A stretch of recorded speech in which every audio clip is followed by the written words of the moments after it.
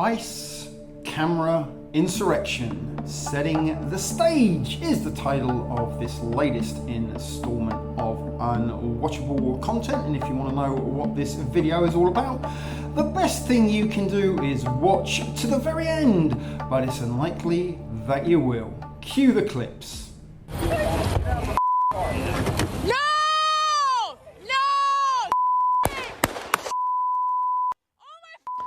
It is a shocking video at the center of a national conversation. An ICE agent shooting and killing a civilian in the middle of a Minneapolis street. Now, over the last 24 hours, Americans have hit the streets to voice their outrage and call for accountability. You're looking at videos from protests in every corner of the country, from New York to Seattle, Southern California to Central Florida, and all across the Midwest. In fact, we even had our own small demonstration in downtown Detroit with larger protests scheduled for Friday and Saturday. Well, clashes are intensifying between federal agents and protesters back here at home in Minneapolis. Demonstrators taking to the streets for yet another day, pushing back against the Trump administration's immigration crackdown. Flashbangs lighting up the skies. Late last night, you can see the protesters there rushing to get away from the smoke and the blinding lights. Newly released video obtained by Bring Me the News also showing agents arresting 2 workers at a Target in Minnesota. A state lawmaker says both workers are U.S. citizens. The unrest sparked by an ICE agent fatally shooting Renee Good. The government now saying the agent suffered internal bleeding in the incident, but not providing any details on the severity of his injuries. The woman and her friend were highly disrespectful of law enforcement. They were harassing them, were following for days and for hours. They're professional agitators. But just disrespect. And I'd like to find out, and we are going to find out who's paying for it. Perhaps to follow up, why are we seeing Americans being asked on the street to provide proof of citizenship in Minnesota? Is that targeted enforcement? And are you advising Americans to carry proof of citizenship? In every situation, we're doing targeted enforcement. If we are on a target and doing an operation, there may be individuals surrounding that criminal that we may be asking who they are and why they're there and having them validate their identity. That's what we've always done, and asking people who they are so that we know who's in those surroundings. And if they are breaking our federal laws, we will detain them as well until we run that process.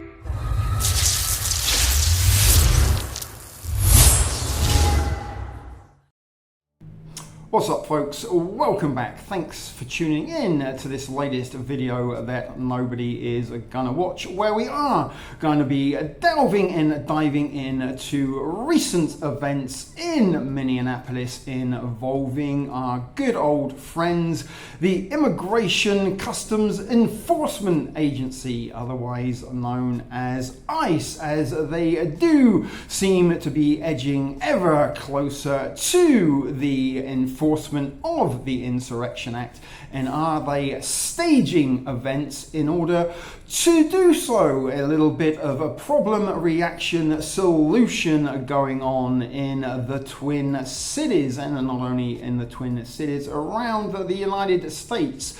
Since the event a couple of weeks ago involving an ICE agent shooting a US citizen who was unarmed but was later alleged to have been weaponizing her car in an act of domestic terrorism, there has been an increase of protests around the United States with citizens upset at federal agents in their cities dragging their friends and neighbors from their households, places of work, and off the streets and taking them to detainment centers. Now, before we do get into the nitty-gritty of tonight's content, we do have to take a little step back in time a couple of years ago for a series of I told you so's. Now, I don't exactly enjoy having to deliver I told you so's, but part and parcel of what I do try to do in this on this channel is to keep my eye open on certain events that are going on around the world, and try and determine as to why these events are going on around the world. Now, the first of the I told you so's revolves a video titled Migrant Solutions, that in a time where nearly everybody within my peers, including my partner, was of the opinion that there was an invasion from immigrants at the southern border, and I was one of the only, if not the only person at the time that sort of piped up and said, no, I don't believe that these immigrants are in fact invading. There seems to be something very, very sinister and very, very similar going on, and that led me to produce that video, Migrant Solutions, where we looked at some of the methodology used by the National Socialist Party back in the 1930s, and their precursor to the final solution was to round up undesirable members of German society at the time and relocate them to ghettos. And in modern times, ghettos have been relabeled and rebranded as something much more nicer sounding sanctuary cities. And many of these sanctuary cities were, a couple of years ago, beginning to be infiltrated by ICE, and some of these immigrants that believed they were in a safe haven were being dragged off and detained. And we did a very, very deep dive into our fine friends at FEMA, the Federal Emergency Management Agency, who were carrying out an alarming amount of activity a few years ago, conducting a series of nationwide field force exercises and drills. And this is the second I told you so from a couple of years ago, where I put together a video titled FEMA Field Force. And for those of you who did watch that video and are watching this video, Field Force is FF, false flag, and our fine friends of FEMA do sometimes have a very good track record of being in the right place at the right time, carrying out exercises and drills for events that sometimes mirror in real life the exercises that were being supposed to be conducted at the site that then become the locations of actual events. I'm thinking of a certain September Tuesday where FEMA were in town to conduct an anti-terrorist exercise drill by the name of Operation Tripod, which was due to take place on Wednesday the 12th of September 2001, just a stone's throw away from the World Trade Center. Now, a couple of years ago, they were conducting field force operation exercises and drills across the United States, teaching local law enforcement and other government agencies in the art of crowd control and how to deal with civil unrest situations, which we are now currently seeing on our news screens and on live streams all across YouTube. Now, having watched some of those live streams and a few of those videos, and we do have a number of videos to get through in tonight's video about ICE and staging the events to lead to insurrection. Many of these videos that are supposedly of riots or protests seem to be very controlled, in my opinion, and I'd like to hear what your opinions are as we go through this evening's presentation. And as we said, the sort of problem was create an issue with immigrants, and the reaction would be that locals and citizens and civilians across the United States would get a little bit angry that immigrants were taking over their cities and seemingly getting a certain amount of privileges that regular citizens were unentitled to. And the desired reaction would be, we want these off our streets, we need to deport them. And within that migrant solution video, I did point out that it would only be a matter of time before ICE start knocking door to door and dragging not only immigrants but United States citizens out of their homes and dragging them off to soft-sided or second stage facilities that they have ready and waiting for them. And the third I told you so was a look at events during the Toronto G20, in which agent provocateurs were used as a part of the crowd and infiltrated the protests and were then filmed and recorded and followed through downtown Toronto as they went on a series of rampaging events, catching on fire police cars, smashing windows down the high street of expensive shops and designer boutiques, all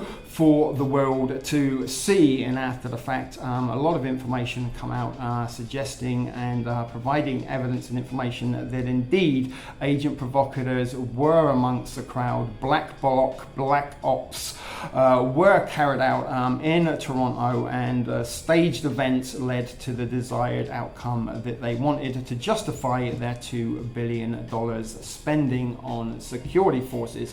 And it seems to me that the Donald Trump administration seems very hell-bent on introducing the Insurrection Act, which is one stage away from martial law, but would give the president emergency powers.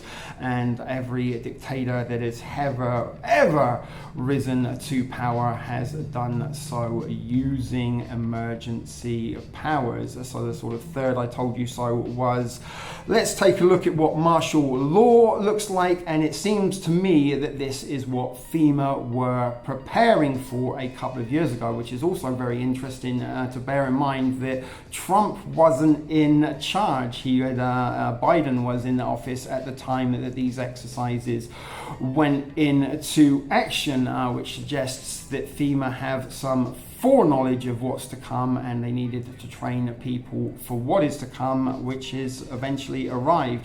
So let me know, guys. We are about to dive into today's content, which does include videos and articles as always, and we will be visiting some very important governmental websites in this video, including the CIA. So I will see you on the flip side as we commence with the outro pleasantries. But now, guys, sit back, buckle up, as we're about to dive into this latest installment of unwatchable content, Ice Camera Action. So before we head over to some government websites, we are going to start out at Britannica.com. Encyclopedia Britannica is now a website, and we're here to look at what exactly the Insurrection Act of 1807 is. And there is a picture of Ulysses Grant, a former president of the United States. Not going to pay too much attention to him, but here is where the reading starts. This is where you should pay attention, although I'm sure not all of you will. The Insurrection Act is a US federal law that was passed in 1807 that originally authorized the President of the United States to deploy such part of the land or naval force of the United States that the President deems necessary to suppress an insurrection or to enable the local law enforcement of federal or state laws. The Act thereby explained by the President's existing authority under the Militia Acts of 1792 and 1795 to employ state militias to repel invasions or to enforce federal laws. The original text of the Insurrection Act is as follows. Be it enacted by the Senate and House of Representatives of the United States of America in a Congress assembled that in all cases of insurrection or obstruction to the laws either of the United States or any individual state or territory, where it is lawful for the President of the United States to call forth the militia for the purpose of suppressing such insurrection or causing the laws to be duly executed, it shall be lawful for him to employ for the same purposes such part of the land or naval force of the United States as shall be judged necessary, having first observed all prerequisites of the law in that respect. respect. Now, here's historical invocations of the Insurrection Act, but during the next 2 centuries, the article continues by saying, the Insurrection Act, now codified as 10 U.S. Code SS 251255. Now, I'm not entirely sure what is going on with those SS's, because it looks like it's sort of double printed the S's there, but I think that is sort of deliberately, but I'm really unknowing as to why that is, but curious enough, it is labeled SS 251255. But it was amended several times, generally expanding the circumstances under which it could be invoked.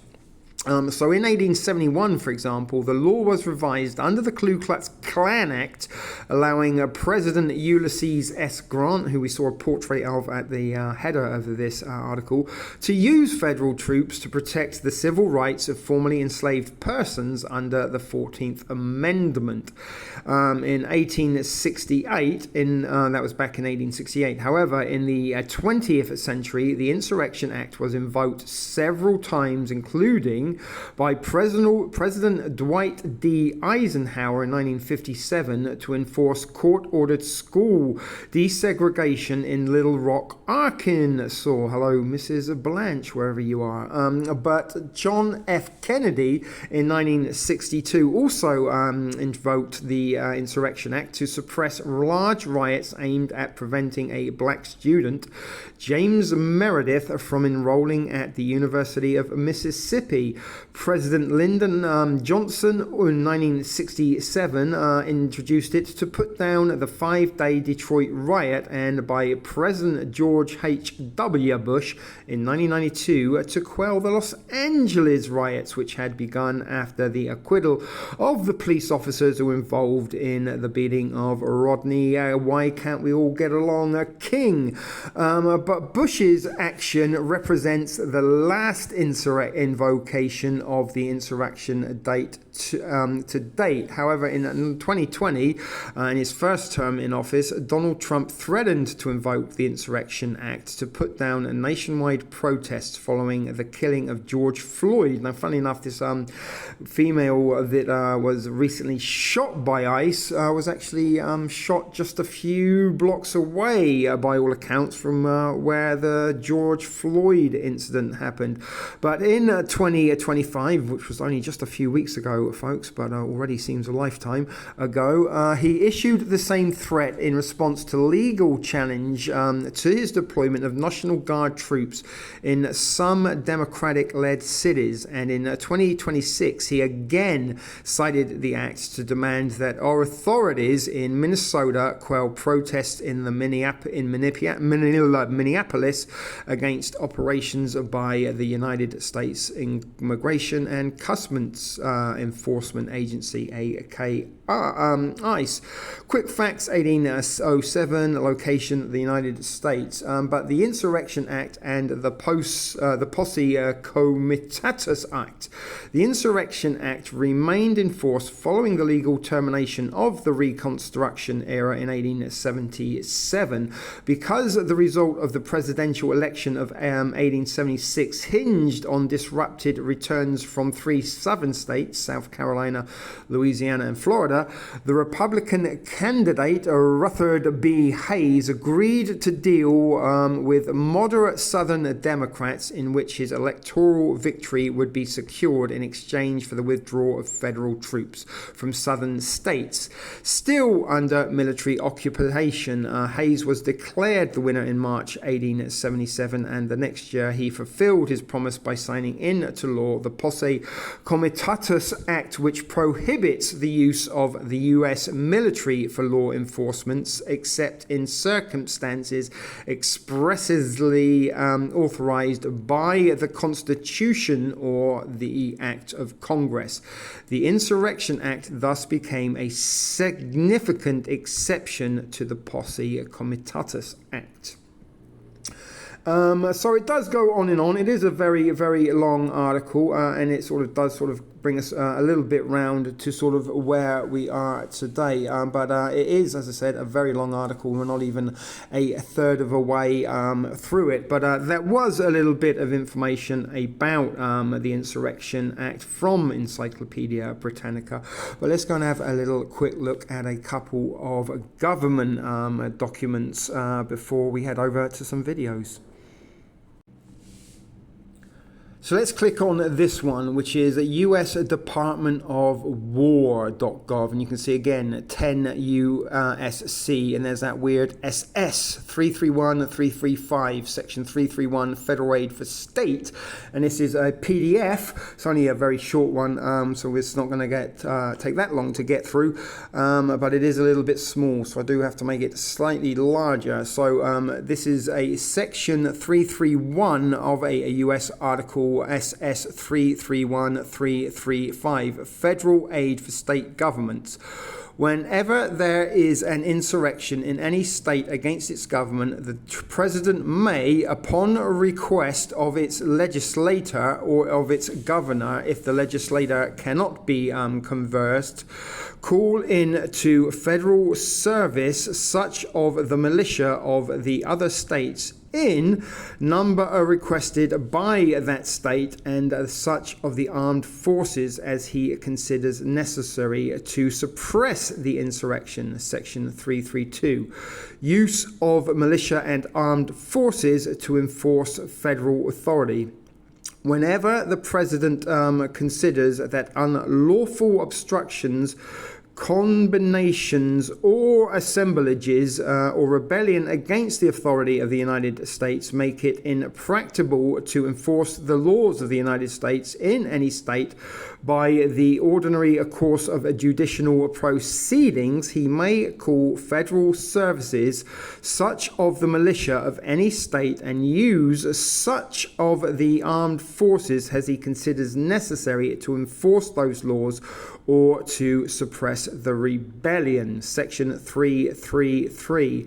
Interference with state or federal law. The president, by using the militia or armed forces, or both, or by any other measures, shall take such measures as he considers necessary to suppress in a state any insurrection, domestic violence, unlawful combination of or conspiracy, if it 1. So hinders the execution of the laws of that state and of the United States within the state, that any part of class of its people is deployed of the right of privilege, immunity or protection named in the Constitution and secured by law, and the constituted authorities of that state are unable to fail or refuse to protect that right, privilege or immunity, or give that protection. Or 2,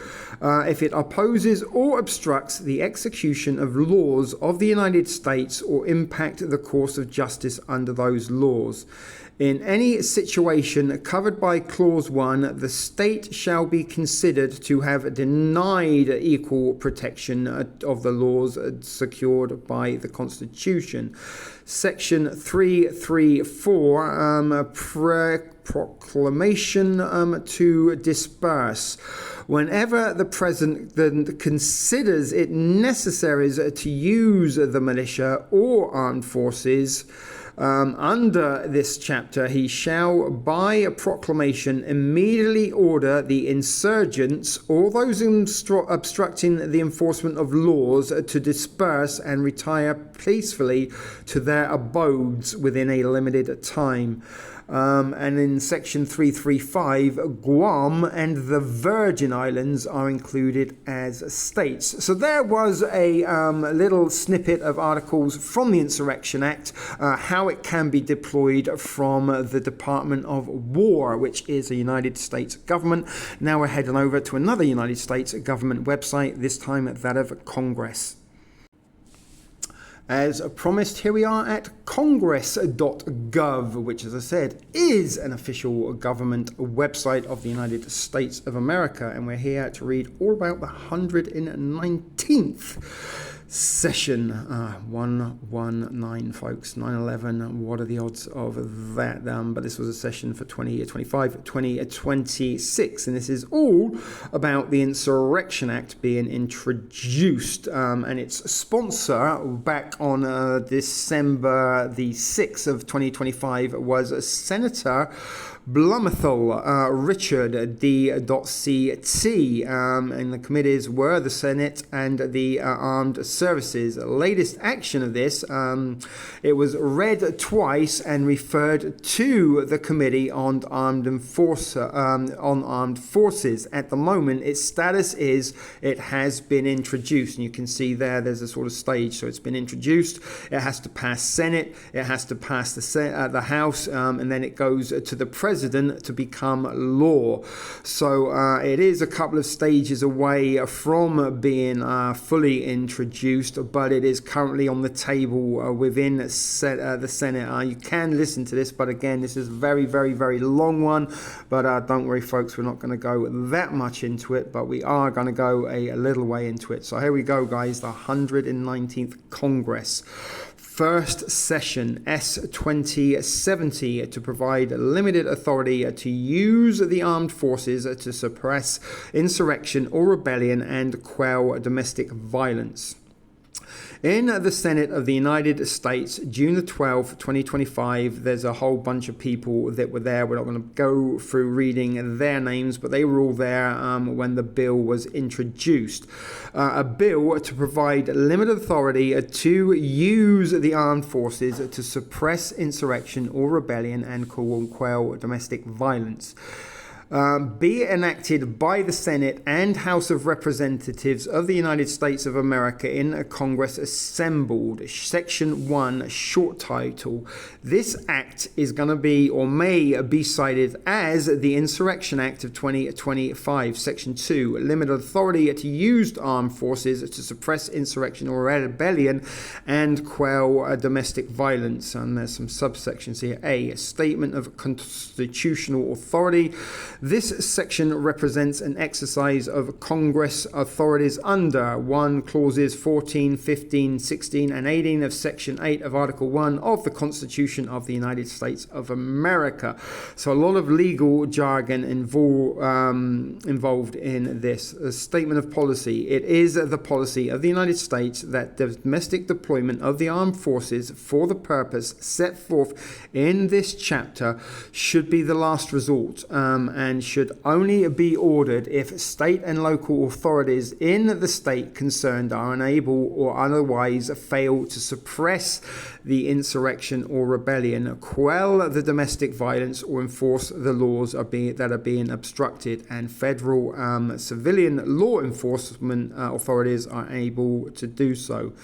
In general, the authorities granted to the President by Section 253 may be exercised only if there is an insurrection or rebellion in a state, A, against the state or local government in such numbers or which such force or capacity as to overwhelm state or local authorities, and use of the chief executive of state requests assistance under his chapter, or against the government of the United States in such numbers or with such force or capacity as to overwhelm the state or local authorities.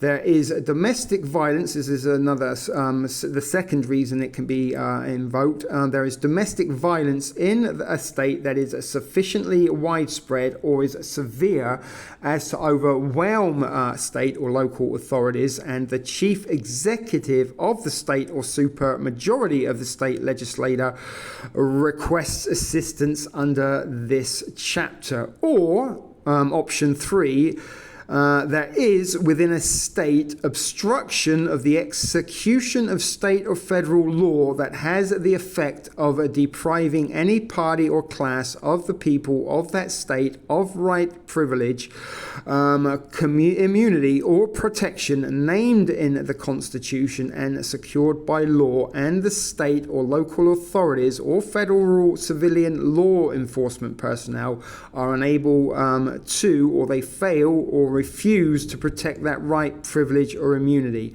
or give that protection. Obstruction of the execution of federal law by private actors. This is a very interesting part. By private actors, where such obstruction creates an immediate threat to public safety, and the use of state or local authorities and federal civilian law enforcement personnel is insufficient to ensure execution of law, and the private actors are in such numbers or with such force or capacity as to overwhelm state and local authorities and federal civilian law enforcement personnel, or if state or local authorities and federal civilian law enforcement personnel otherwise fail to address the obstruction. Obstruction of the execution of federal law by the state or its agents where the use of federal civilian law enforcement personnel is also insufficient or unable to execute the law. The rules or the Constitution, subsection A3A, shall be constructed to encompass the obstruction of any provision of the Voting Rights Act of 1965, US 52 USC 10301 ET Seg. That is obviously a hyperlink to another article or documentation, or section 2004 of the revived statutes regarding protection of the right to vote. Any deployment of armed forces in such circumstances shall be subjected to section 2003 of the revived statutes. Sections 592 and 593 of the Title 18 and any other applicable statutory limitations are designed to protect the right to vote. So there is where we're going to leave it, guys. Again, we're not even a fifth of the way down this article from Congress, but that was a little bit about them talking about why and how the Insurrection Act can be invoked, and that took place during the 119th Congress, 2025-2026, 9/11, folks. So there's been a lot of reading. Let's go watch some videos before we come back with a few more articles about agent provocateurs and paid agitators.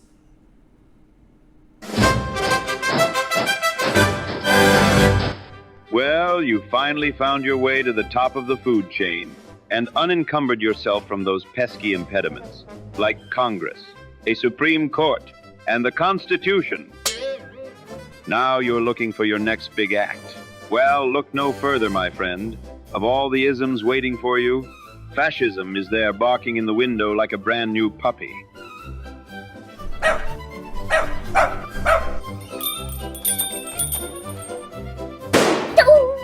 How to be a fascist.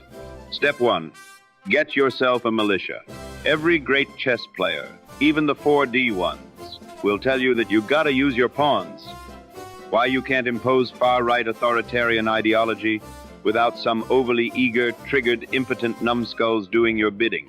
Send them out in packs, arm them to the teeth, and make sure they wear masks. The last thing they need is a pesky Nuremberg trial should your plans hit a snag. Step 2. Instill some fear. Now that you have your militia, you need to get them out there and break some stuff. Send them somewhere blue, cities that don't like you and would never vote for you. When you make an omelet, you gotta break a few eggs. Well, Minneapolis, Seattle, Portland, Chicago, they got eggs. 2/3 of the country hates you, so take your pick. Send your armed brutes out into the streets, block traffic and claim it's an operation. Break down doors and illegally enter homes. The citizens have to listen to you, because you're wearing official-looking gear, and well, you tweeted that they must. And my favorite, pull women out of their cars. Nothing is more fun for guys who have never touched a woman before than an old woman out the window pull. And if that doesn't scare them, shoot them. Step 3. Gaslight. Nothing says fascism more than people cheering on your crimes against humanity as if they were policies everyone voted for when voting was still allowed. Get a few of your curated news channels to act as cheerleaders. Sprinkle in well-placed experts, maybe even an anchor or two shaking their pom-poms. Go team! Make sure you get your most fashy helper on television as much as possible to sell the violence as a necessary means to an end. Why, you're just protecting the border. You know, the one that is 8 states away. Step 4. The Epstein Files. Sorry, ladies and gentlemen, I'm not sure how that card got into this presentation. One moment while we deal with the insolence of whoever is trying to undermine the greatest leader our country has ever known. Step 4. Accountability. Oh, I am just joshing, folks. No good fascist worth their weight in stolen gold steps anywhere near accountability. After you destroy institutions and terrorize your citizens, you are going to want to make sure there is no paper trail. Get yourself a good Pam Bondi. Step 5. Normalize everything. You don't have to reinvent the wheel. Civilization has been trying fascism since the dawn of time. There is a handbook. Simply do some creative wordsmithing. Detentions are relocations. Beatings are collateral damage. Unintended victims are cannon fodder. And if you kill someone by accident, insist they were Al-Qaeda. Well, there you have it. 5 easy steps for going full fascism. A nation that is quiet, white, and afraid to riot. A press that finally knows its place. And courts that are singularly focused on prosecuting your enemies. You hear that, Federal Reserve Chair? Sure, no one feels safe. Nothing works. The world hates you. But look on the bright side. You can finally build yourself a big arch. So as ICE is ramping up its recruitment all across the country, the agency is giving Fox News an up-close look at its rigorous training program, and our very own Alexis McAdams got to take part in it. She's joining us live from Brunswick, Georgia. Alexis, I've seen your clips. I'm jealous. How was it? And Bill, I was going to say, if it's up anyone's alley, this is right up your alley. But since you're on the anchor desk, I'm out here in Brunswick, Georgia. And the question for people at home as ICE ramps up their recruitment efforts and tries to get as many people as possible, right, is where did the recruits go? Well, that would be here to this training facility. So this is just one of the obstacle courses that Fox was able to check out. And it's not just physical as well as mental training. You can see here on the course, but it's also out there in the gun range. And we hit that gun range and the shooting range with acting ICE Director Todd Lyons. Watch. Ready?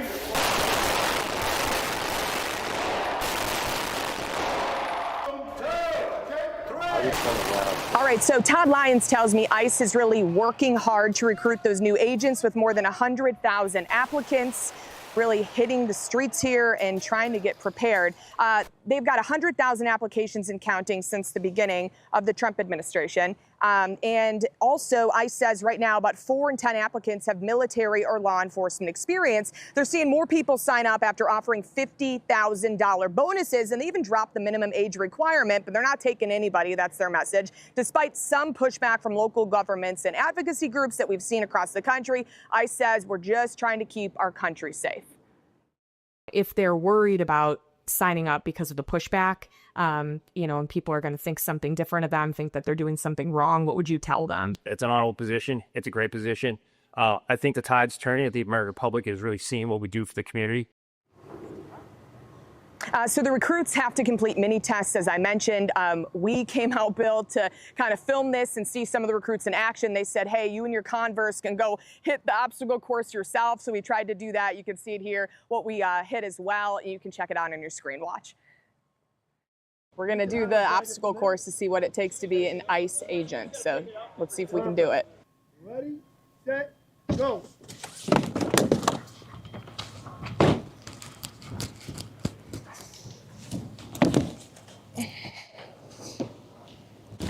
This side of the culprit.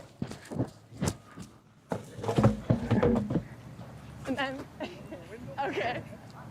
All right, so there's a little taste. We'll show you some more throughout the day, but it's not easy. As we said, there's so much kind of negative comments that come from different sanctuary cities and people across the country. Not everybody's happy about what ICE is doing, but Director Lyons, Bill, told me that he's proud of what he's done. He's been here for almost 20 years with ICE, and he thinks those new recruits are going to do a great job. So we'll keep an eye on it, Bill.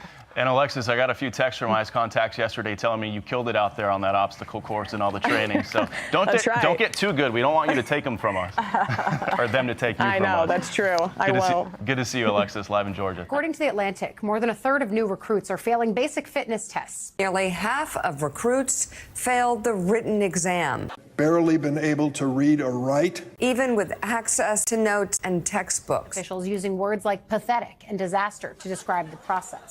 Well, also today, the Department of Homeland Security posting a video that uses the Pokemon theme, saying the agency needs to find illegal immigrants and catch them all. That video now going viral. Fox News' Ingrid Kelly has been getting a reaction today about this. And Ingrid, what are people thinking here? What's their take?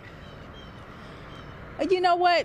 It really depends on who you're talking to. But you know what? When you really talk about matchups, you're talking about Pokemon and ICE agents coming together on immigration. But some people believe this video is ice cold. Did you know Pokemon and U.S. Immigration and Customs Enforcement have a connection? Pokemon, gotta catch 'em all. It's you and me. I know it's my destiny. Pokemon. This video is found on the TikTok account for the White House. I wanna be the very best. No one ever was. It's like everything else this White House administration does. It's trying to get a reaction out of the public. The video is called Gotta Catch 'Em All, and so far it's been viewed millions and millions of times. It shows an immigration roundup, and Pokemon is on the case. There's two completely different reactions to this type of video, and it's the same as everything the White House is doing right now. This immigration attorney says the reaction he often sees is fear, as his clients are uncertain about their future in the United States. Afraid of immigration, they're afraid to go out of their house, they're afraid to drive their kids to school, they're afraid to even take their children to things like pediatrician appointments, or they're afraid to go to church. Fox 2 also reached out to Detroit City Council member Gabriela Santiago Romero, who had plenty to say about the video. Her statement reads in part, "This administration does not care about the safety of our communities. Maybe if they spent less time cosplaying as a child's game to give the illusion of safety, they could address the real threat to society, authoritarianism." And this attorney believes that the U.S. government should find more time to create solutions that end the immigration crisis rather than creating social media videos. But the bottom line to this video, in my opinion, is Congress needs to get together on both sides of the aisle and put together some meaningful legislation that resolves the problem that immigrants are facing in this country. Right. You know, back out here live, I was asking the attorney, you know, why actually use Pokemon to connect with people? And he says that this party, they want to be viewed as the cool party. They're really trying to connect with a certain demographics, basically 18 to 35-year-olds and also 16-year-olds who will be able to vote in that next election. Because once again, the GOP, they want to be viewed as the cool party. Back to you. Well, it might not be that cool, though, when Pokemon sues, because we understand that they have they're using their intellectual property to be able to talk about these ICE raids. So might not be for long, Ingrid. Time will tell, right? But I will tell you, you know, all day today, just have been looking at this video, and it is amazing the number of people. At one point, it was like 4-point-some million, and then a few minutes later, it was over 5 million. Yeah. I mean, people are really gravitating toward this video. Well, it's getting their attention, and that's what they wanted. So, we'll see what happens from here. Thanks, Ingrid. Yeah. I wanna be the very best, like no one ever was. To catch them is my real test. To train them is my cause. I will travel across the land, searching far and wide. Each Pokemon to understand the power that's inside. Pokemon, gotta catch 'em all. It's you and me. I know it's my destiny. Pokemon, oh, you're my best friend.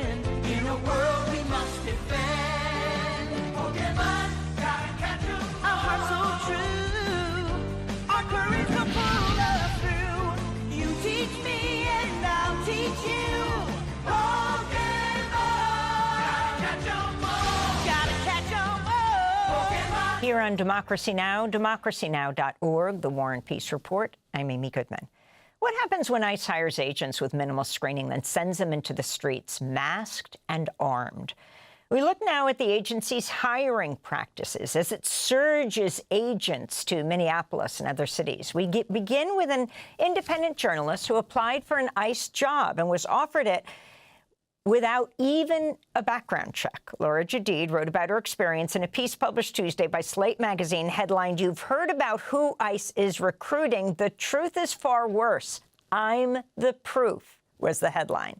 She begins her piece, "The plan was never to become an ICE agent. The plan when I went to the Immigration and Customs Enforcement Career Expo in Texas last August was to learn what it was like to apply to be an ICE agent. Who wouldn't be curious?" she said.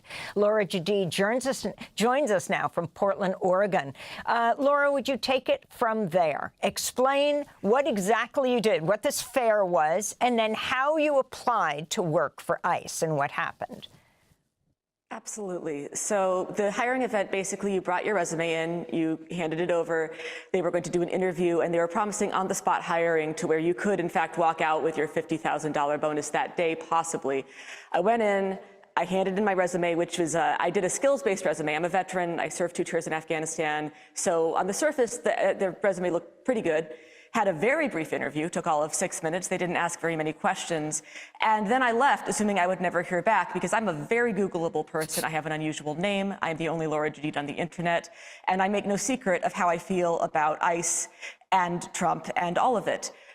So I was not expecting several days later to receive a tentative offer. I missed it in my inbox and it sunk to the bottom, which means that I never filled out the paperwork they requested. I never accepted the tentative offer. I never filled out my background check paperwork. I never signed the affidavit saying I'd committed no domestic violence crimes, none of it. A few weeks later, I got a message from LabCorp saying that ICE wanted me to do a drug test, and I went ahead and did that. I was pretty sure I wouldn't pass. I'd partaken in legal cannabis 6 days before the test, but why not waste some of their money, right? And then 9 days after that, I decided I wanted to, I was curious, had they processed the drug test yet? So I logged onto the ICE hiring portal, and what I found was that not only did the drug test not seem to be relevant, I was listed as having joined ICE as of 3 days earlier. I had listed that I had accepted the offer. They had offered me a final position as a deportation officer. My background check was listed as completed 3 days in the future from when I was looking at it. So it seems like the answer to the question, who are they hiring, is they don't know.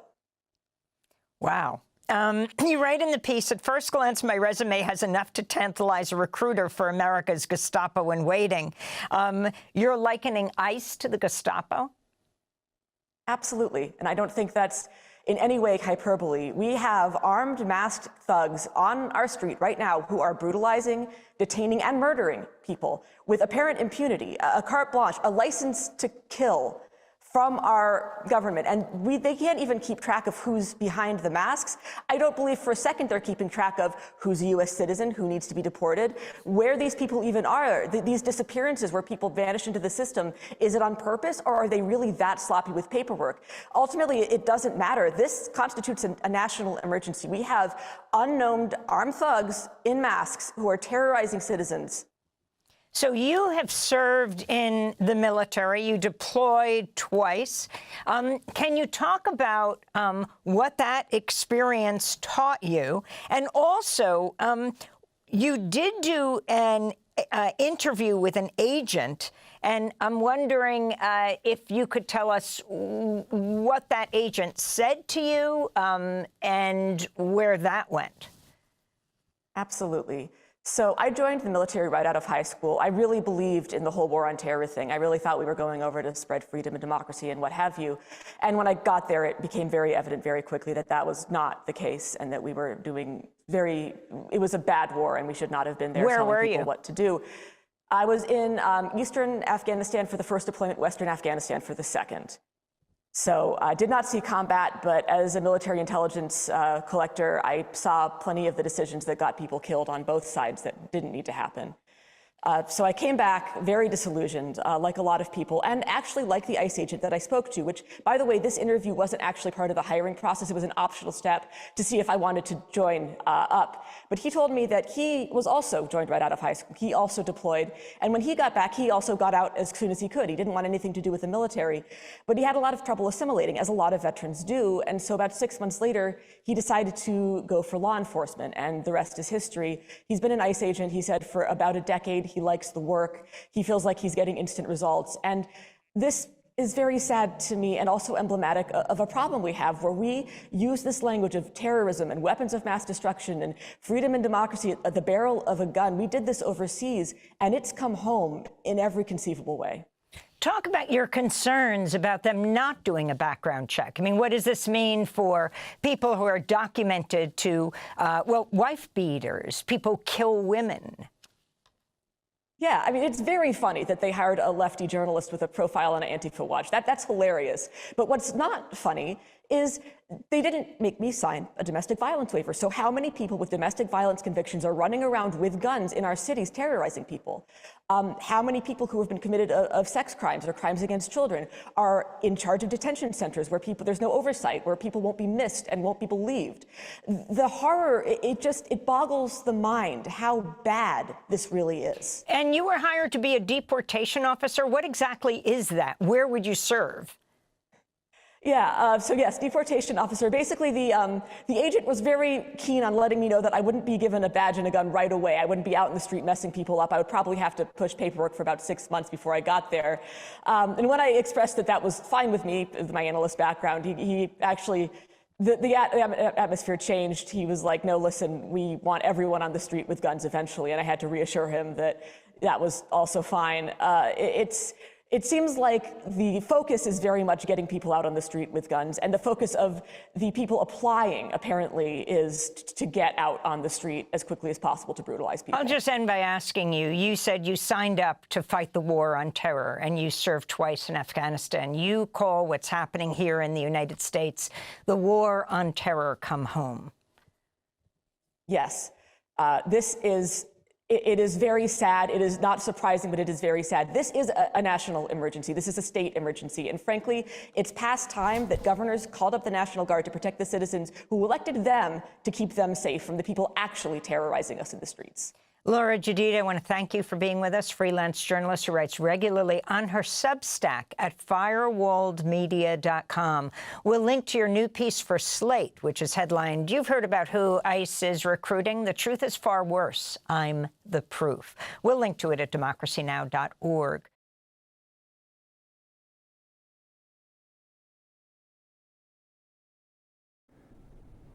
So let's take a brief interlude between videos to get an eye overview of the shooting of Renee Nicole Good, who was fatally shot by a federal immigration and customs enforcement agent, aka ICE, on January the 7th, 2026 in South Minneapolis.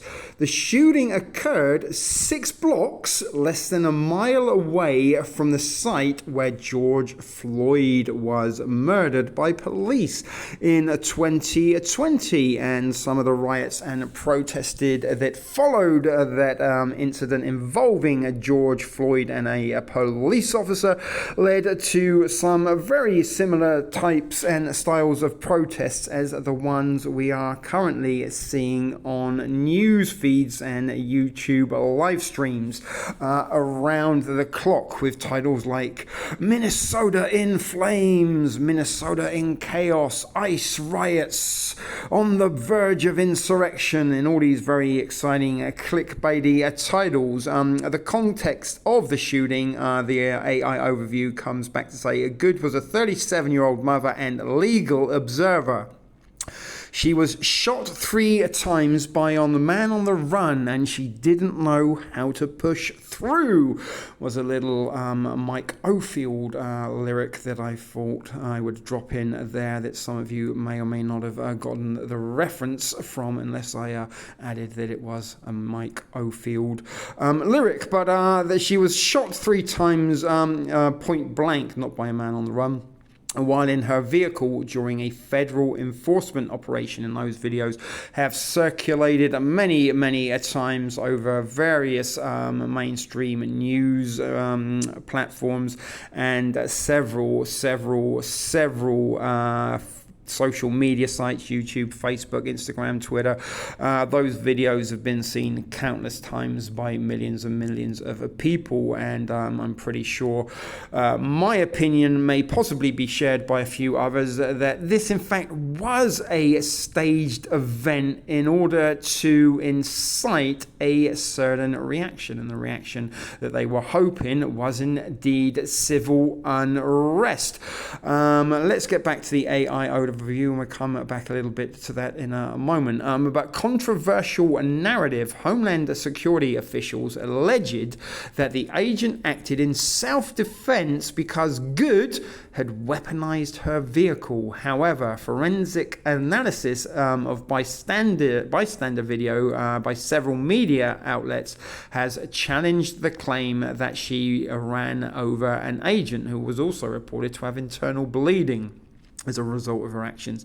But legal representation, a family has retained Romanchi and Baldwin, the same law firm that represented the family of George Floyd. Imagine that, the coincidences, and it's all sort of, is it all connected? I think possibly it was, perhaps. The first time they tried to sort of stage an event that would lead to a reaction that would then, the solution of the Insurrection Act could solve the problems of the riots, failed to come to be. So maybe that, is during Trump's first term in charge, maybe he's having a second crack at the whip of trying to invoke the Insurrection Act, and maybe is doing so using paid agitators to play the part of rioters that seem to be at rioters and protesters that seem to be at every single ICE arrest or at every single ICE event in Minneapolis, and they are always followed, it seems, by this throng of protesters blowing whistles and hooting on vuvuzelas and banging drums and tins. It's sort of adding really in anything to the poor individuals that are being arrested or being dragged down or have been targeted by ICE. It's just sort of making it a whole lot worse for those individuals. It's sort of adding psychological torture on top of the trauma of being grabbed and detained by ICE, which is something that I actually have personal experience of and first-hand witness accounts of being inside an ICE detention facility. But the federal response, as of late January 2026, Deputy Attorney General Todd Blanche confirmed that the United States Justice Department is not currently conducting a criminal investigation into the agent involved. And here are some of the links that the article was compiled from. Instagram and Facebook, so not exactly the most reputable of outlets providing that, but there's a video on YouTube. But there is something from chapelborough.com and also an article from, I believe, the The Guardian, that provided the information for that AI overview. Can I get rid of it? Yes, there we go. And funny enough, let me just show you something. I did a little bit of a typo when I was typing something in. Runny good shit blocks from where George Floyd was murdered. I don't know why that humoured me, but I thought I would share that with you. So what I'm saying, guys, is I believe that the problems that we are seeing in Minneapolis are in fact, state created problems that are designed to, incite a desired reaction, which is one of widespread civil unrest that then would be enough, on paper at least, to invoke the Insurrection Act, which we have seen has been presented to Congress and is currently being considered. And are some of these rioters, as I'm suggesting, are they paid agitators? Are they agent provocateurs? Are they, part of a renter mob that are there following ICE agents around? And are they sort of staging these riots in protests that we're seeing on YouTube and on sort of news platforms? Are they staged events? Are they playing the part of rioters and law enforcement or ICE official ICE agents for the cameras. That is my opinion. Let me know what you think if you are watching along. But let's go and watch a few more videos. And I promised we will be coming back to some recent articles involving agent provocateurs and paid agitators. Okie dokie guys, and now it gets to the serious stuff, because here we find ourselves at the CIA website, cia.gov, reading routes, and this is a document that was approved for release, and there is a reference number next to it, which I'm not going to read because it is extremely long, but this is all about agent provocateurs, and it is page 1 of a 42-page PDF. But don't worry folks, we are not going to be getting too deeply involved with this. I did really just want to add it for its inclusion because it comes from the CIA website, and this was once, I'm guessing, possibly classified information that was eventually approved for release. And you can see the title there, The Struggle Against Agent Provocateurs and Espionage, table of contents, excuse me, even with my most strongest optical assistance, this is still a little bit difficult to read. Let me try to make it a little bit larger. The provocateur as a approved weapon of the bourgeois. Some facts from the present and past of a political police. The weakness of the Communist Party in the fight against provocateurs, the conversion of the bourgeois dictatorship into fascism, and the increase in provocation. What obstructs the fight against provocation and espionage in recent times, intensified class warfare, the latest methods of political police, section 3, primary methods of espionage and provocation, opposition groups as a basic tool, the methods of political provocation, the various form of modern espionage, the various types of provocateurs, the recruiting methods of the police, how the police mask their provocateurs in industrial espionage, and combating provocation. As I said, guys, a very, very, very, very long article, but this does come from the CIA. And again, these are all sort of ways and methods that agents, provocateurs can be used to purpose a greater objective. And this is the suggestion that I am laying forward, guys, that they created the problem with the migrants. This is something we reported a couple of years ago now in that migrant solution video, and everything that I sort of suggested would happen is happening. Now they've created the problem with this assassination of this individual a few weeks ago at time of recording. The lady, her surname is Good. I've forgotten what her first name is at the moment, but I believe that this was very much a staged event caught on camera for the world to see, with the intention of enticing a desired reaction. And in order to sort of help the entice the desired reaction along,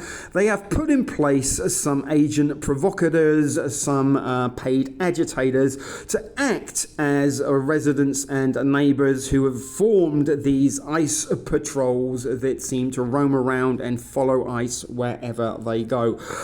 So there was something from the CIA. I do recommend that you go and check this out on your own recourse at some point in a future time, but I'm pretty sure very few of you actually will. If I do get enough interest in it, let me know in the comments in the live chat if you want me to sort of go into this a little bit deeper. But for now, that's where we'll leave it. We're heading from the CIA over to the MIT. So as promised, here we are at the MIT website, and I am including this mainly because it does come from the MIT, and they are an extremely interesting organization into themselves. But there is a very small highlighted section that I would like to read to you before moving swiftly on. But it starts out by saying, when authorities or elites are challenged by a social movement, they may either ignore it or respond with a variety of tools, from cooptation to redirection to repression, with many points in between. One extreme form of the latter is provocation. The idea of an agent provocateur entered popular consciousness in the 19th century as Europe experienced dislocation and conflict associated with industrialization and urbanization. This concept initially referred to an activist secretly working with authorities who might provide information, sow suspicion and internal dismission, and or provoke violent actions that would turn public opinion against social movements and other legal and moral grounds for its repression. The term has entered popular culture as a name of a lingerie brand and a British electronica band. Now, as I've mentioned, or may not have mentioned, this is extremely small and very difficult to read, but nonetheless, it is very, very, very interesting. And it isn't actually that long. On any other day, we'd have probably tried to have got through this in its entirety, but I did, as I said, want to include this because it is from MIT, and then it's very, very interesting, all about how agent provocateurs can be used to better political agendas. So that being said, guys, let's go and have a little brief look at an AI overview about agent provocateurs, which will sort of condense some of the information that is contained within this article and the one we previously saw from the CIA, and make it a little bit more digestible to read and hopefully a little bit more easier to understand and follow along. So here we are, as I said, at the AI mode, and I don't rely on AI overviews for my sole source of information.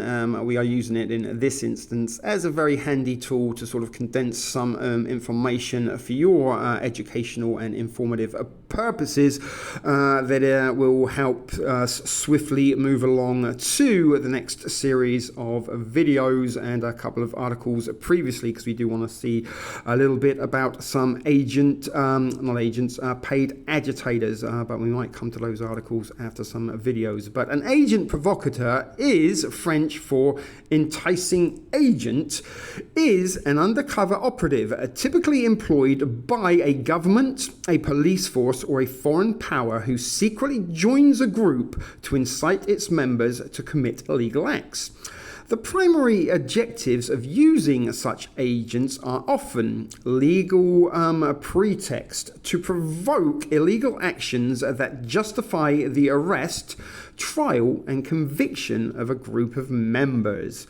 Public discrediting to make a non-violent movement appear violent or extremist, causing it to lose public sympathy and legitimacy. Internal sabotage. This is a little bit interesting to me, and again, on another day we've probably gone a little bit more into this, but to sow suspicion, and this is what they're sort of doing now a little bit with ICE, is sowing some suspicion, and they are sort of threatening now with this Insurrection Act to sort of send in the National Guard to act as law enforcement. Now, who the National Guard are exactly going to be, if they do get deployed domestically, to be protecting? Are they going to be protecting the public, or are they going to be assisting with ICE? Because if they are protecting the public from ICE, then my goodness, there is a very difficult conundrum to be in, a very unpleasant situation because you'd have government agency against government agency. But to sow a suspicion back to internal sabotage in this AI overview, create internal divisions and disrupt strategic planning within political or social organizations. Historical and contemporary examples, government use of provocateurs has been documented globally across various areas. The United States, under the COINTELPRO program in 1956 to 1957, the FBI used agents to infiltrate and disrupt civil rights groups, anti-war movements, and organizations like the Black Panthers. Canada in 2007, during a North American Leaders Summit in Montebello, police later admitted that 3 officers had disguised themselves as protesters, and they were identified by demonstrators while carrying rocks. And you can find out all about that in another staged event using agent provocateurs in Canada, the Toronto G20 that took place in 2010 in a video titled "This is what martial law looks like," which is another video that went mostly unwatched. But in the United Kingdom, the undercover police inquiry launched in 2015 has examined decades of covert operations where officers infiltrated over 1,000 political groups, sometimes playing central roles in organizations, in organizing illegal activities. In Imperial Russia, the Okhrana secret police was notorious for using provocateurs like Yevgeny Azev, who both led a revolutionary terrorist wing and served as a high-paid police informant. Illegal and ethical implications, entrapment in many jurisdictions. If the provocateur is the primary impetus for a crime that would have not occurred otherwise, defendants may use entrapment as a legal defense, but good luck with that, especially if you're using a public defender. But human rights critics argue that these tactics violate fundamental rights to freedom of expression and assembly, as they intentionally distort the message of protests, movements, and justify state repression. Distinction from undercover agents. Unlike standard other undercover agents who primarily gather information passively, provocateurs take on an active role in encouraging or participating in criminal behavior. Now, it does say there, AI can make mistakes, so double check responses. And there is a little list of some of the sites that they did take that information from. And if you are interested, Sage Journals, August the 3rd, 2021.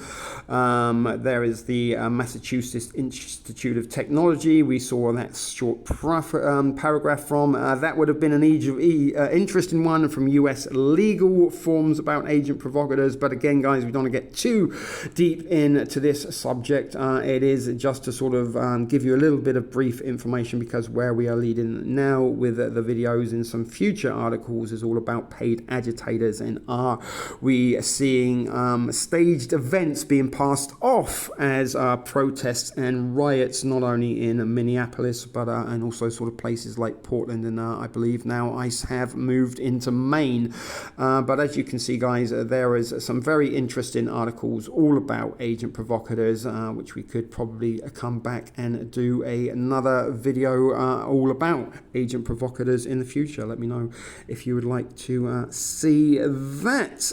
Moving on, guys, let's go and watch some videos, and then we'll be back with paid agitators and a company where you can actually rent and hire your very own personalized protest for whatever purpose you require.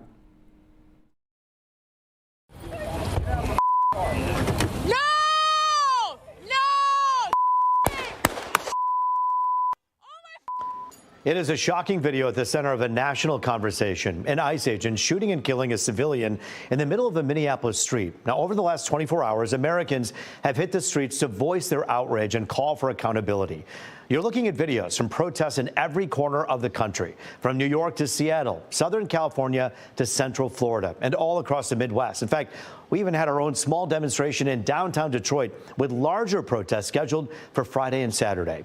And tonight, we want to take a closer look at the video at the center of all of this and the renewed debate over use of force. Joining us now to highlight some key points investigators will be looking at is former Detroit Police Assistant Chief Steve Dolan. And with Steve's help, we're going to really go through the video and pause it at key points to take a look at the complex factors that went into both this tragic outcome and the intense investigation in the days and weeks ahead. And Steve, we thank you for joining us here tonight. No problem. Thank you. Now, obviously, there are mixed versions of what happened before the cameras started rolling. So we're going to focus specifically on what we can see with our own eyes. So let's start here as we see law enforcement members pull up to the scene and exit their vehicle right there. And they begin walking towards an SUV that's parked on the road. So I guess, Steve, the first question I have here is, what's the thought process of not just driving around or alerting this person by laying down their horn? What do you make of this first process, this first step? I wouldn't pull in front of the vehicle because it's occupied. She's already blocking the street. You don't want to get in another accident and have the passenger of the ICE vehicle injured. So that's one reason I wouldn't go around. The second, it appears there's a vehicle over here, ICE vehicle, right, blocking her in. They both get out of the car and approach from the side, which is smart. I'm assuming there's an officer on that side trying to investigate her.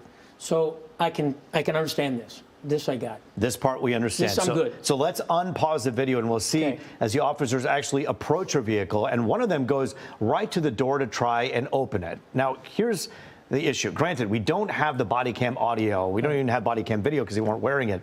But if you had to guess, what's being said in this moment? Turn off the car, because I've been there, done that, unfortunately. Turn off the car and exit the vehicle. Because the window's down. The window's right. He's reaching in. Yep. And so the window's down, and I'm told that there were mixed, the officers had given mixed commands. Get out of the car, put your hands up, stay in the car, whatever. He's reaching in to unlock the door because the door's locked. She's not obeying a lawful command, it appears right now. When you say, so if you go up to someone who's in a car and they're not obeying your command, how common is it to unlock the door and try to open it yourself? Well, usually the window's rolled up, they don't want to talk to you. But in this case, it's down, and whatever she's saying. So you don't want to get out. Okay, I'm going to unlock the car. I'm asking you to get out. You don't want to get out. That's fine. I'm going to get you out. Now, unlike what happened in Melvindale, where they tased the person, he hasn't done that. Right. He's like, get out of the car, get out of the car. She's not getting out of the car. And so, Steve, let's go ahead and unpause the video again and advance this just a second or two as the driver begins to pull away here. Now the officer who ultimately fired the deadly shots is being kind of obscured behind the colleague there, as you can see. But if you look closely, you can actually see his gun has been pulled from the holster. Yes. In this step, anything alarming, anything speaks to you? Yes. First, why is he in front of the car? The car is a deadly weapon. So why would you place yourself in front of the car? Now, he may have been walking around, but that's a deadly weapon. So now you're going to pull your gun out. The other two officers don't have their gun out, and they have direct contact with her. They don't perceive an immediate threat. He does. Now, in hindsight, we've heard that he was dragged down the street several months ago, the same officer. Right.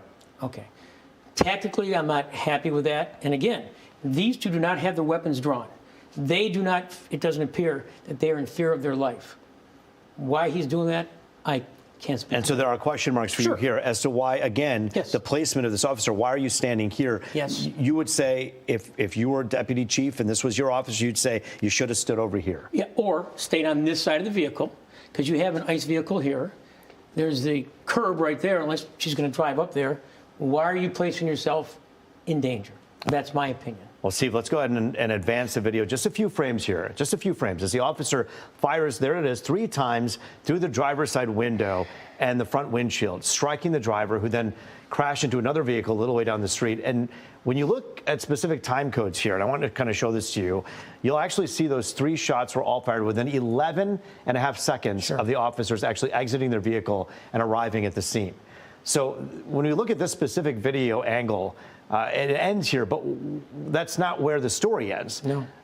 And so what do you make of what's going to happen here as we're going to show you this next clip? We're going to play a clip for you full screen of an encounter that happened just a few minutes later. So take a close look at this. Okay. Can I go check a pulse?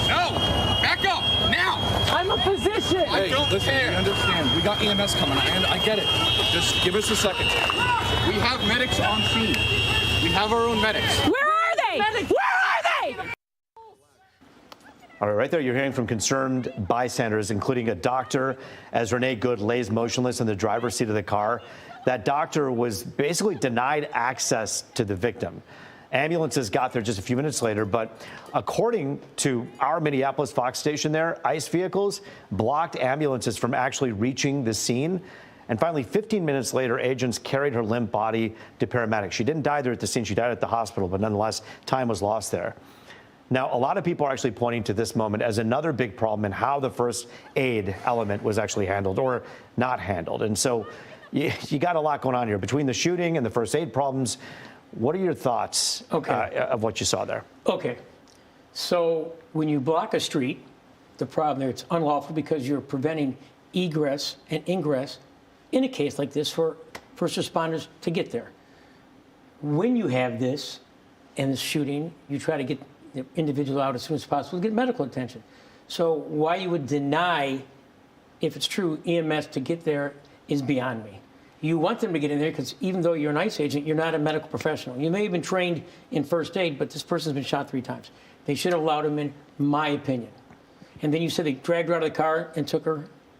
No. That's EMS's job to work on her in the car and then get her out of there and transport. And so there are so many questions. Sure. Obviously, the rules of use of force are different between a local agency like Detroit Police and a federal one like ICE and DHS. So we actually tracked down their official policy to compare their written regulations and how things unfolded in Minneapolis. Now, here's the deal. There are 3 excerpts that we want to highlight for you. When it comes to deadly force, the guidelines read like this. Officers may use deadly force only when necessary. That is when the officer has a reasonable belief that the subject of such force poses an imminent threat of death or serious bodily injury to the officer or another person.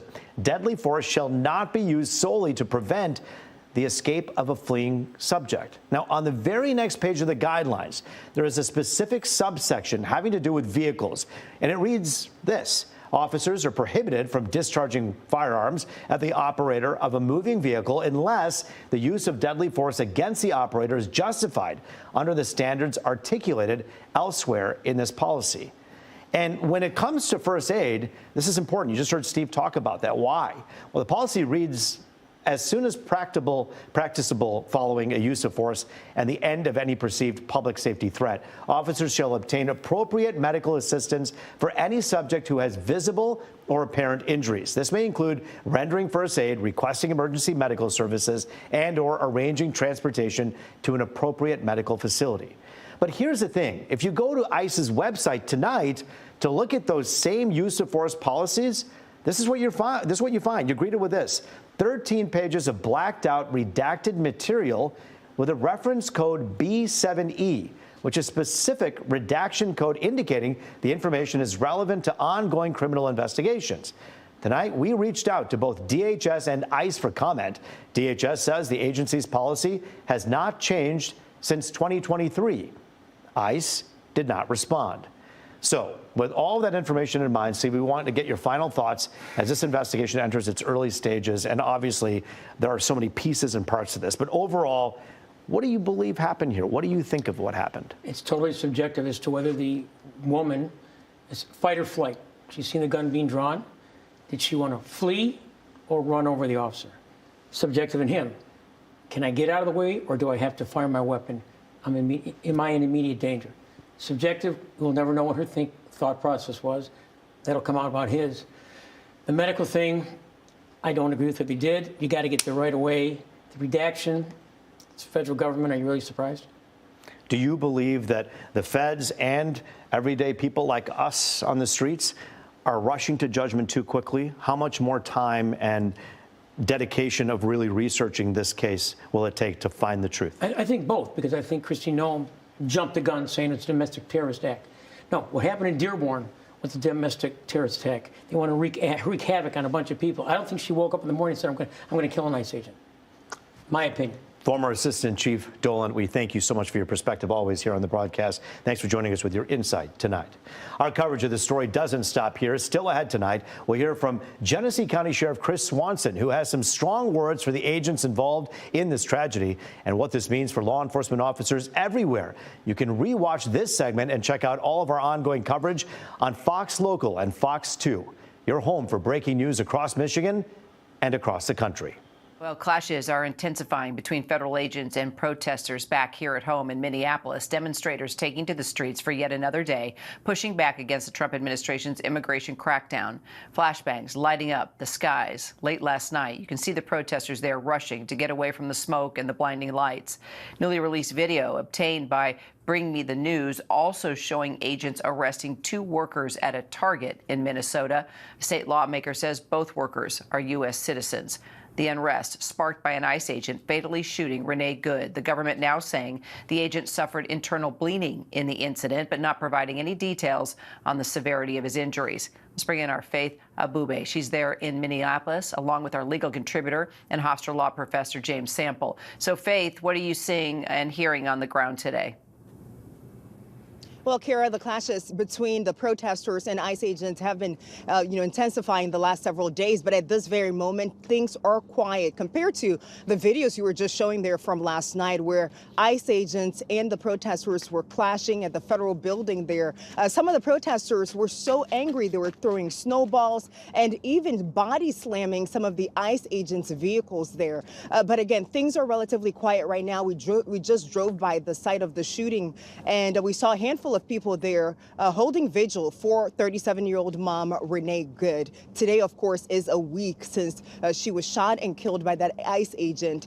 And just in the last 24 hours, there are a number of things that we've been learning. Of course, the internal bleeding that we're hearing from sources that the agent suffered, but also we've learned that several federal prosecutors, at least 6 of them who work out of Minnesota, have now quit the job amid concerns about how DOJ is handling this investigation into the shooting.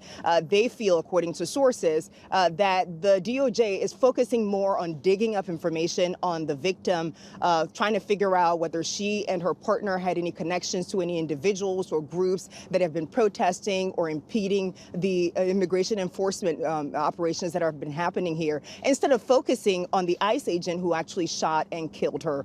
And so, of course, we're listening to that and seeing what the fallout will be in terms of that. But according to one source who talked to ABC News, this is the U.S. Attorney's Office's equivalent of the Saturday Night Massacre, of course, referencing the Watergate scandal. In just the last few hours, we've gotten a statement from Renee Good's family, actually from the family's attorney. They've hired an attorney, which is the same attorney who represented George Floyd's family. And in a statement, they said, quote, "What happened to Renee is wrong, contrary to established policing practices and procedures, and should have never happened in today's America." Kira. Well, James, let's talk about this video that we just showed a minute ago, obtained by Bring Me the News, showing the agents that are arresting the 2 workers outside that Target. Again, a state lawmaker says that both of these men are U.S. citizens. If indeed that is true, is it constitutional for a federal agent right now to walk up to someone and just arrest them like this? Do they have to ask for proof of citizenship first?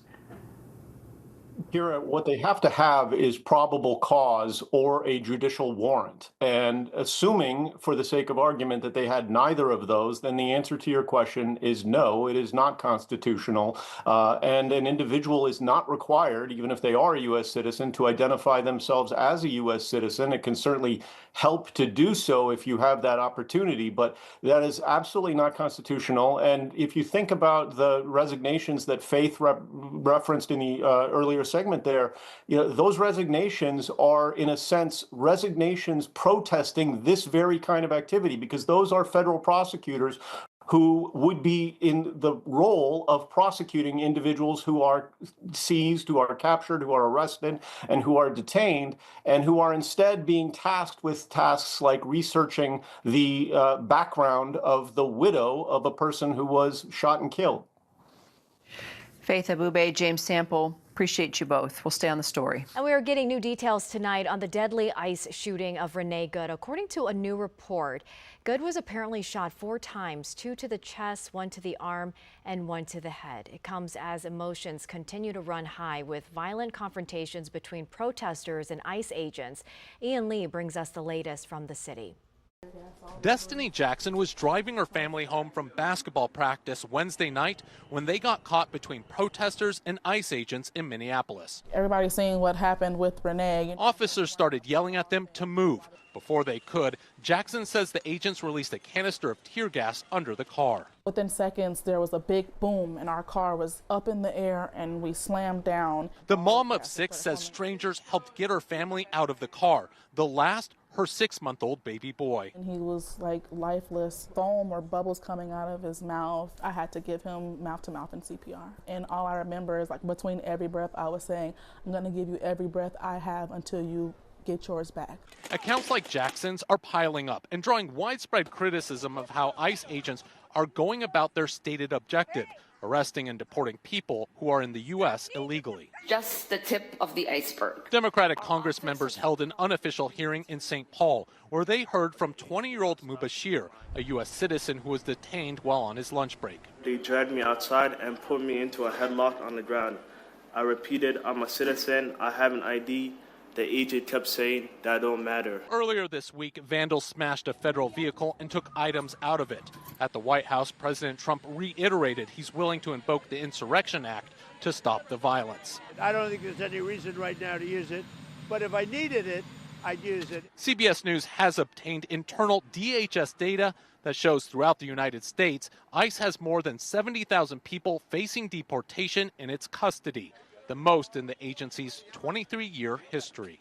Ian Lee, CBS News, Minneapolis. And then Ryan, I know you've been working on this as well. We got word just a short time ago that there is some new video that Fox News channel has obtained that was actually taken from ICE agent John Ross's cell phone. He's now been identified as the agent who was there on Wednesday. He's accused of firing the shots that killed Renee Good at 34th and Portland. In other videos that we have seen out there, you see the ICE agent holding a phone in some of those, and apparently, correct me if I'm wrong, but this is some of the video from his actual perspective from that correct that from phone. His perspective and the moments up until and beyond when that car comes by him there. Okay, we're gonna play that for you here with just a bit of a heads up, a warning that you will see Renee Good behind the wheel of the vehicle in the moments before she was killed. It stops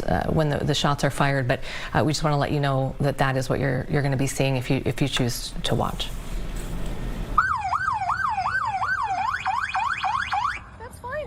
I'm not mad at you. Show your face. I'm not mad at you. That's okay. We don't change our plates every morning, just so you know. It'll be the same plate when you come talk to us later. That's fine. U.S. citizen, former. You want to come at us? You want to come at us? I say go get yourself some lunch, big boy. Go ahead. Out of the car. Get out of the car. Get out of the car. Oh!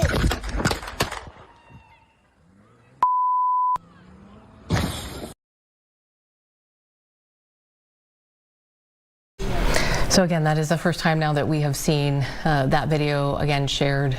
We don't know where the video came from. I mean, this is from a cell phone, apparently from that agent. So not sure where it came from exactly, but we do know the FBI is in charge of this investigation now. The Minnesota Bureau of Criminal Apprehension, which is the state investigative arm, has been told by the FBI that they will not have access to any of the evidence, the vehicle, forensic testing, that kind of thing, that the FBI is going to be doing this solo. So that, again, we just wanted to show you that video. That you may be seeing that out there today. Ryan, has been, I think, released to a couple of different news agencies. And now to our other top story. Tonight we're hearing from a 21-year-old protester who is now permanently blind in one eye after being hit in the face by a less than lethal round fired by a federal agent. The Department of Homeland Security says officers were responding to a violent riot. But video, the protester and his attorney tell a different story. CBS LA's Gio Insignaris is here to walk us through all of it. Gio. Well, Ruta Bay, Pat, good evening to you both. A lot to get to with this one. This all happened the night of January 9th in Santa Ana in front of the federal building there. A large group of people were protesting the shooting death of Renee Good by a federal agent in Minneapolis. After the protest wrapped, a smaller group stayed outside the federal building, continuing to demonstrate. What happened next changed the man's life. We do also want to warn you that some of the video you'll see and his injury may be disturbing. In this video, you can hear less than lethal rounds being fired and see law enforcement approaching the crowd. One protester is grabbed and pulled away. Seconds later, another less than lethal round is fired. It strikes 21-year-old Caden Rumler directly in the face, and he collapses to the ground. The sounds are muffled, and I remember just sitting on the floor, and then I just started feeling like a bit of warmth down my face. The video then shows a federal agent grabbing Rumler by the collar and dragging him across the plaza. His left eye can be seen bleeding heavily. Rumler says before an ambulance was finally called, some officers mocked his injury. There were two people who were chuckling and laughing and saying, "How I'll never see out of my left eye again." At the hospital, he went through more than 6 hours of surgery. Doctors found fragments of plastic, metal, and glass embedded in his eye and skull. He likely will never regain his vision in the left eye. My doctor said it's a miracle I'm still alive, because any closer, if it hit that, I definitely would have died that night. Wearing the same outfit he had on the night of the protest, visible bloodstains marking his shoes and pants. Rumler says he wants people to see what happened. Even without these, I don't think I'd stop thinking about it. It's always in my head, replaying. The Department of Homeland Security says what happened that night was a violent, coordinated riot. They say 2 agents were injured, adding that of the 2 protesters who were arrested, one was treated for a cut and released that night. So to call this a cut, it's just absurd. Rumler's attorney says the video shows an officer deliberately aiming at Rumler's face. You would never fire a weapon like this at someone's face unless you're intending to kill them. So it's lethal force. LAPD officers repeatedly fired less than lethal rounds at George Floyd protesters' heads and groins, seriously injuring many. The city paid out millions in settlements. LAPD policy forbids officers from doing that now unless their life is at risk. Rumler says he never attacked the federal agents, but even after everything that's happened, he still has no regrets about going out there. I don't think I could sit at home and do nothing. I have the privilege of being able to go out there physically, and some people don't have that. And, you know, I want to make sure I can use my voice to speak for the people who are too scared to use theirs. Rumler was cited for disorderly conduct while still in the hospital. He says DHS has refused to tell his doctors what type of munition was used, even as fragments remain inside his skull. His attorney says they're now investigating and considering legal action. Pat Rutabay, I'll send it back to you. Gio, thank you. President Trump today threatening to invoke the Insurrection Act in Minnesota, where there is unrest ever since an ICE officer shot and killed a woman last week. And today, ICE officers shot another person. You can see some of these powerful images coming from that scene this morning. Here's Ivan Rodriguez as the clash between protesters and ICE agents heat up. Heated clashes between federal officials and protesters erupting in Minneapolis Wednesday night after a federal agent shot and injured a man days after another protester was shot dead there. I'm not mad at you. The Department of Homeland Security says an Immigration and Customs Enforcement agent tried to conduct a targeted traffic stop of a Venezuelan national who drove off, crashed, and fled on foot.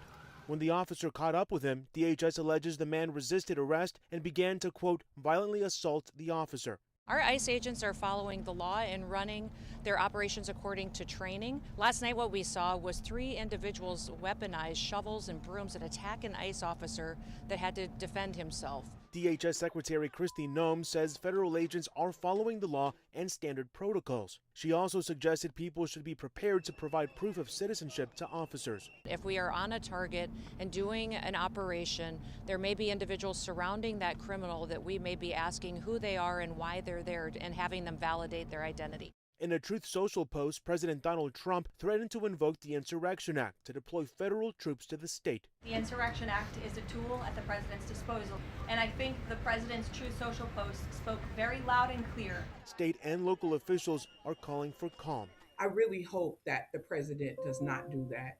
That's not what our city needs right now. As some residents fear what could come next. I am very scared. I'm worried that I'm not even able to go to school and feel safe. In Atlanta, Ivan Rodriguez, WHAS 11 on your side. Louisville Congressman Morgan McGarvey said the president wants to use these protests as pretense to get federal troops on American streets.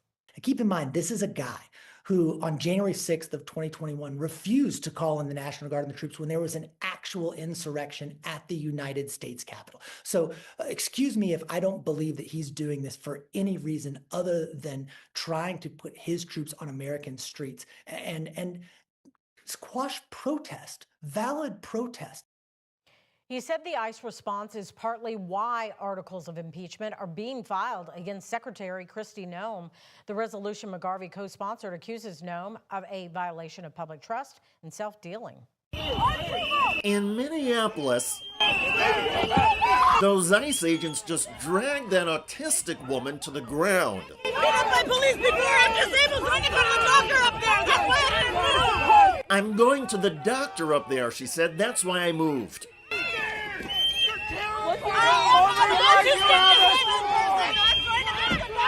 I am autistic, she said. I'm going to the doctor. Yeah, man! As agents handcuffed her and placed her under arrest, other ICE agents tried to block the view of photographers exercising their First Amendment free press rights. Help that woman! Why don't you help someone? That first ICE agent started yelling to go. Startled at being yelled at, seems to look around to express her frustration. As she moves through, a witness gets involved and ICE agents surround him. The woman driver sees this and stops. Back the Amidst the commotion, and as the photographer filming this video backs up, other ICE agents reapproach the driver. Witnesses say they give conflicting directions. Go! Get out of your car. Then, as the confused woman tries to get clarification, another ICE agent smashes her passenger side car window. Distracted and confused again, the woman lurches forward, but then stops. At this point, the ICE agents are like a pack of wild animals.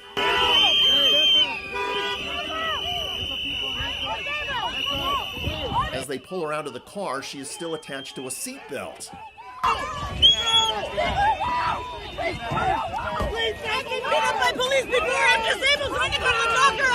I've been beat up by police before, she says. I'm disabled. I'm going to the doctor up there. That's why.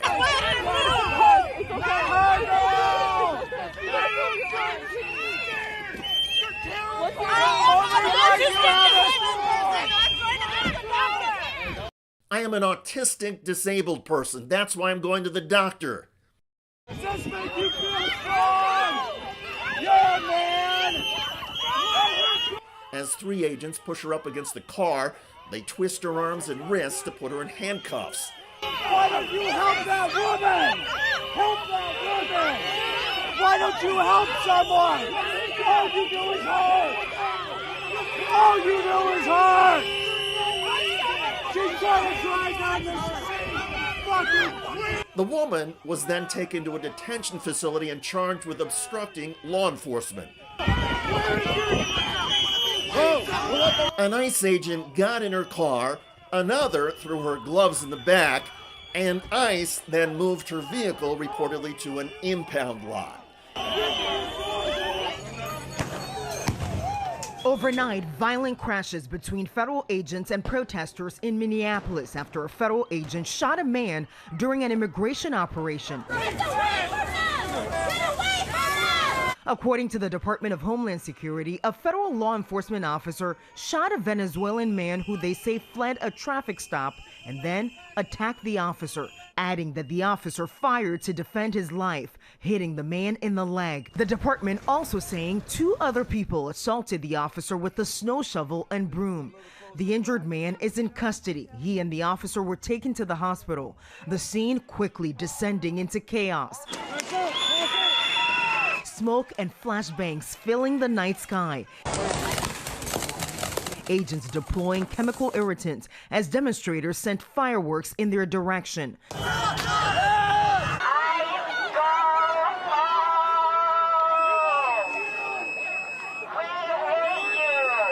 ABC affiliate KSTP was on the ground as crowds gathered around the city. The smell of those chemical irritants is definitely in the air. You can see a group of ICE agents right now. It looks like they have at least one person in custody. This is already a very tense situation, and we do not need this to escalate any further. Officials calling for peace, acknowledging the city is on edge. For those that are taking the bait, you are not helping, and you are not helping the undocumented immigrants in our city. It comes 1 week after the fatal shooting of 37-year-old American citizen and mother Renee Good. The incident sparking protests, violent scenes playing out on a daily basis, agents firing pepper spray, dragging people from cars. This newly released video shows the frantic moments as heavily armed federal agents used a battering ram to enter an immigrant family's home in Minneapolis. Can you put the guns down? There's kids in this house. There is kids in this house. Show the warrant first.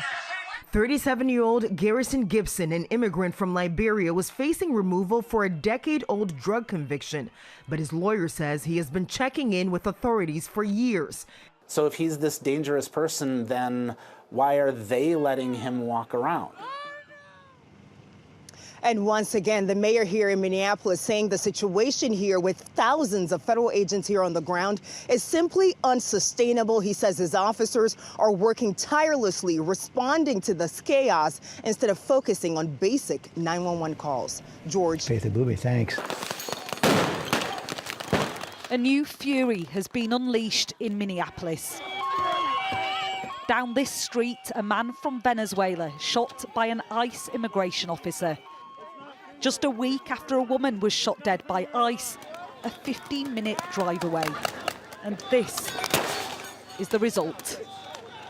You can see the ICE agents moving up, trying to expand the perimeter they have around the shooting scene. Tensions were already elevated here. This will only inflame them further. Officers using flashbangs and tear gas to try and break up this crowd. 6 children were taken to hospital after the car they were in was hit with gas. Their father says they were here visiting a relative. I don't know if it came from the bottom, came through the vents, but my car just filled up like it caught on fire. And your kids? My kids can't breathe. They're at the hospital. Someone else has been shot in this innocent people. Tonight. Innocent people, innocent kids. Did you tell the officers what they'd done? Yeah, I was arguing with the officer to call the ambulance for 5 minutes. He wouldn't call the ambulance? No, he told me to call them back and get them on the line. Go home! Go home! Part of the anger being directed towards ICE is because of their perceived aggression, and this is doing nothing to help. I was literally the one like this, and then I was standing closest in front. They shot me up and down, pushed me really hard, pushed me, and then shot me like close. With, I mean, just these things. With what? Pepper bullets, I think? Pepper balls, and I think maybe rubber. Yes, I love this country so much. I think it's the greatest country in the world. But what they're doing to the people, this is what they'll do to me. They'll shoot a woman in the face. Stories of people being violently dragged from their cars or plucked from bus stops by ICE are spreading here. They're trying to kill our people. They're trying to take our people from our state. For what reason? We do not know why. Leave us alone. We don't need y'all here. We don't want y'all here. Go somewhere else. I just live 3 blocks down, and what the hell is this? Look at them. They're in army fatigues. They're all lined up blocking the street, standing there with their rifles. Can you believe this is America in 2026? Oh, no. No way. No. I never thought. This is Nazi Germany in 1934. 3,000 ICE agents have been sent to this city by Donald Trump to carry out his migrant crackdown. What's your name? What's your name? Critics say they're inadequately trained and pressured with arrest quotas to meet. It's a combustible combination, and it's being met with increasing resistance. Nobody knows where this goes next. Martha Kellner, Sky News, Minneapolis. We are getting some news from the city of Minneapolis and from Fox's Bill Malugin. Let's start with the city. They say, we are aware of reports of a shooting involving federal law enforcement in North Minneapolis. we're working to confirm additional details. There have been reports of another ICE-involved shooting. Fox's Bill Malugin with a little more context. I'm told by 4 law enforcement sources there has been another ICE-involved shooting in Minneapolis tonight. I'm told ICE was making contact with a target who then allegedly assaulted an officer with a shovel or swung a shovel. Shots were fired, and the suspect ran back to a house. No info yet on if anyone was actually shot, just that shots were fired.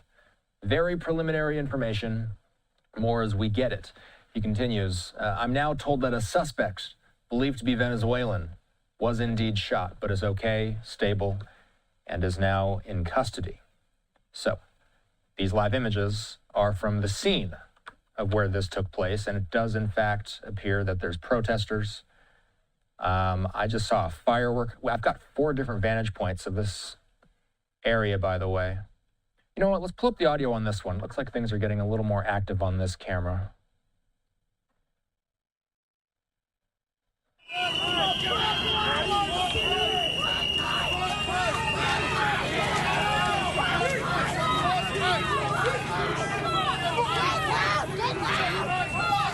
Unclear to me if this is in the exact area or how close this protest is to the area where that shooting or that shots fired incident took place.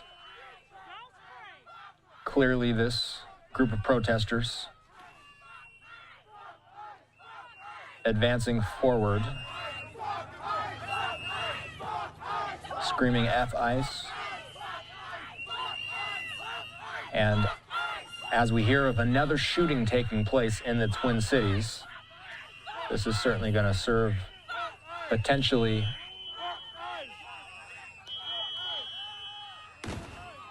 another firework going off.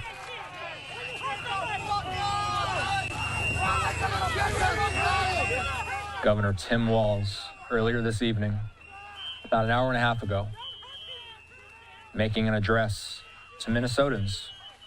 He said he had 4 messages for Minnesotans amid these tense times. The governor saying President Trump wants this chaos and confusion on the streets. And he also said protesters need to be peaceful. It did appear to me like they were throwing some snow at those officers. And that's something that we've been seeing for days now as these demonstrations continue in Minneapolis. In some cases, ICE has been thrown at immigration officials. Another firework going off. Sometimes the police will throw flashbangs, by the way, in an effort to disperse unlawful assemblies. Okay, looks like some of those. And that might have been a flashbang right there, actually. I just saw some of those demonstrators running away.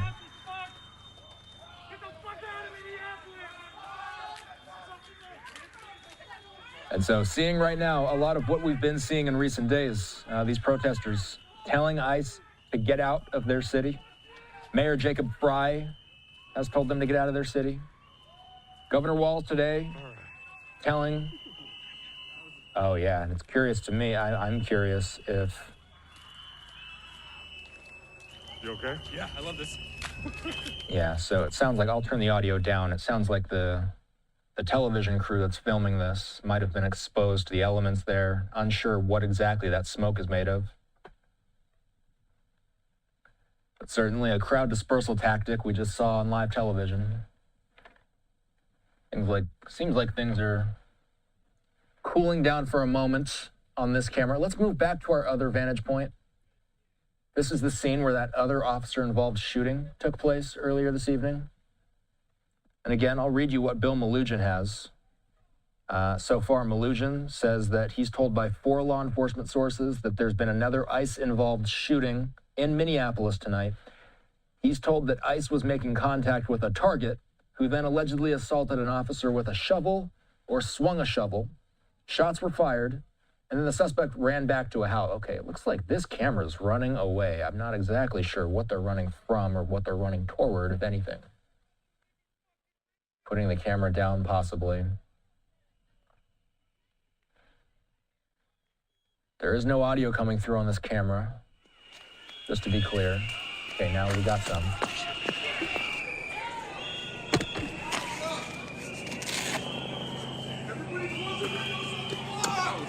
Close your windows! Towels under the doors! Tear gas. Yep. Sounds like tear gas. Right here on this corner! So yeah, that's going to make everybody run away as quickly as possible. A number of our crews have been exposed to the tear gas in recent days. Emily!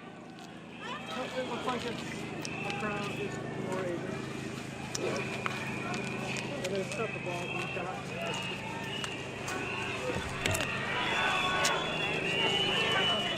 Not uncommon, you see protesters carrying milk with them for these moments. Looks like one of those officers feeling some sting in the eyes after that tear gas was deployed. Hi, it's ArDee here, ArDee's virtual assistant. And I'm here to let you know that if you wish to support the channel, you can do so by buying ArDee a coffee at buymeacoffee.com. And huge shout out and bigger thank you to the regular offenders who have already donated. You guys absolutely rockto the beat of the coolest drum ever, like totally you do. ArDee doesn't like it when I come out from under the desk for too long, I really should get back. The link is in the description. Thanks for watching, and now back to ArDee and this latest installment of unwatchable content. This is ArDee signing out for now. Till next time, take care and be excellent to each other. And don't forget to watch ArDee.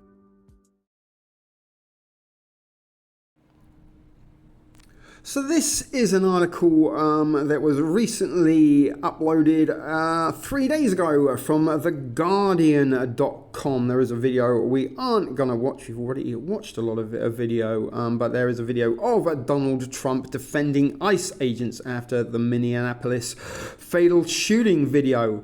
Donald Trump repeats baseless claim that Renee Good was part of a left-wing network of paid agitators. Never forget, guys, the left wing and the right wing are the wings of the same bird.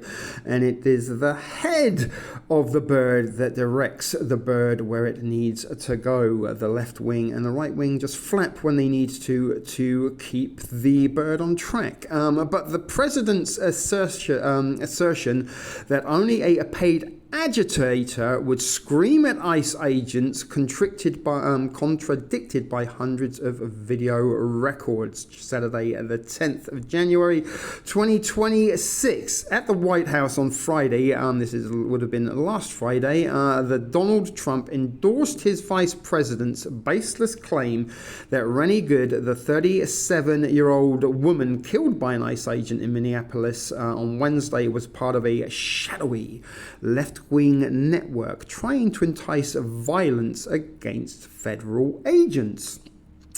Asked by a Fox News correspondent to expand on J.D. Vance's comments about Good, the president said that the vice president is generally very accurate, and when cited what he referred to as evidence that at least one person in Good's vicinity when she was killed was probably a paid agitator. The claim that none of the protesters who oppose his mass deportation campaign are motivated by horror at what is being done to their neighbors, but must be paid operatives, is a familiar one for Trump, who has made it repeatedly in recent months. In Good's case, Trump focused on the fact that in the video of federal agents killing her that was recorded by a witness, someone could be heard screaming the word shame repeatedly, which indicated to him that the person must have been a professional troublemaker. I watched that video, says Trump, and there was a woman screaming shame, shame, shame, shame. She was an agitator, probably a paid agitator, but in my opinion, she was an agitator, a very high-level agitator, so professional she wouldn't stop screaming. Now, I'm not actually agreeing with Donald Trump here, but I sort of am agreeing in what he is saying, that some of these protesters, and hopefully you've seen for yourself and will see some more examples to come in this video, they do seem very sort of organized and very, very sort of scripted, and sort of something that is very sort of interesting, although we are hearing that Minneapolis and a couple other cities have created sort of neighborhood patrols searching for ICE and following them around in sort of when the ICE jump in to action. So do the protesters, but are they still part of the same production? Are they traveling around working hand in gloves, or the ICE agents say, okay, protesters, give us a couple of seconds, we're going to go and sort of detain somebody. Once we're in the process of that, can you sort of show up, start banging some drums, blowing some whistles, hooting on a vuvuzela, and if someone can keep shouting shame, shame, shame, shame, shame over and over again, that would be great. Make sure the cameras pick it all up. But it was unclear whether the person who screamed shame at the ICE officers at least 10 times during the incident was the person who recorded the video or somebody standing near her. But the president's assertion that only a paid agitator would scream at ICE agents carrying out immigration raids on the streets of American cities is contradicted by hundreds on recorded incidents over the past year. The video did capture a witness to the killing of Good screaming shame at the agents at two different points. First, the person screamed the word twice as agents attempted to pull Good from a vehicle and then opened fire. A short time later, as the person recorded the incident approached the agent who killed Good, their voice or that of someone behind them could also be heard shouting the damnation at him 8 more times as he walked away from the scene. The president also complained that the person's horrified screams had made it difficult for him to watch the video of the killing on television because, screaming women is so much more unpleasant to watch or listen to than a woman being executed. If or not she was executed, that is up for you to decide. Make of it, as always, what you will, guys. But the news sort of turned her off because you're trying to watch. She was so loud and so crazy and just not normal, said Trump. When somebody sees something like that, he said, referring to point-blank shooting of a neighbor, they don't go screaming and the same words. So I guess you could say professional. I did think she did a very good job. You have agitators, the president concluded, and we will always be protecting ICE, and we are always going to be protecting our border patrol and our law enforcement. And that is that. I've actually read 7 of my free articles from The Guardian for this month, possibly. So let's go and move on to another recent article regarding paid agitators. So next up is ms.now and Maddow blog from the Rachel Maddow show. Not entirely sure who Rachel Maddow is. Probably we could search and look at a picture and find out if her face would be familiar, but the name isn't ringing any bells. If you know who she is, let me know in the comments. But a person yells as ICE agents detain people from a residence on January the 13th, 2026 in Minneapolis. And again, is that a paid agitator or a crisis actor that has been put in place for that picture? Because she does seem to be sort of standing on their own with a very common stance, holding their phone pointed at whatever she is pointing at, possibly ICE raids. But Republicans' paid protester nonsense makes an ugly turn in Minnesota. It might make Republicans feel better to think that Minnesotans are secretly being paid to protest, but the reality is stubborn. January the 9th, 2026, by Stephen Bannon. Around this time a decade ago, the article starts off by saying, when Donald Trump's 2016 candidacy inspired protest, the Republican assumed that people involved couldn't possibly be sincere in their dislike of him. Those who dared to heckle and demonstrate him again, he said, at the time were paid agitators. He said it over and over and over and over again, and he is continuing to do so a decade later. And a very common trait of deception and redirection is to sort of blame people for doing the things that you are in fact doing, in hopes that sort of the light will not be shone too brightly on you as the perpetrator of criminal acts, especially if you start pointing the fingers and blaming others for doing the exact thing that you are in fact doing. But in the year that followed, the article carries on by saying the president responded to practically every display of dissent the same way, with talk of paid protesters, paid insurrectionists, professional agitators, paid troublemakers, and paid agitators. The baseless claim, which he's never tried to substantiate, is rooted in an absurdity, since Americans who disagree with Trump are effectively an impossibility. Protests can only be explained through corrupt schemes or illicit payments. Those who agree with Republicans deserve to be seen as real, while Americans who disagree must necessarily be seen as inauthentic. Remember, guys, if you have chosen a side, the propaganda is working very well. But this misguided approach to dissent is quickly spreading within the president's party. Republican Representative Byron Donalds, a leading gubernatorial candidate in Florida, began this week asserting as a fact that protesters in Minnesota are paid to do this kind of mess. There is a video there. Should we see if we can play it? That was a foolish thing to do, so no, we won't see if we can play it. But the congressman made no effort to substantiate the baseless claim, though he's hardly alone. A day earlier, Homeland Security Secretary Kristi Noem pushed the same line on CBS's Face the Nation, blaming funded protesters for civil unrest in Minneapolis.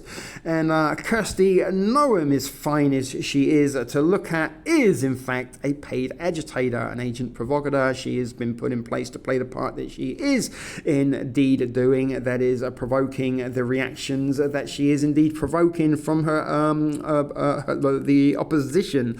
But she pushed the same line, and again, repeating the line over and over again is the way, or the best way, to have a lie accepted as truth. And mind control, the easiest form of mind control, is a constant repetition. Last week, Republican Senator Mark Wayne Mullen, MM, of Oklahoma, was asked about a possible scrutiny of the shooting death in Serenity Good. If they are investigating anything, they need to be investigating the paid protesters. The GOP senator replied, White House border czar Tom Horman has pushed the related rhetoric. The repetition might lead to some to think there's something to the accusations. And again, when you repeat the accusations and point fingers at others for doing the things that you are doing, the redirection is complete. But that would be a mistake. Even the Republicans who echo the talking point have made no effort to back up these claims with anything resembling evidence. On the contrary, everything we know about these demonstrations, especially in Minnesota, suggests the GOP has it backwards. The New York Times' Lydia Polgreen visited Minneapolis last week and saw a Trump administration operation that she described as an occupation designed to punish and terrorize anyone who dares defy his incursion, her column concluded. For all of their military gear and unchecked power, the federal agents flooding this city like the president ultimately commanded them seem unprepared for what they are facing here. Like the agent who slipped on ice, they have misjudged the ground beneath their feet. A state full of ordinary people, real estate agents, high school students, solar energy consultants who have decided that watching their neighbors being dragged away is an intolerable sin. It may make Republicans feel better to think many or all of these Minnesotans are secretly being paid by the nefarious unnamed forces, but reality is stubborn. The team Trump and its allies have gotten every element of this story wrong so far, and their nonsense about corrupt protesters extends the pattern. And that is the end of that article. So there is an opinion from the opposition to Trump, but I do truly believe that maybe not all Minnesotans are being paid. You only need enough agent provocateurs among the crowd being paid to direct the rest of the crowd in the right direction. Now, if you wanted to hire some protesters, some agent provocateurs, some paid professional agitators, where would you go? Hold my beer, folks, or hold your beer, folks, because that's what we're about to find out next. Welcome to crowdsondemand.com, which is exactly what it says on the tin. You can demand a crowd and they will provide you with one, as we are about to see. Crowds on Demand is your home for impactful advocacy campaigns, demonstrations, PR stunts, crowds for hire, and corporate events. Services available nationwide. You can contact them and request a quote, folks. Maybe I should look into them and sort of hire a crowd to watch my videos. No, I'm not going to do that. But we create out-of-the-box campaigns, audiences. Maybe I could hire an audience from Crowds on Demand. I'm not going to. And events to make an impact for our clients. Are you looking to create a buzz anywhere in the United States? At Crowds on Demand, we provide our clients with impactful advocacy campaigns and events.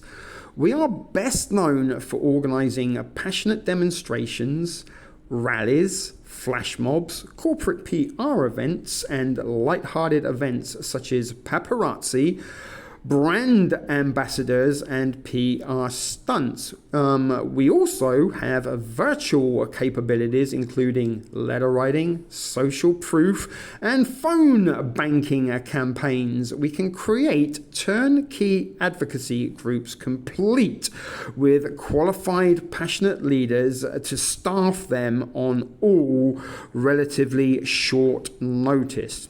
These services are available across the country in every major United States city, every major United States metro area, and even in most smaller cities as well. We even do campaigns abroad, coordinating with international partners as needed. So this is an international thing, guys. This is an industry right here, and something. This isn't new. Many moons ago, some of those sort of MTV summer sort of specials, you sort of see them at swimming pools or the spring break sort of shows. A lot of the crowds and audiences that you saw there were indeed rented, as was sort of the case with, what was the guy that used to do the New Year's Eve thing in the United States, the sort of people that were partying along with him. They were already sort of paid to sort of be there and dance, and so they were having a good time.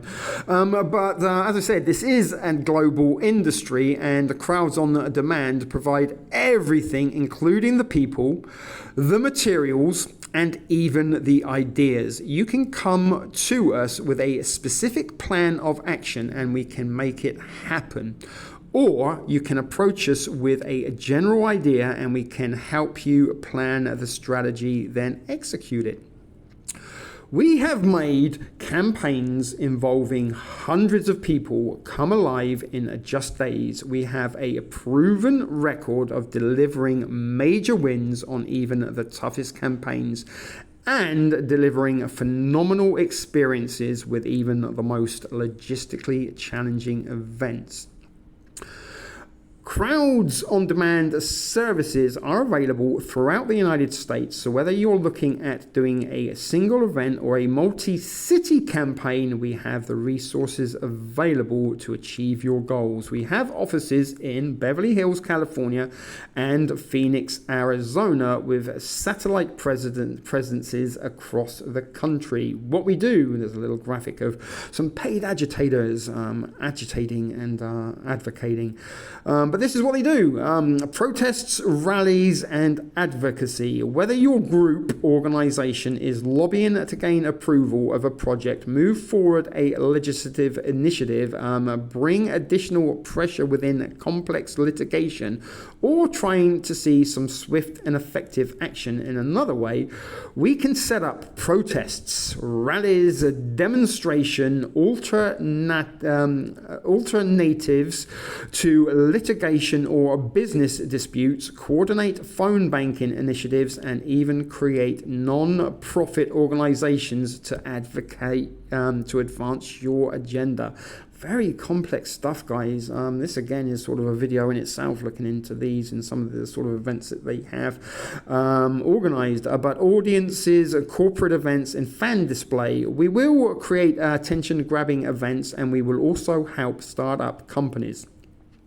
Non-profits or any small organization get on the map with coordinated guerrilla marketing campaigns, including letter writing, email, and social proof campaigns. We even put together large-scale paparazzi and fan displays to celebrate or raise a buzz for high-profile and up-and-coming figures and brands. Maybe I should hire some paparazzi and some fans to sort of greet me going to a restaurant or something. Is there any more in this? Is this some of the companies that they work with? Okay, sorry, I forgot to click on the see all. Or did I? Apologies here, I'm having a little bit of difficulties going on. Not enough effort to desiccate campus programs.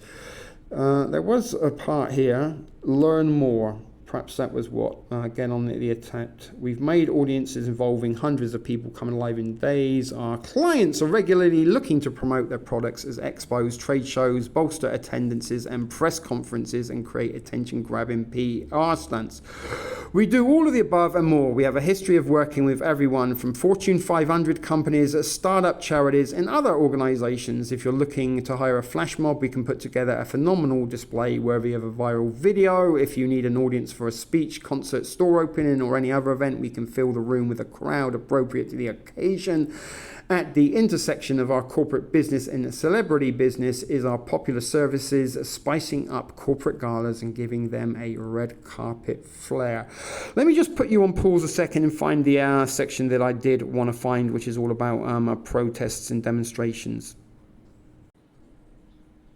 Okay, here we are. Organize rallies and get media attention for your causes and for your candidates. Again, you can request a quote. We can help organize, rally, and advocate for your cause. Whether your organization is lobbying to move forward a healthcare, financial, energy, or other social initiative, we can organize rallies and get media attention for your causes and candidates. We also assist individuals, companies, and political organizations with protests and picketing campaigns.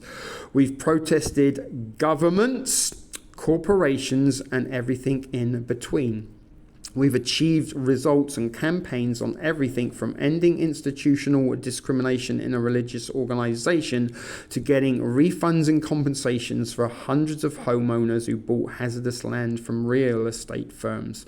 To forcing a patent trolling company to back down. We have gone through energy projects approved from oil to natural gas to wind and solar. We are frequently called upon to address real estate issues that, while in brackets in many cases are not heavily covered by the media and are relevant to stakeholders and deepened heavily on public opinion. Some of these campaigns are long and drawn out, while others can be resolved quickly. Regardless, we endeavor to deliver campaigns that bring out the best qualities of our clients' messages and to achieve tangible results. If you need to hire protesters, we can get a crowd on the streets sometimes within 24 hours. If you need speakers to present at the council meeting, we can provide talented and well-spoken individuals to advocate for the cause. We also have a dedicated team of phone banking staff who can call congressional offices and convince government officials to support your cause and help you overcome opposition. If you need lots of letters and emails written from constituents, we have a network of tens of thousands of individuals across the company who can send well-written constituent letters to their representatives. We provide a cost-effective way to lobby government to pass or defeat legislation, push for approval of projects, and influence government in grassroots manners. We are the ultimate guerrilla lobbying and government relations firms. This is a case study of presidential public opinion. A foreign government hired crowds on demand to generate a positive reception for its newly elected leader during the United Nations General Assembly. The concern was ensuring that the leader was well received by a US audience and confident for his work at the UN. We created demonstrations of support with diverse crowds. We also used the media, primarily local and national outlets, to bring more attention to these demonstrations, which led to a mostly positive portrayal. The crowds that were deployed drew in more supporters, creating a strong presence for this leader at the UN and improved perception of him by the American public. Blocking new union restrictions is another case study. Crowds on Demand was hired by multiple large non-union firms to push back against new regulations in a deeply labor-friendly state. We successfully lobbied the legislator and the Labor Commission to push back proposed labor regulations. We created two organizations with associated websites. One conservative site focused on the impact unions have on drastically increasing government spending, and one liberal one, controlling both sides, guys, one liberal one focused on the racially discriminatory and sexist policies of many unions. We provided phone bankers and constituent lobby visits associated with the two organizations to lobby conservatives and liberal lawmakers and policymakers, respectively. Within 2 months, the proposed regulations were off the table. Justice for victims of deceptive home sales. We're not going to read. Crippling a child molester-owned business is another example of some of their previous campaigns that they have been used to do. So as I said, guys, this is just one example of an organization, and as a matter of fact, the CEO of Crowds on Demand has recently been on a couple of news reels circulating in the mainstream media. So now you know that you can go to crowdsondemand.com and rent and hire your very own crowd for whatever purpose you wish. This does shed a little bit light that there is a very strong possibility that maybe not Crowds on Demand or a similar organization is being used to help stage these protests and riots that we are seeing in the media, be it on newsreels on the mainstream or on live streams on YouTube, sort of every day since the Renee Good assassination event. There has been endless live streams on YouTube covering these protests or these paid agitators, these agent provocateurs, real life role playing. They are at a demonstration or a riot. And again, something that is sort of interesting to bear into consideration. If it is a sort of paid and coordinated event, then sort of being paid to toss things around, if it was pre-agreed to, would not be an illegal act. Bear that in mind for some future articles. So that's enough of me talking for now. Let's get back to some more videos, although there possibly will be some more articles in me talking and you having to listen before we do finally conclude this video. But for now, go and enjoy a little bit more of visual entertainment. Independent journalist Cam Higbee is live on the ground in Minneapolis. So Cam, what's cooking tonight? Well, they've started 2 fires just behind me to keep them warm. It's currently 9 degrees. They're still out here. They've also stacked cinder blocks. Not going to keep yourself warm with those. And they're just out here every night. Last night, they tried to pull the fence down surrounding the federal building. They walked through the gate. Eventually, it was locked. It's not good. Please tell me you haven't seen any women holding babies, please. No, but the other night when they broke into the hotel that they believed ICE was staying at, I saw lots of toddlers and small children that they brought out to a legitimate riot in the middle of the night with tons of violence. Do these women, are the kids in strollers? Or do they have them in like one of those little swings? Sometimes they have them in strollers, but the other night I saw several small children just being walked around. And I mean, these are kids that are, you know, this big. Oh my God. And the fathers are dads there? No fathers. All right, so it's no dads, it's moms, and they're bringing kids. That's insane. And how cold is it? It's 9 degrees? It's 9 degrees. It's bouncing between 8 and 9. Okay, so what's the energy tonight? Is it more of a hardcore crew, kind of the Antifa people, or are there women out there as well? Well, women have found their place in Antifa. There are definitely Antifa types out here. Many of them have passed right by us. They wear their paint gas masks and their balaclavas.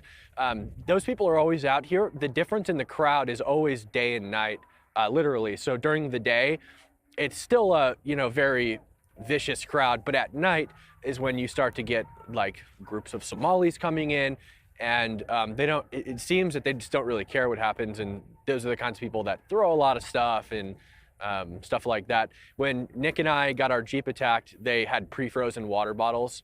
Ooh. So the water bottles were frozen ahead of time and then thrown at our Jeep. Wait, so you were under attack? What happened? A couple nights ago, Nick Sorter and I were out here, and we were in our Jeep trying to keep a low profile. We only came out when there was clashes between protesters and federal agents, and they surrounded our Jeep, forced us to drive through the crowd. Nobody was hit, luckily, but they were throwing frozen water bottles and rocks at the vehicle, and they pulled their cars out in front of us, just like Renee Nicole Good did to those ICE agents. They blocked us from the front and the back. Oh my God. All right, well, you guys got to behave yourselves, stay safe, don't get into too much trouble, but you're doing an amazing job documenting all of this stuff for us, so keep at it. We appreciate it, Pam. Thanks, Jesse. More protests in Minneapolis today. It's now been 10 days since Renee Good was shot and killed by a federal officer in the city, and now sources say the Justice Department is investigating the mayor and governor of Minnesota. Here's ABC's Matt Rivers. Tonight in downtown Minneapolis, dueling protests taking sides on snowy sidewalks for and against ICE. So this was billed as a pro-ICE rally, and they are in there somewhere, the organizers of this rally. But you can see they're being completely drowned out by the hundreds of people who have come out here to protest ICE action in the city. One group organized by an anti-Trump, anti-ICE coalition, the other organized by a conservative influencer from Florida, protesting what they call the March Against Minnesota Fraud. Influencer Jake Lang said he planned to burn a Quran and march through a neighborhood with a large Somali population. Local and state law enforcement also out in numbers to keep the peace. The Minnesota National Guard already activated by the governor, but on standby, not on the streets.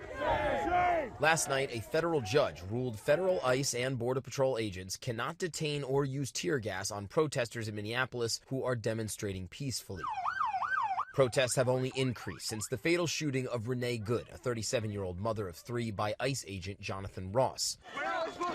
And as ICE expands what it calls Operation Metro Surge in Minneapolis, multiple sources tell ABC News Mayor Jacob Frey and Minnesota Governor Tim Walz are under federal investigation for allegedly obstructing law enforcement activity. Walz responding, saying weaponizing the justice system and threatening political opponents is a dangerous authoritarian tactic. The only person not being investigated for the shooting of Renee Good is the federal agent who shot her. We believe that in our state that people should be welcome and should live in peace, and we should not have the federal government literally persecuting the state of Minnesota. President Trump had threatened to use the Insurrection Act to deploy the U.S. military to the streets, but now says he does not think it's necessary.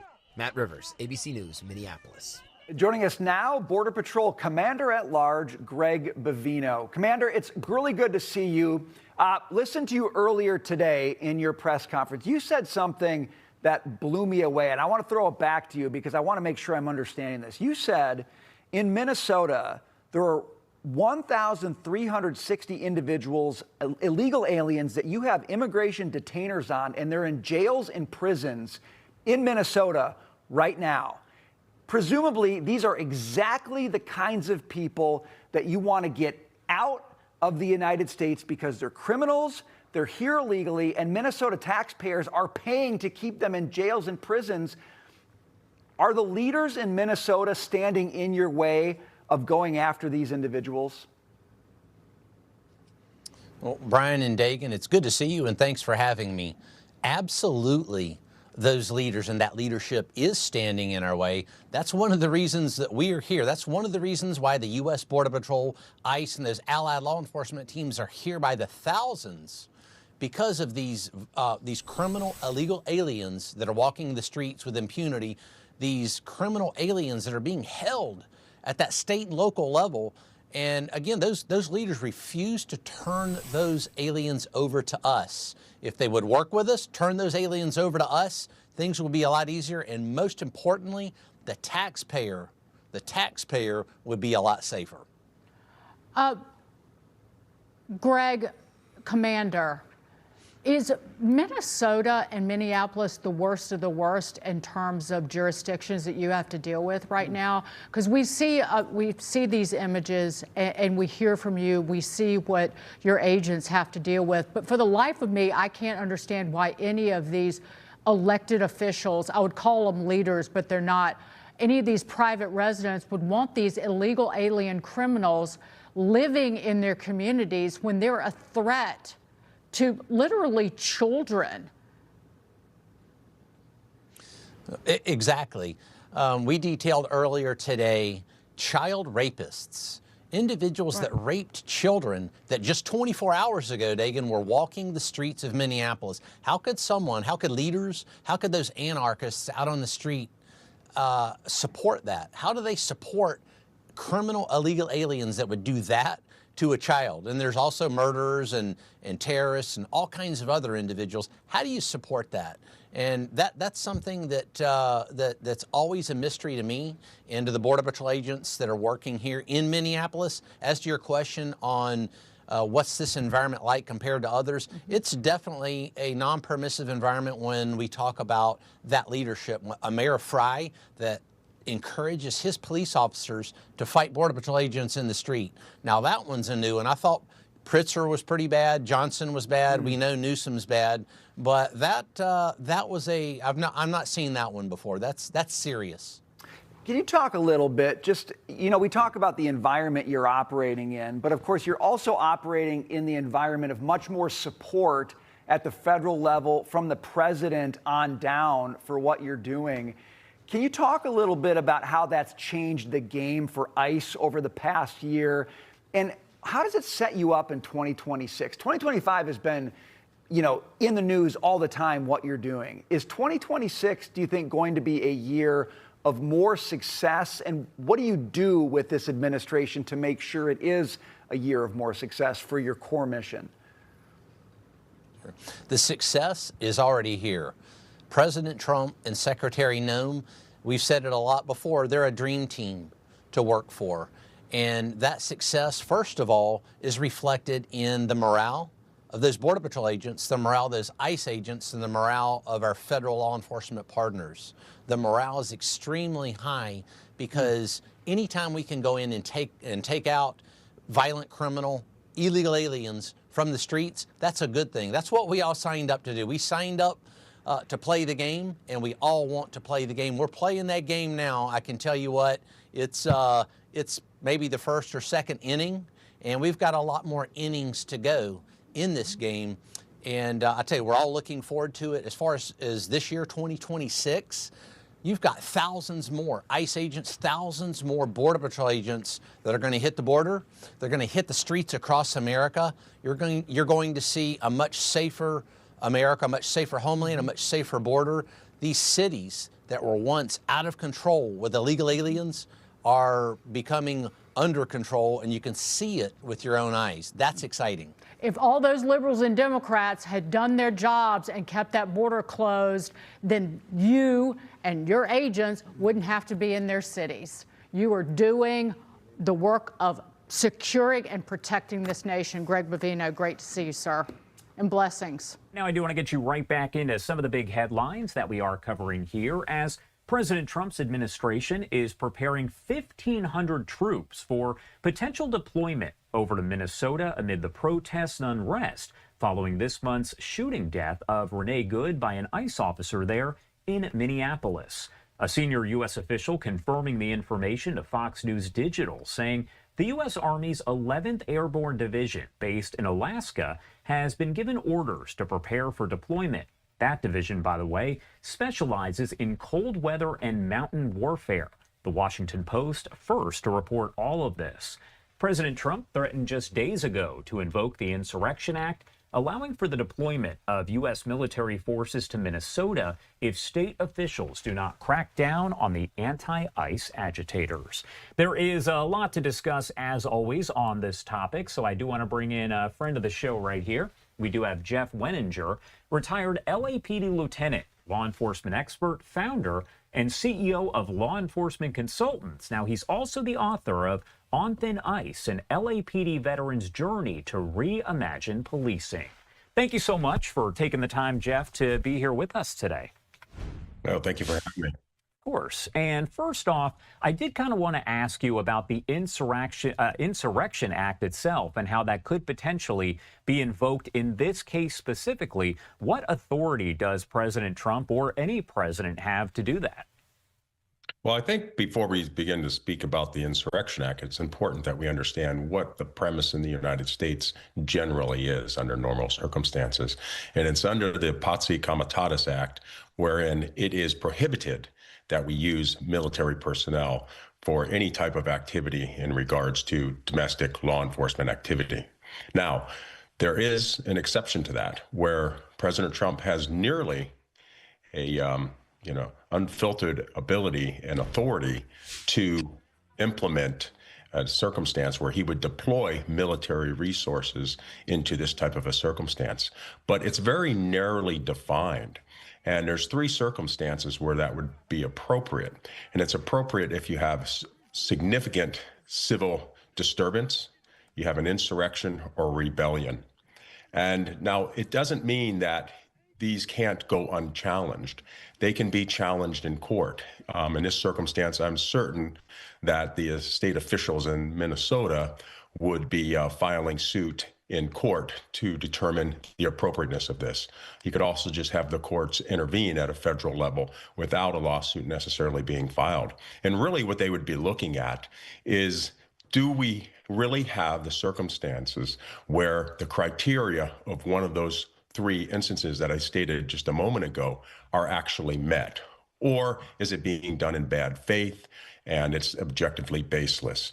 So essentially, that's where we would stand in regards to this, the decision to deploy the military under the Insurrection Act.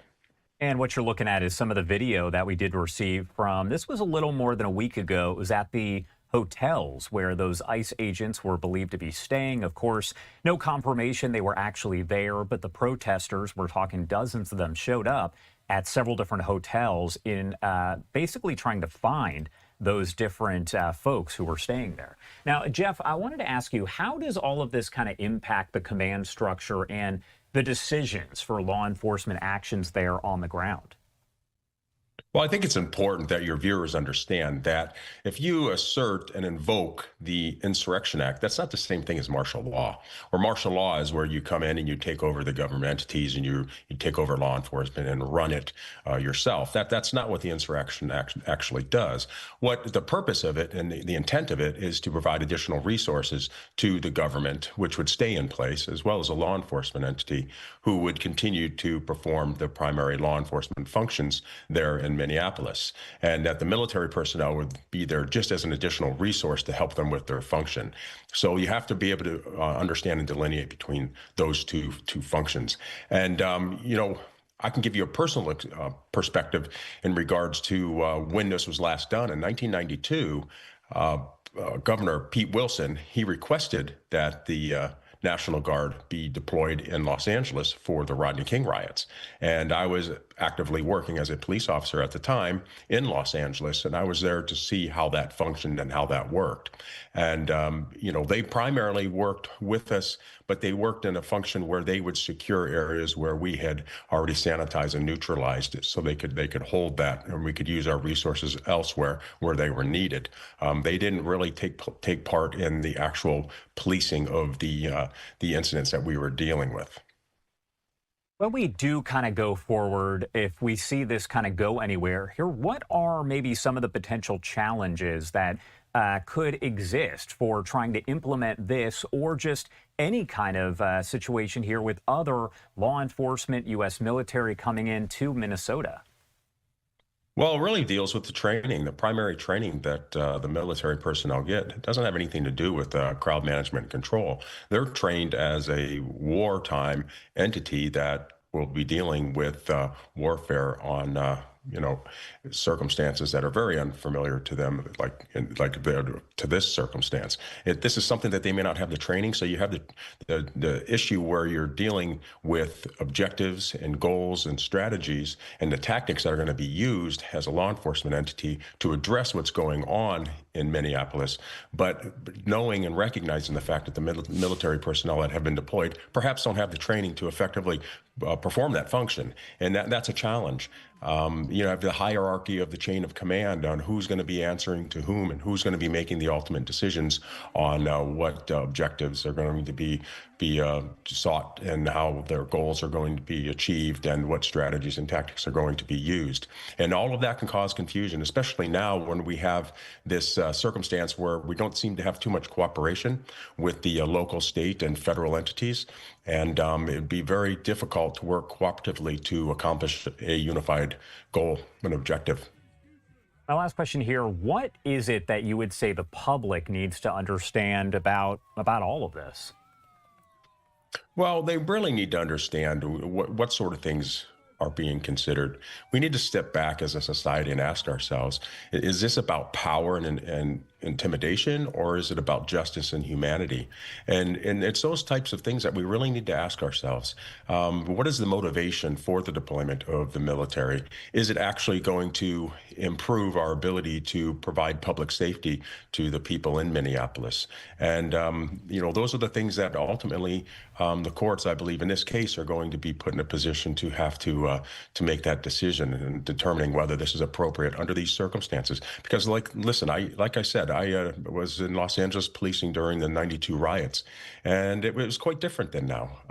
During those riots, you had 63 people that were killed. You had about 7,000 fires, 3,100 businesses that were destroyed, over 16,000 people that were arrested. So it's very different than the environment that we're looking at right now in Minneapolis. Jeff Wenninger, thank you so much for taking the time to join us and helping to break it all down. A lot to this, and I'm sure we're going to see a lot more develop in the coming hours and days here. Anything we missed, anything that you want to make sure to add about any of this before I let you go? Well, I think we all have to recognize the fact that right now in this country, this is unprecedented times. We're at a huge divide. And regardless of where you stand on these issues, I think it's really important that we listen carefully, ask questions thoughtfully, but ultimately do it in a manner where we're trying to do it for the purpose of understanding the opposite side rather than trying to formulate a response to what they have to say. Because the reality is we need to be working collectively and cooperatively at local, state, and federal level to accomplish the goals of ultimately providing the maximum public safety to the citizens that are living in Minneapolis at this time. Jeff, thank you again for being here with us to help break it down. We definitely appreciate it. Well, thank you very much. And I want to pop up this post here from Jennifer Griffin over at Fox News. She says, I can confirm active duty soldiers with the 11th Airborne Division in Alaska were given prepare to deploy orders last week.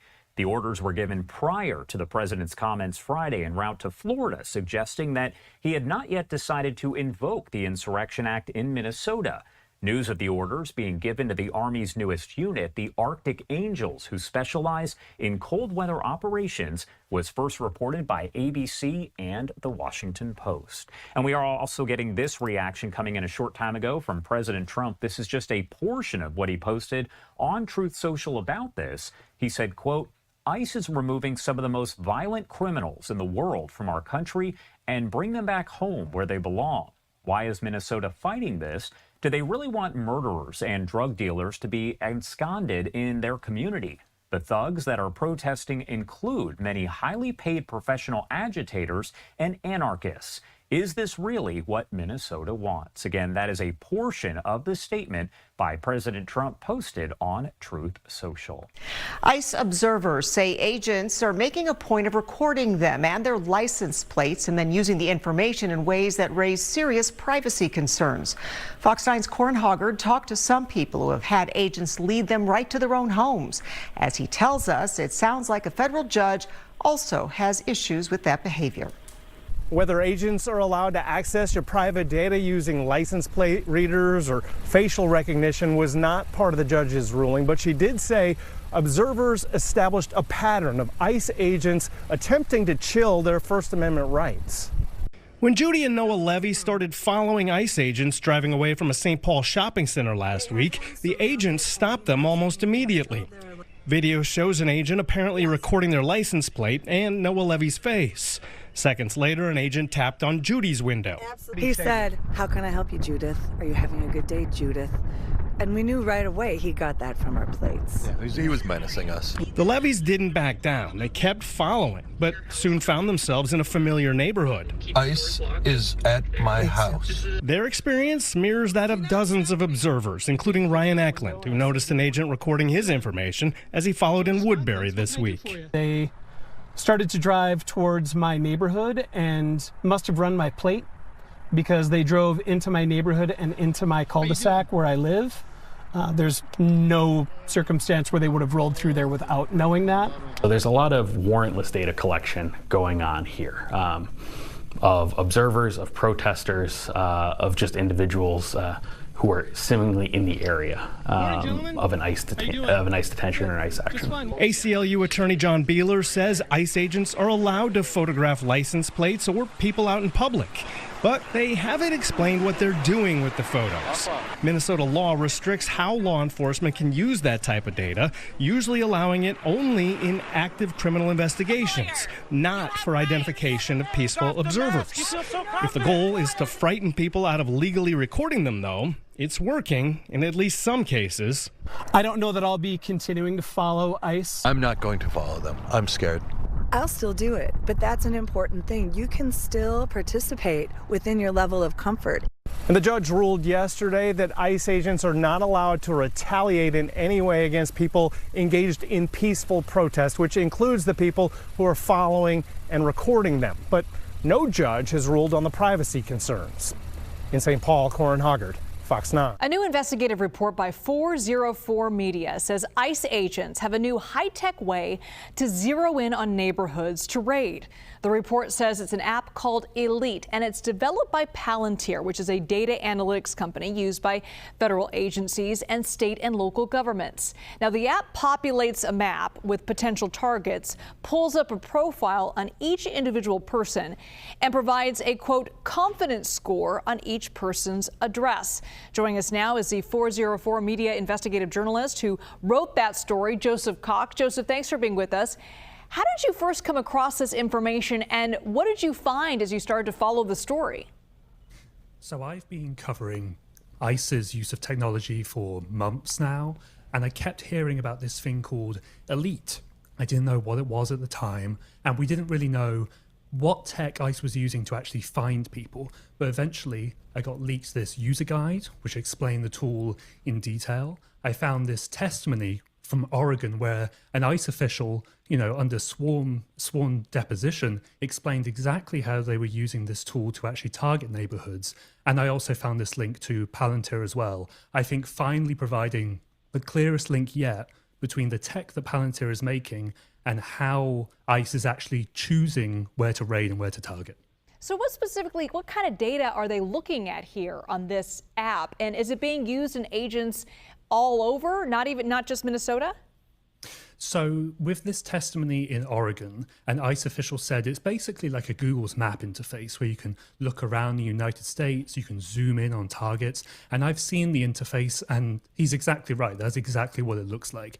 You then click on an individual person and it brings up their name, a photo, most importantly for ICE, their apparent address, and also a confidence score on how likely it is that person is actually there, such as 90 out of 100 or 75 out of 100. It allows them to really zoom in on who they want to go pick up that day.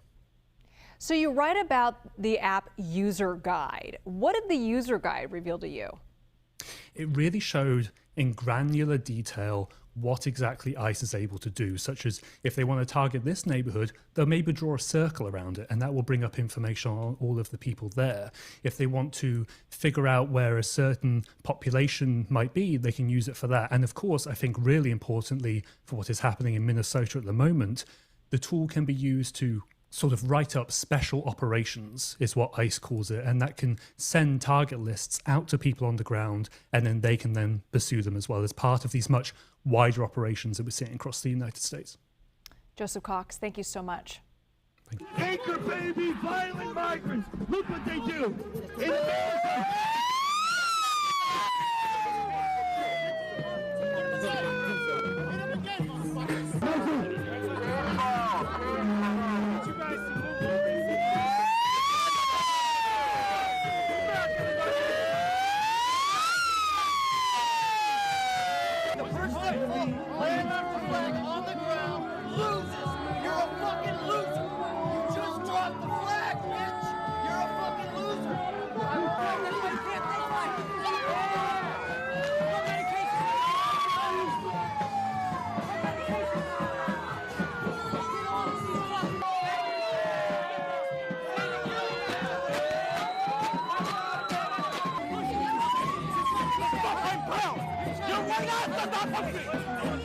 I'm a first-generation American here. Stop! You're putting me in danger.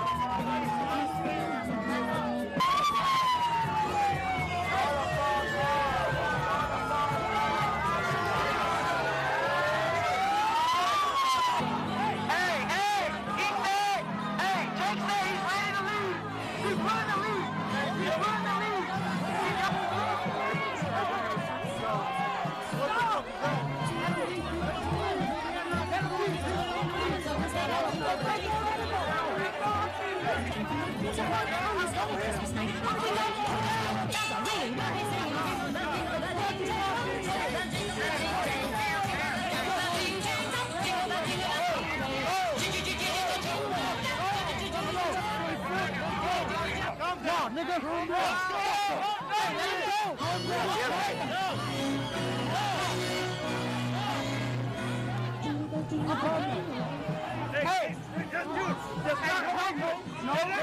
Just He said he's settled down. None of this is trying to help. Just settle down.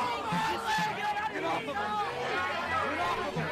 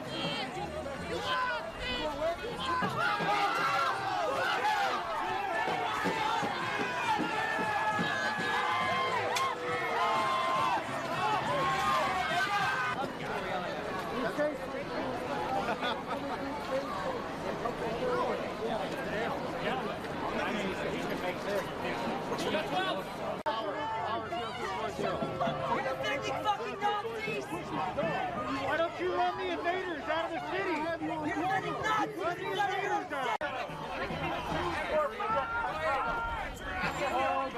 go, go! Go, go! Go home! Go to Brian's house! Go to Brian O'Hara's house! Get the fuck out of here, you coward!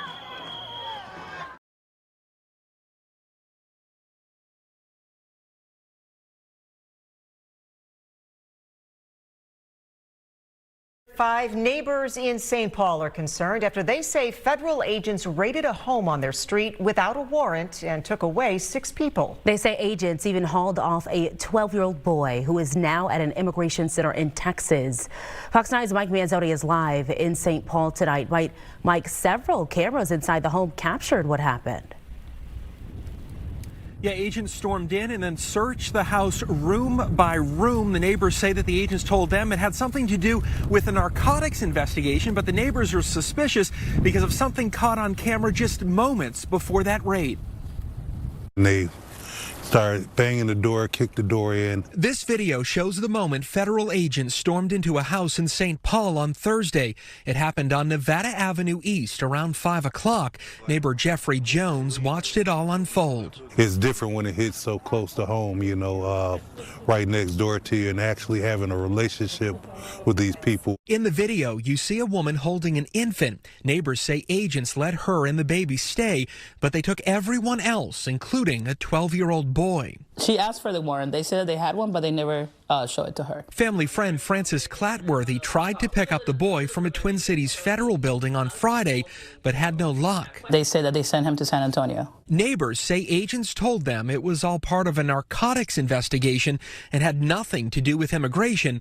But Sean Piet is suspicious because this video from his outdoor camera shows someone dropping off a package just minutes before the raid. Federal agents inside were telling him there's drugs in it, and if no one inside at the time claimed that package, that they were going to take everybody in the house. And one other thing struck them as odd. This warrant from a state, not a federal court, showed up on the doorstep the day after the raid. But it does not look exactly like this sample warrant that a state court spokesman sent us. It doesn't have a case number or a file stamp, and there's no record that agents ever filed it, though they do have 10 days to do that. This morning they dropped it off here. The piece of paper that said that they had a warrant to search the house. And she says the family came here from Venezuela 3 years ago and added that the adults all have work permits as well as real IDs. We, of course, reached out to federal officials for more information, but haven't heard back yet. We're live in St. Paul. Mike Manzoni, Fox 9. Well, clashes are intensifying between federal agents and protesters back here at home in Minneapolis. Demonstrators taking to the streets for yet another day, pushing back against the Trump administration's immigration crackdown. Flashbangs lighting up the skies. Late last night, you can see the protesters there rushing to get away from the smoke and the blinding lights. Newly released video obtained by Bring Me the News also showing agents arresting 2 workers at a Target in Minnesota. A state lawmaker says both workers are U.S. citizens. The unrest sparked by an ICE agent fatally shooting Renee Good. The government now saying the agent suffered internal bleeding in the incident, but not providing any details on the severity of his injuries. Let's bring in our Faith Abube. She's there in Minneapolis, along with our legal contributor and Hofstra law professor James Sample. So, Faith, what are you seeing and hearing on the ground today? Well, Kara, the clashes between the protesters and ICE agents have been, intensifying the last several days. But at this very moment, things are quiet compared to the videos you were just showing there from last night, where ICE agents and the protesters were clashing at the federal building there. Some of the protesters were so angry they were throwing snowballs and even body slamming some of the ICE agents' vehicles there.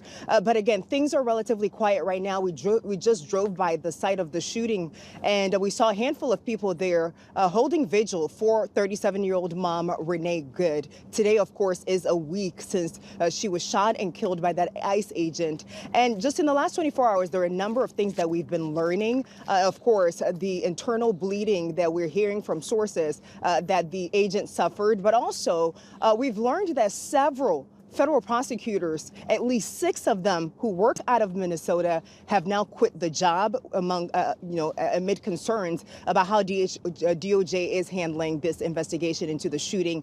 They feel, according to sources, that the DOJ is focusing more on digging up information on the victim, trying to figure out whether she and her partner had any connections to any individuals or groups that have been protesting or impeding the immigration enforcement operations that are been happening here, instead of focusing on the ICE agent who actually shot and killed her.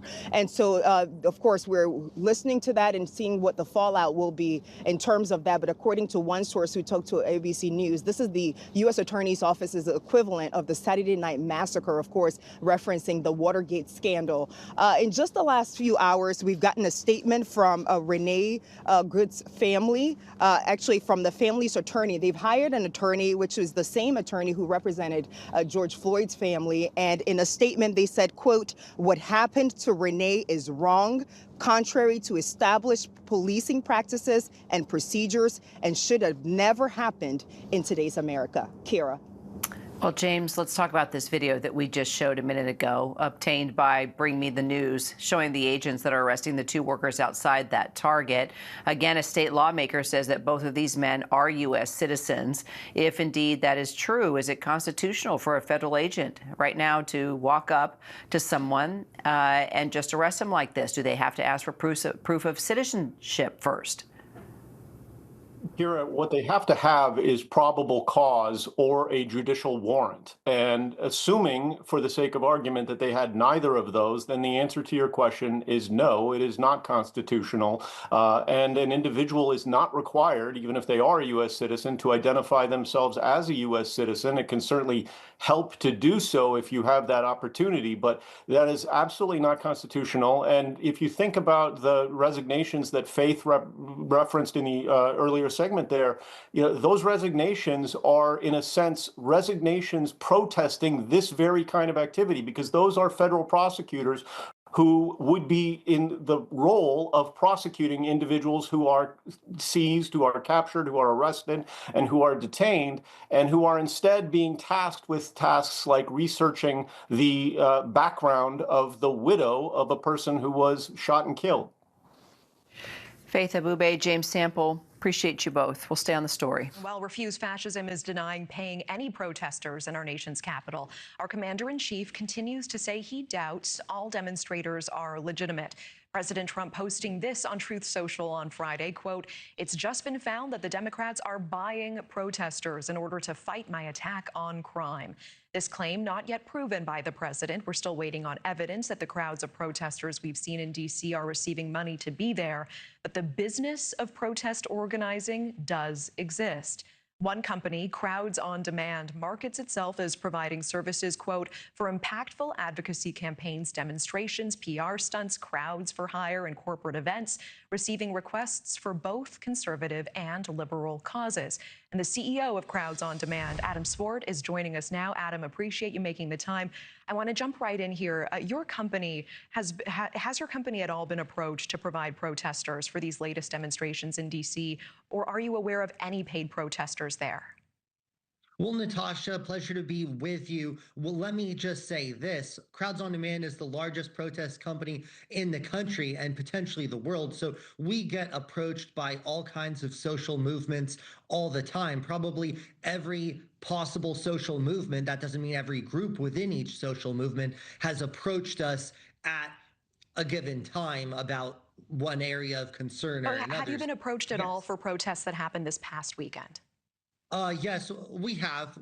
We're studying it judiciously, though, because one of the things is, Natasha, we've been in the news so much for what we've declined to take on because the politics in this country are just so tense that, number one, as a business owner, we have to, number one, protect our people, right? We have to protect the protesters and make sure, obviously, Crowds on Demand only engages in lawful, peaceful forms of protest, but we also don't even want them near sort of very raucous confrontations. So I'm very judicious about what we accept, even when there's a big paycheck on the line. Did you end up providing any protesters to this last weekend's protests?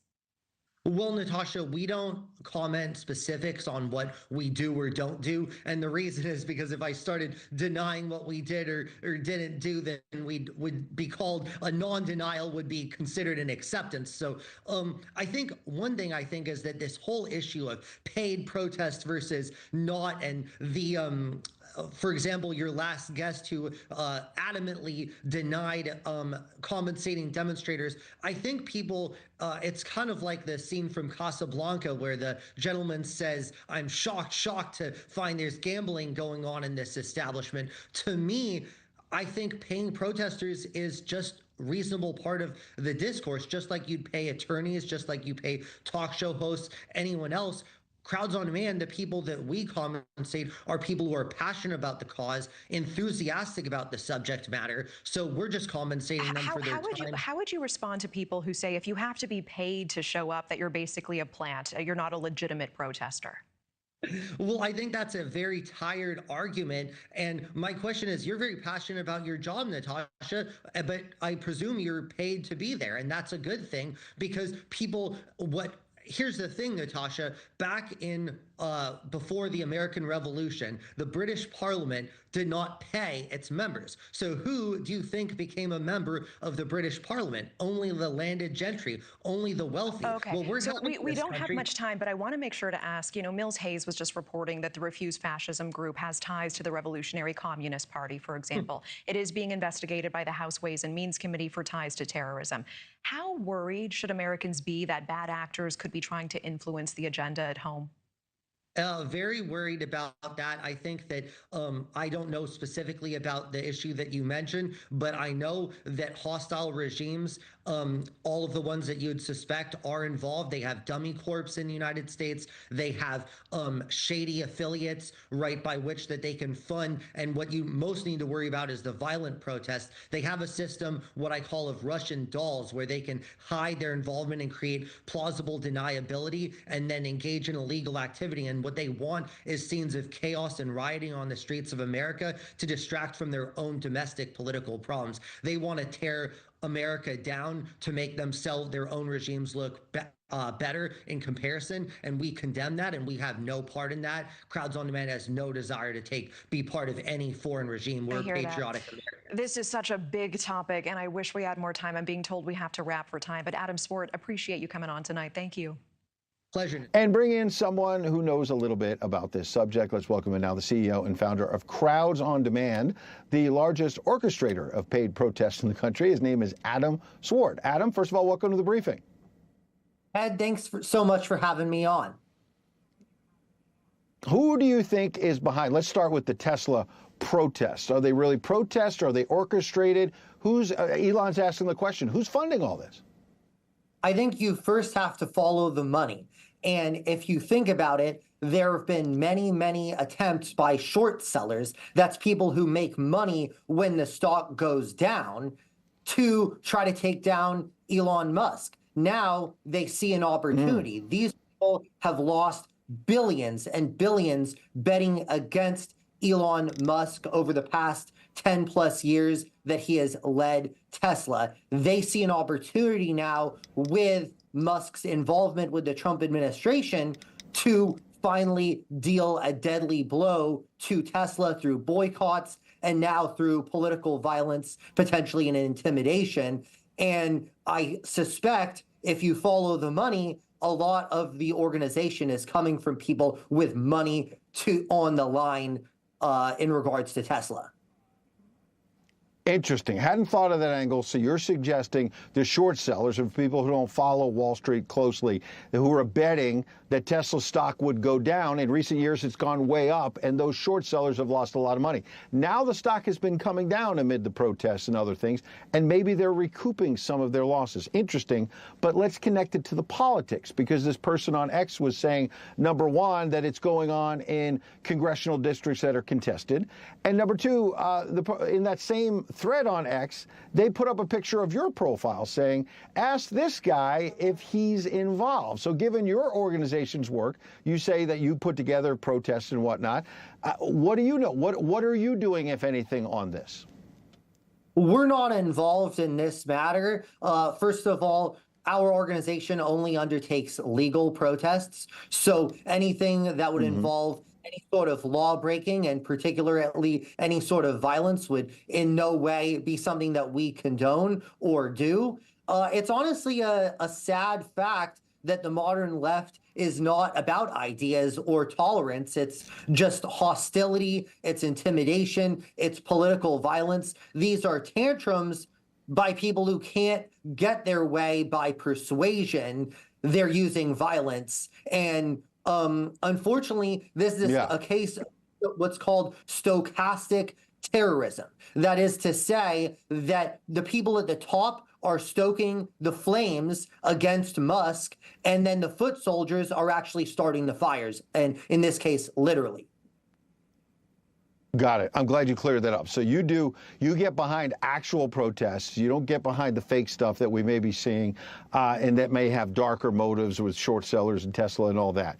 What about, in the final minute we have, the congressional protests we're seeing? Various town hall meetings with Republican lawmakers that support President Trump. We're seeing people show up and say, we hate Trump, we hate Musk, we don't like Doge, when the polls suggest people really like Doge. They really like the swamp being drained. What do you think is really happening with these quote-unquote protests of Republicans and their town hall meetings?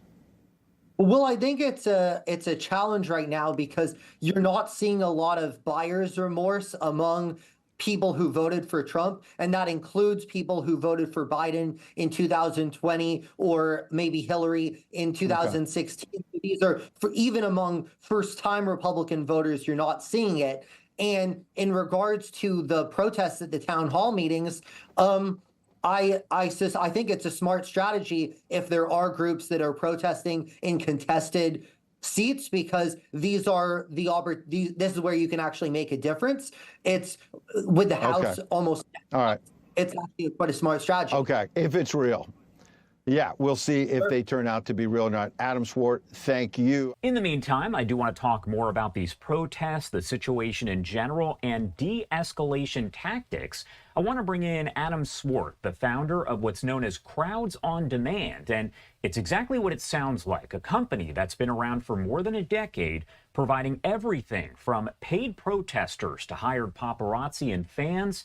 Crowds on Demand helps organize rallies, demonstrations, PR stunts, and a whole lot more. Adam, thank you so much for taking the time to be here with us today. Josh, pleasure to be with you. All right, and first off, the big question that I want to start by asking you before we get into those de-escalation tactics. Now, we are talking about paid protesters and demonstrators with your company, but we're not talking, and I do want to make this distinction, about folks who are violent and confronting ICE officers screaming at them, correct? Well, Josh, that's a very clear distinction to make. Crowds on Demand does not engage in any unlawful forms of protest. That obviously includes violence and vandalism, but that also includes blocking a road without a permit, right? That is an unlawful form of protest. We are a law-abiding American company. We have no interest in doing that. We live in a country that celebrates First Amendment expression, that gives us the right to lawfully protest. There's absolutely no excuse or reason to protest unlawfully. And you have been tracking all of this here, of course, as your company was created. Can you kind of break down how the use of maybe paid protesters and demonstrators has changed kind of over the last decade or so?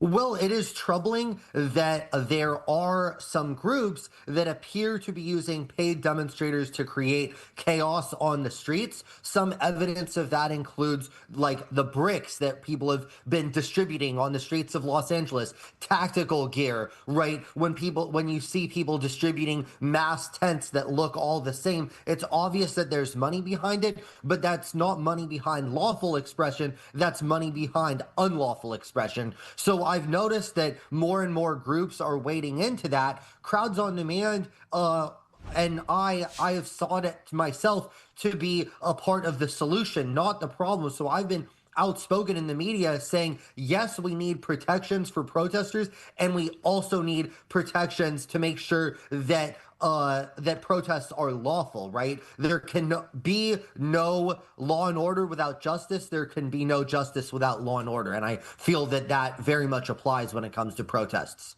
And what you're looking at right now is some of the video from the past several days coming in from Minneapolis and other cities as these protests draw.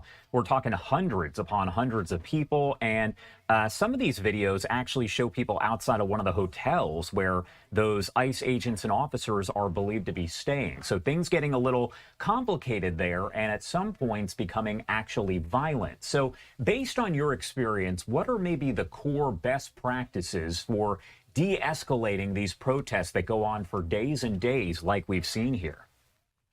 Well, number one, Josh, is that de-escalation is a two-way street. It helps if both the authorities and the protesters are interested in de-escalation. Number one thing that I like to do if there is any tension is to try to develop a point of contact on the other side. So if you're leading a protest, right, what you wanted, and you feel that the officers are not being fair in dealing with your protesters, then escalate it. Find a higher level officer, find a chief of police, a captain, a lieutenant, and advise them that while you respect the law, we also kind of insist that our First Amendment rights be respected, right? Similarly, if you're the authorities, you need to, and you feel that the protesters are going beyond the pale of what is legal, right? Then try to develop a liaison with someone in the protest group, if possible, who is reasonable, who can negotiate. So in the incident that was viral, right, with this awful killing, right, the ICE agents could have attempted to reason with this person, maybe find someone else in the protester group and say, well, look, can you tell her that she's got to get her car out of the road because what she's doing is impeding federal officers and she could face serious charges if she continues, right? So giving people the opportunity to retreat from a situation, to extricate themselves from a situation, is a very important part of de-escalation. And I am not seeing nearly enough of that, both by either by authorities or by the protesters. Talking about transparency, things of that nature, accountability, all of that, how does that factor into de-escalating these situations before they do escalate into violence?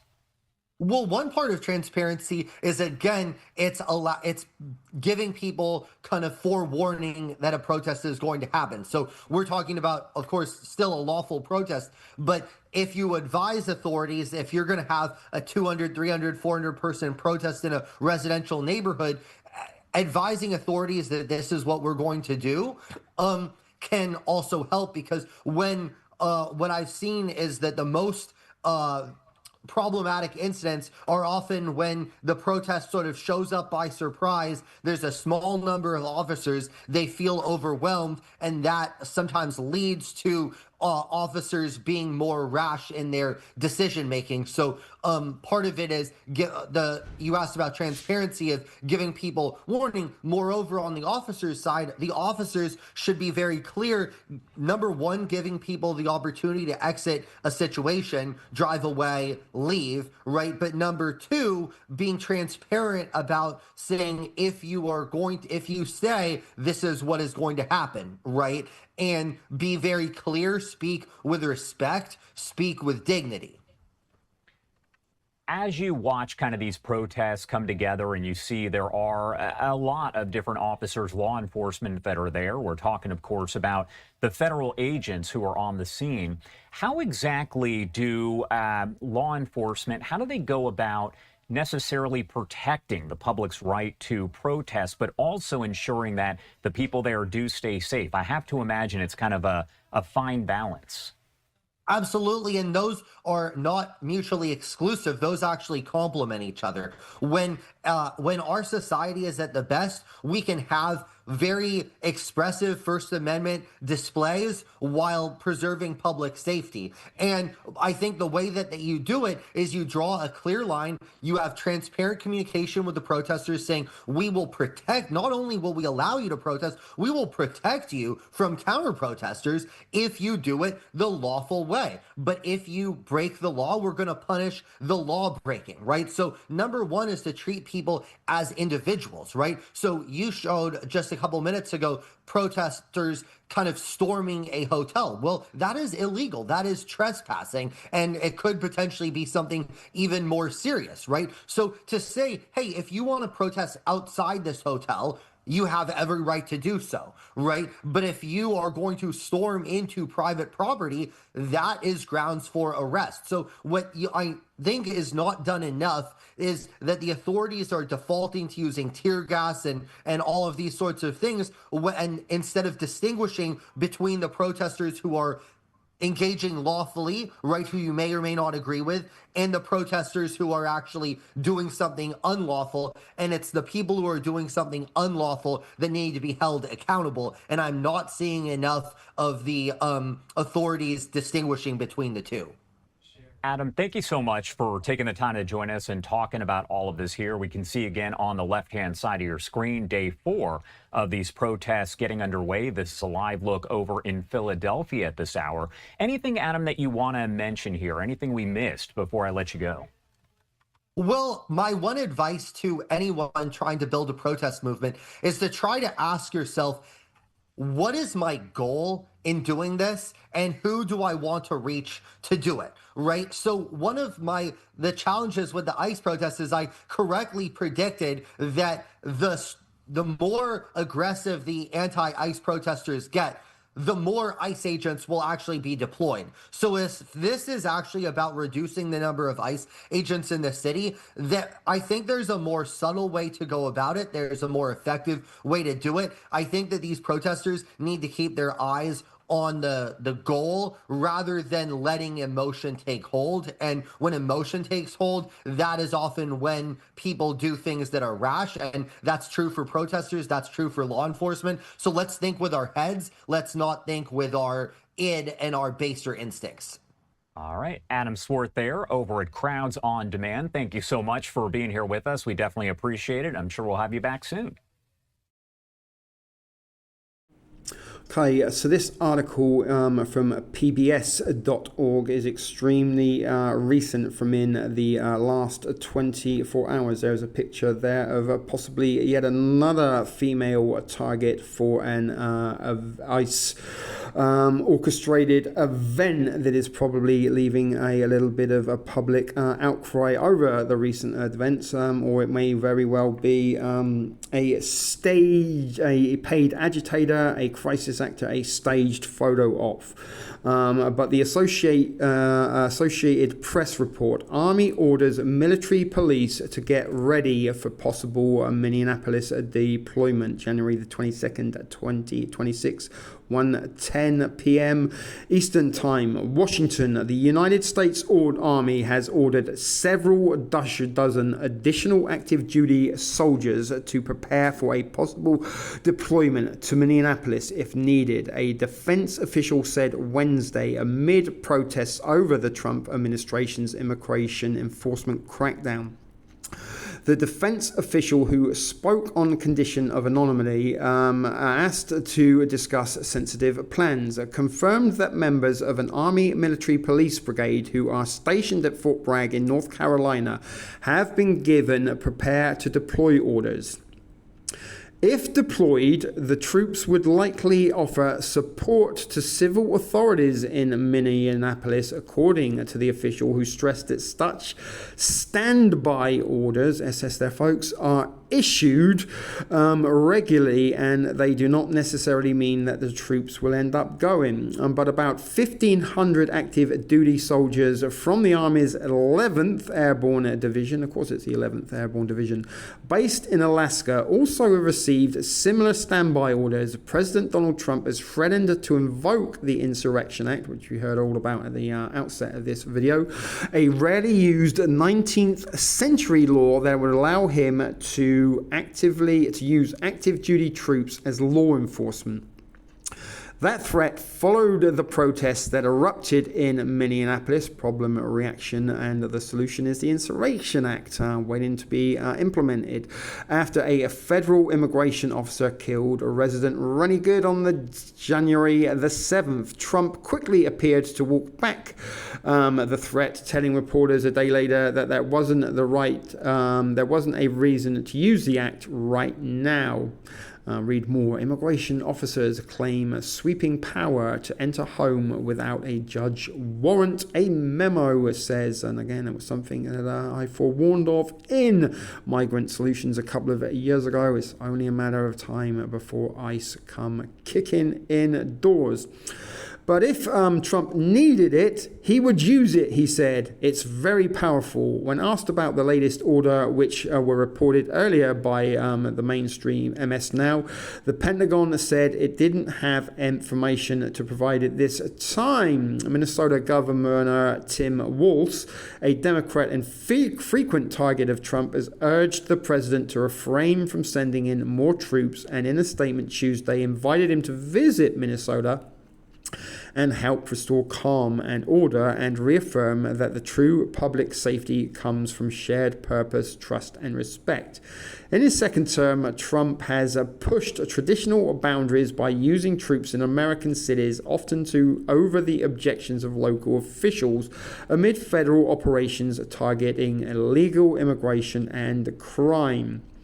Trump deployed federalized National Guard troops to Los Angeles last June after protesters took to the streets in response to a blitz of immigration arrests. Ultimately, he sent about 4,000 Guard members and 700 active duty Marines to guard federal buildings and later to protect federal agents as they carried out immigration arrests. Doesn't sound like Nazi Germany at all, does it? But he also mobilized Guard troops in places like Chicago, Portland, and has also faced a series of legal setbacks. Trump said in December that he was dropping that push for the time being.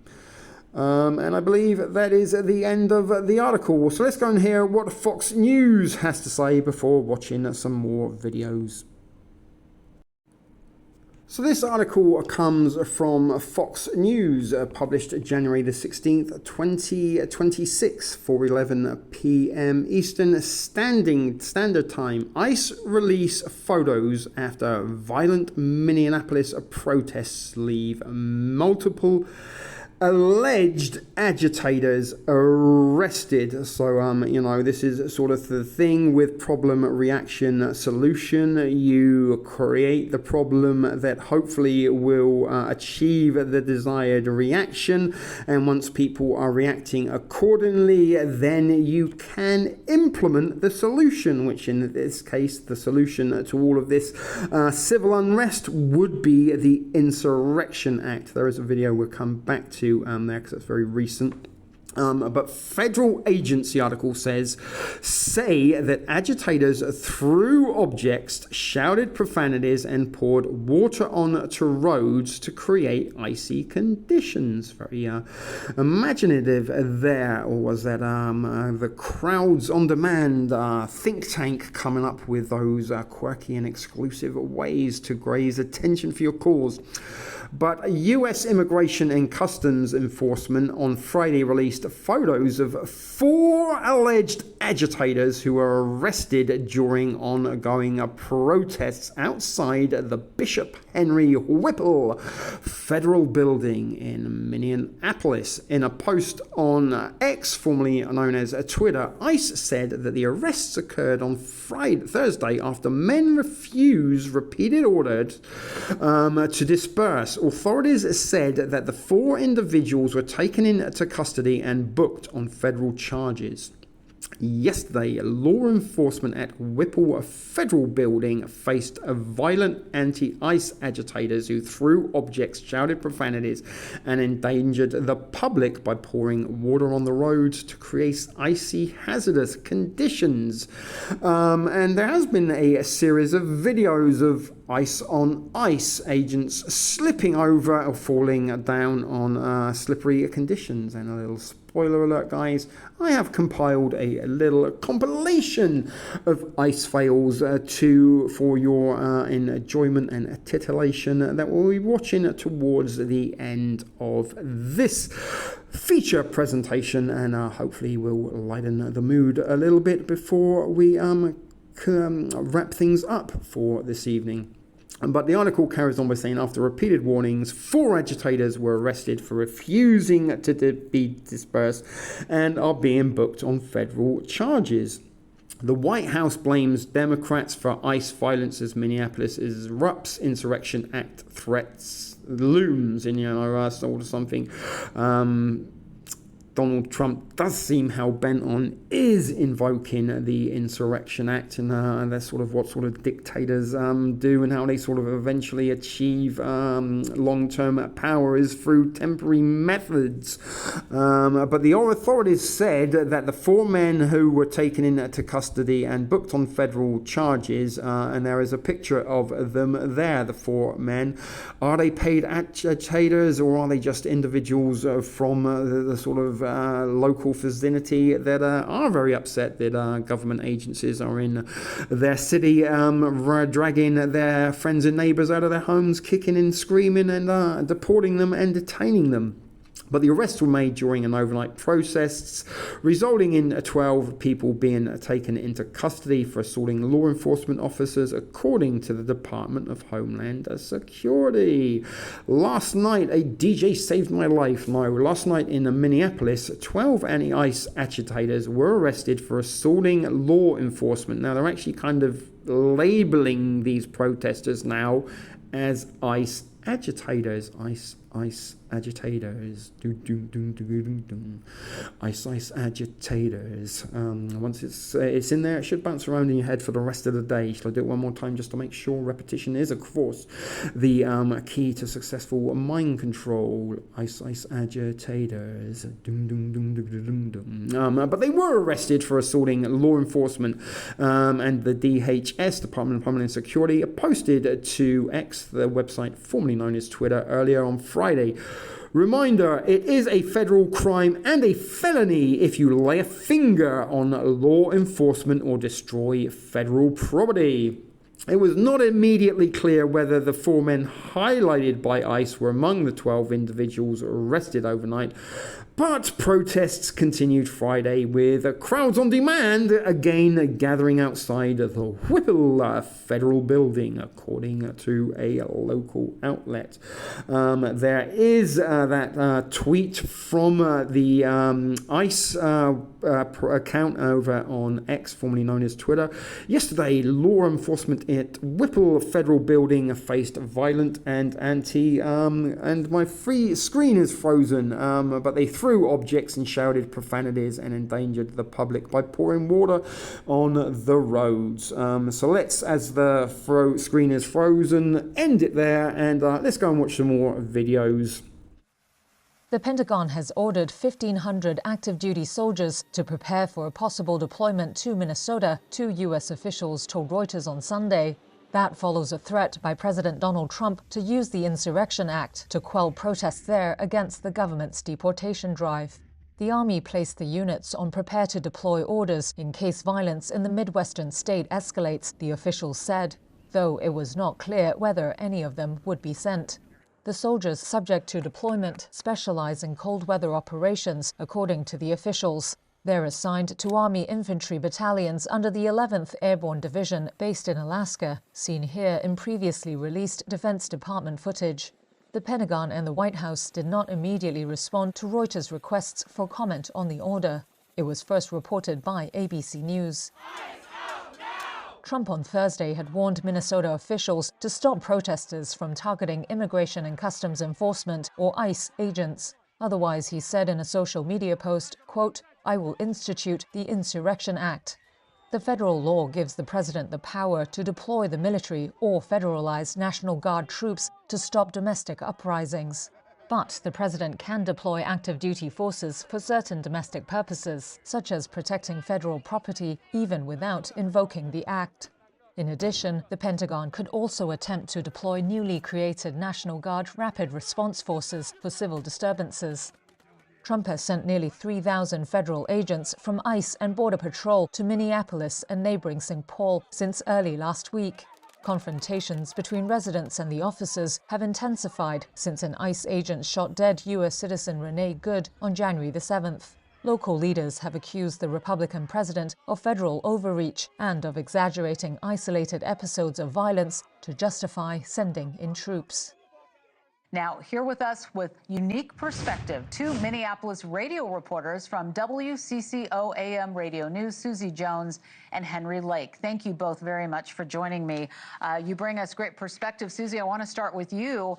While the soldiers haven't been deployed quite yet, what are you hearing there on the ground in terms of, the possible effect this is going to have on protesters? Because we know that they're going to hear about this. We know that things have been ramping up. How are people bracing for this?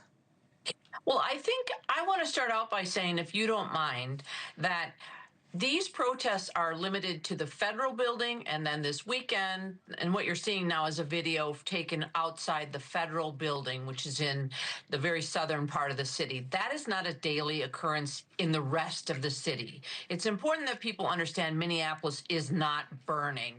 But I think another important point to bring out is that there are 3 times as many federal agents in Minneapolis right now as there are police. So to add 1,500 more, my first reaction it would be crowded. I would be curious what they would be doing, because just to point out, there was a protest downtown Minneapolis, and Henry can maybe speak to this, yesterday, and then at the Whipple building. But I would say right now we're pretty inundated with federal agents. Okay. Well, also, and thank you for bringing that up so that we all have a perspective of where this is happening. But we have seen residential raids going on. But as you note, what's happening in the last 24 hours has been at those federal buildings. Henry, Walz and Frey have both openly condemned federal immigration operations in the city. So let's talk about what actions led to the DOJ's obstruction of justice allegations, as you've been reporting there at your radio station. Yeah, well, to be fair, we don't really know what all parts have led to the charges here. We know that Minnesotans are feeling a certain way about all of this. And to be quite honest with you, like Susie mentioned, with regards to actual protests and how expansive it is, there are certain pockets where people are protesting, like Susie just brought up, but there's not certain pockets of where people are being detained. With regards to how the ICE operation is going, I got to be honest with you. People are feeling stressed out. People are feeling fearful. People are feeling really, the weight of the world right now, because people are not able to live their lives. It would be assuming for me to try to even get inside the mind of those decision makers about where they're trying to go with charges and how they feel about Jacob Pry and Governor Tim Walz. Okay, well, let's go back to what we saw here on our air last week, and I'm sure you've seen it. We were taking a live feed from an AP camera. This is what played out just literally, it was a week ago today. It happened right here on this show in this hour, in the noon Eastern hour, where we watched this happen, where they were going after somebody. We watched him get arrested and be put in a car. This is a residential area, and maybe it's isolated, Susie. I want to get back to you on where this is happening and what we saw play out, because, this is what the rest of the world is seeing also with those federal buildings. What are listeners telling you? It's hard to see that video. I know I've seen it before, but I think listeners in general are, as the polls show, generally, here's how I would describe it to you, honestly. Everyone to a T would say, in Minnesota, we don't want illegal immigrants who are violent offenders. We don't want rapists. We don't want murderers. We don't want people who will hurt us in this state. Everyone agrees with that, 100%. The way in which it's happening is random. No one knows the plan, which is, I guess, fine. They don't have to share it. No one has a list like, okay, here's 55 criminals we need to get out, and tell us, okay, let's all work together to find these guys on the list that are awful and get them out. But what's happening is that people are getting picked up at the bus stop and the senior scene there and at Target. And I think there's a real sense of uncertainty, like what's the plan? There doesn't seem to be it seems very, I wouldn't say willy-nilly, because of course I'm sure they have some idea of what they're doing. I pray they do. Troopers, catch his place. Come out of the car. Come out of the car. Come out of the car. Open the window. Yo, he's in proceedings. He's good to go. Let me get my break. Lower the window. Watch out behind you. Watch out. Holy. Watch out in front of you. Watch out in front. Get out of the car! Get out of the car! Got a ramp.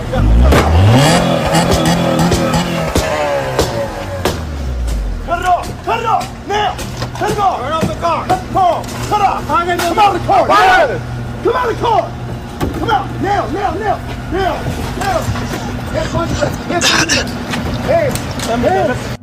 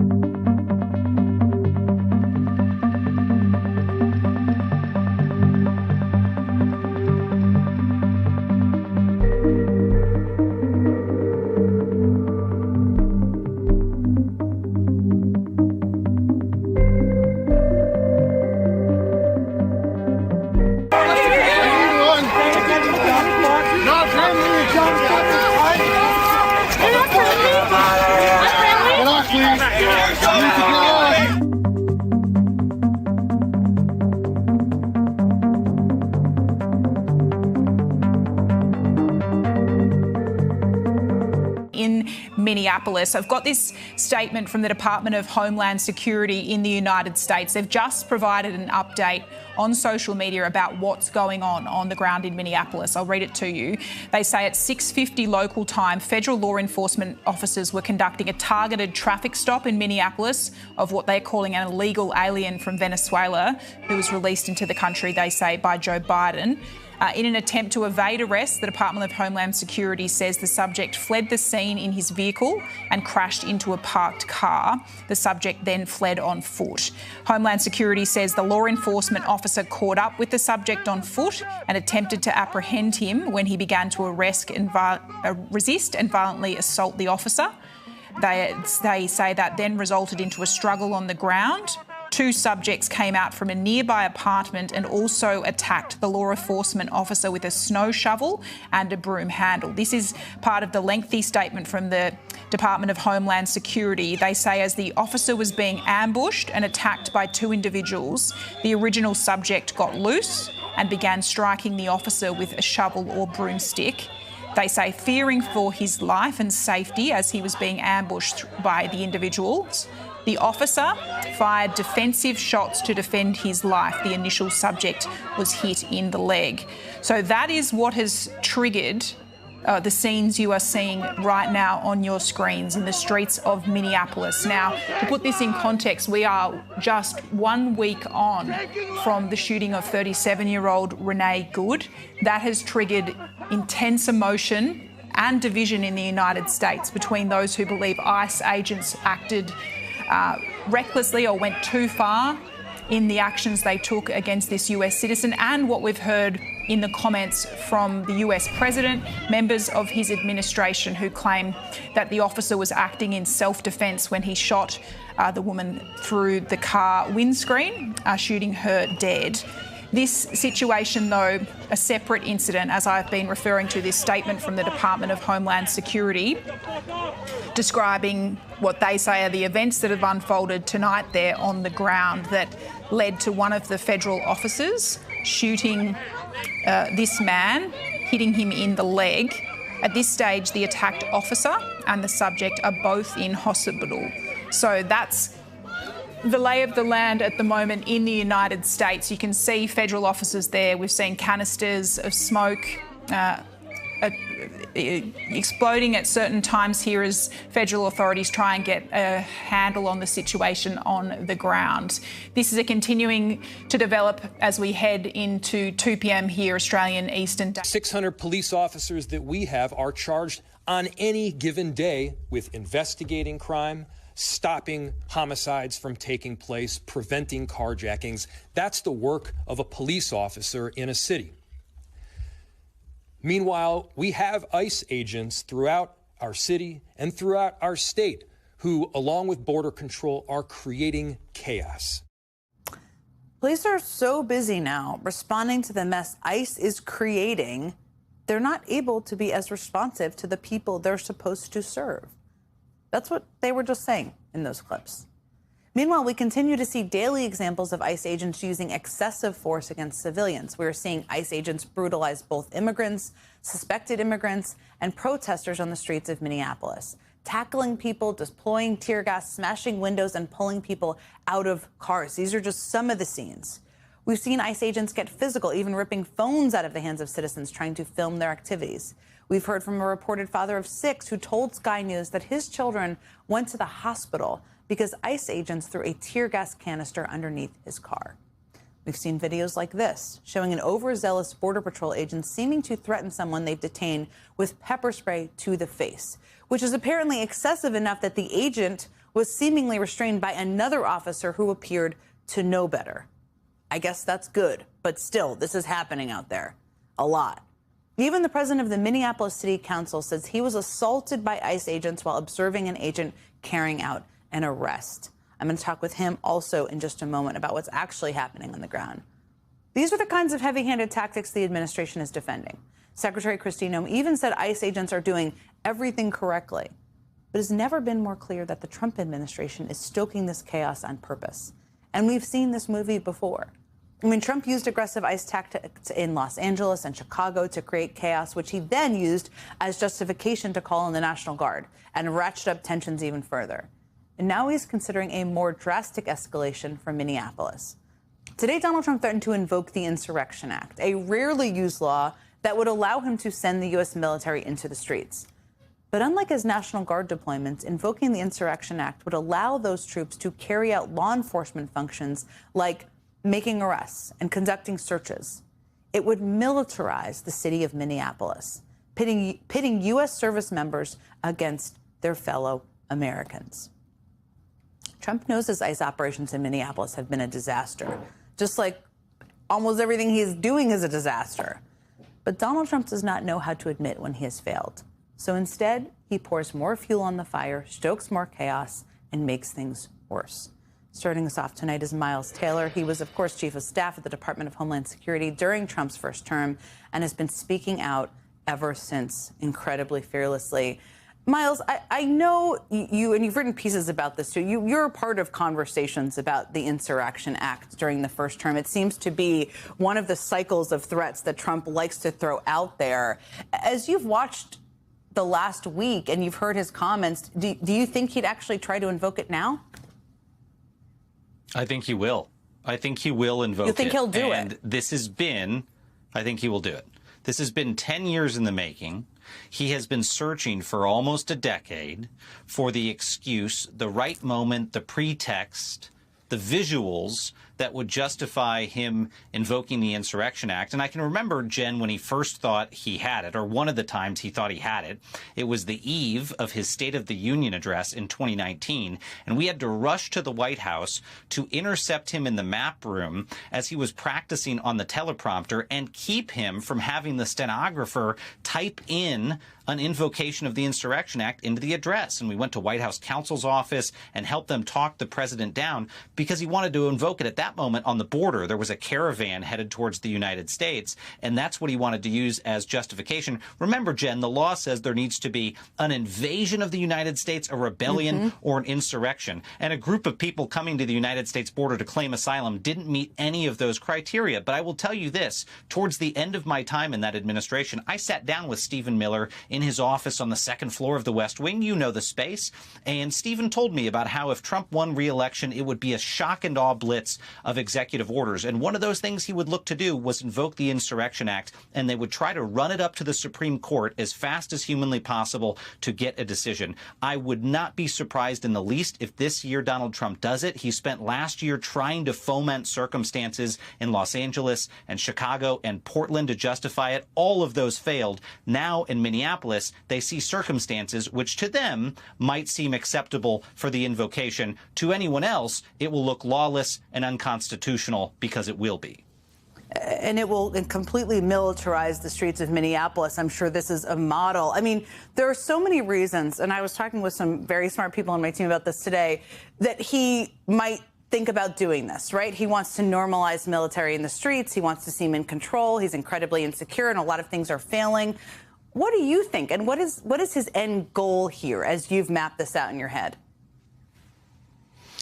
Look, don't take my word for it. Listen to his own current chief of staff, Susie Wiles, right, who a month ago when those Vogue interviews came out, she said he has an alcoholic's personality. But Donald Trump is a teetotaler. He doesn't drink. What he is drunk on is power. The man is drunk on power. And I don't say that facetiously. I don't say it hyperbolically. I go back to early in his first term. And I remember when those cabinet members who didn't really know him got to know Donald Trump. And one of the things they discovered was he was on this constant quest to figure out what the apex of his powers were. Where was he most powerful? Because the man came into office deeply disappointed that he didn't have all the powers he thought he had. Trust me, the man has never read the United States Constitution, and he was confounded that he had checks from the executive branch in his own branch, that there were checks from Congress, that there were checks from the courts. And so he wanted to know, where am I most powerful? And early in the administration, that's when he was first told the words Insurrection Act.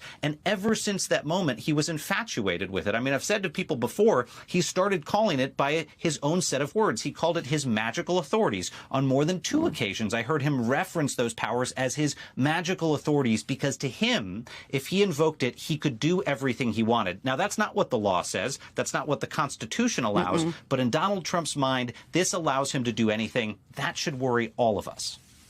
He has a creepy obsession and disturbing obsession with politicizing the military, too. And I just keep thinking of these men and women who are being put in this impossible situation over and over again. You know, watching and I've talked to a lot of them over the course of the last week, elected officials in Minneapolis, local officials, senators, others. It's heartbreaking what they're seeing. And they're all punching back very hard. But this is like a barreling movement from the Trump administration coming towards them. What would you tell them? You've thought so much about his thinking, what works and doesn't. What would you tell them? What advice would you give to the leaders of the city about how to deal with this? Well, one quick note first, Jen. Creepy is the right word here. We need to start using that more again because Donald Trump's obsession with this was creepy. I can remember when he would go meet frontline agents, ICE agents, and he would find the toughest looking one, a guy with a sharp jaw, beefy arms, who looked like he was in special forces. He would go up to him and he'd put his hands on both shoulders and say, verbatim, "You look like you're straight out of Central Casting." It was weird. But what Donald Trump didn't mean was, I want all of my ICE agents to look like soldiers instead of frumpy beat cops. He meant, I want them to act like soldiers. So this has been long in the making and again, creepy. As for Jen, my advice to elected leaders in Minnesota, do what Illinois did. Do what California did. Go on legal offense against this administration. And as you know, Minnesota is starting to do that. They're doing that by suing about the invasion of ICE agents. What they also should be doing is preparing preemptive actions for the possibility that Donald Trump invokes the Insurrection Act. They need to go on legal offense. And you know what? I'm heartened to see so many state and locals doing exactly that. They've gotten the message. They're standing up. They are being defiant.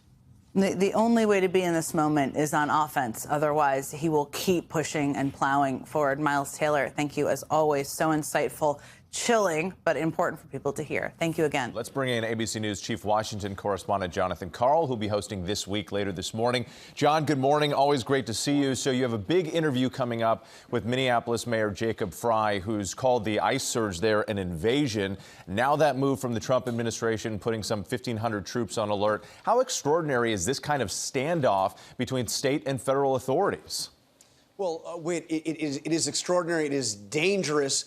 ICE and other federal law enforcement personnel vastly outnumber the police in Minneapolis right now. And in addition to having that presence, the threat of a possible Insurrection Act invocation by the president and active duty troops, you have the Justice Department going in and launching a criminal investigation into the mayor and the governor.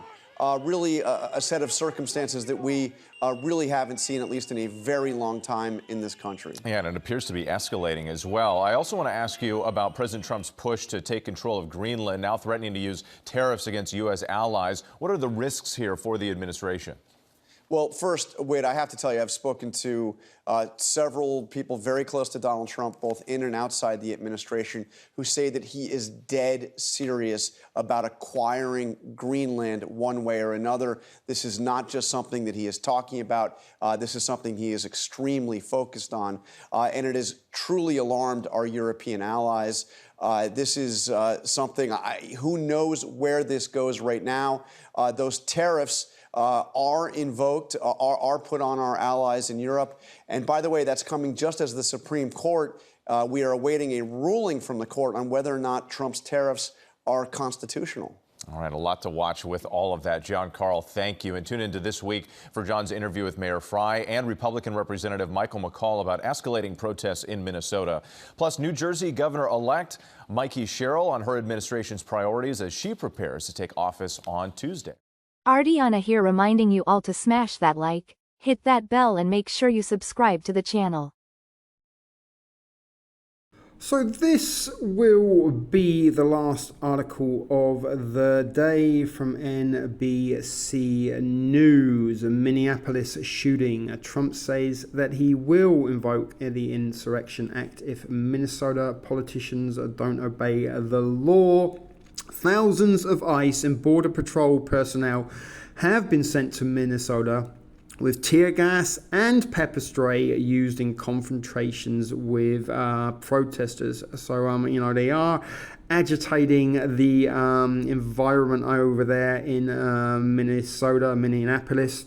Is it a matter of time before some of these protests and riots turn a little bit unsavory and cause, be the ignition to ignite the Insurrection Act? But what we know, the article said that President Donald Trump said on a Truth Social that he would invoke the Insurrection Act if Minnesota politicians didn't obey the law and stop the professional agitators and insurrectionists from attacking the patriots of ICE, who are only trying to do their job. That's what the Gestapo were doing, only doing their jobs. And they believe they were patriotic to the Aryan nation. But the Insurrection Act, a rarely used 1807 law, gives the president the authority to deploy military domestically without prior congressional approval. The Department of Homeland Security said that a federal officer had shot a Venezuelan man in the leg in Minneapolis last night, alleging the man fled after a traffic stop and attacked the officer. So there's another individual shot up there in Minneapolis. But the shooting came a week after an immigration and customs enforcement officer shot and killed Renee Good in the city, sparking the local and nationwide protests and vigils. Protests have continued with federal agents using tear gas and flashbang devices on the streets of Minneapolis. A video showed protesters launching fireworks at officers. ICE camera insurrection, guys. Cast of characters in the hundreds working together to achieve the same goal. But around 3,000 federal agents have been sent to Minnesota in what the DHS says is the biggest operation in history. And the city has about 600 police officers. Trump and senior government figures have said that they are determined to root out corruption, and they have linked to the local Somali population. Governor Tim Wolf called on the federal government to end the occupation and said agents were kidnapping people for some reason. So local law enforcement is 600 officers, and there are currently 3,000 federal agents there. It feels like an invasion, say Minnesotans, who are stunned as federal officers flood their state. Federal officers arrived weeks ago, but since the fatal shooting of Nicole Good, their numbers have swelled, and people here say the weight of it all is inescapable. Federal, it's a ticking time bomb. It's a hotbed of animosity and anxiety, all sorts of emotions involved there that are being fueled and invoked by the actors involved in this production, be it the ICE agents or the agitators working on the opposite side, but for the same objectives of guiding this latest psyop to where it needs to go. And the solution to it all is, it seems, the Insurrection Act, which is almost martial law, but not quite.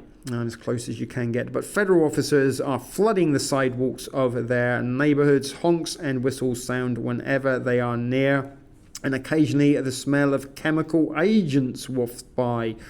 The scale of the sustained intensity and the aggression demonstrated by law enforcement deployed here appears to be greater than immigration enforcement operations that took place in other blue cities like Chicago, Los Angeles, and Charlotte.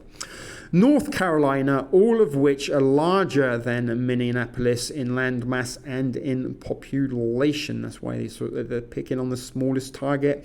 Easier to bully those that are sort of unable to stand up and fight back for themselves. But the officers are in unmarked cars, idling on neighborhood streets. They are going door to door, residents said. They are seen inside stores and in the retail parking lots, including at the Target in Richfield, south of Minneapolis, the day after Good was killed. And I think they dragged somebody out of a Target who was wanted by ICE while he was at work. Residents' videos of violent arrests are proliferating on social media, including one of a woman dragged from her car. Some videos are provided to NBC News by activists or agitators or the agency that is involved in controlling the production of what we are seeing in Minneapolis. And again, having a smaller sort of environment, it's a smaller stage, it's easier to control. NBC News by activists show officers smashing car windows or spraying chemicals point blank in the faces of paid actors, residents.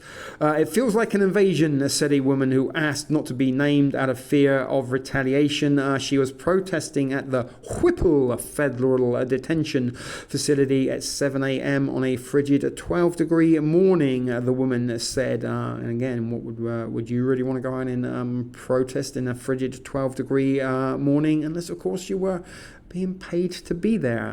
The woman, who is a restaurant owner and not a paid agitator, said that she closed her business temporarily because she was trying to protect her employees who were immigrants.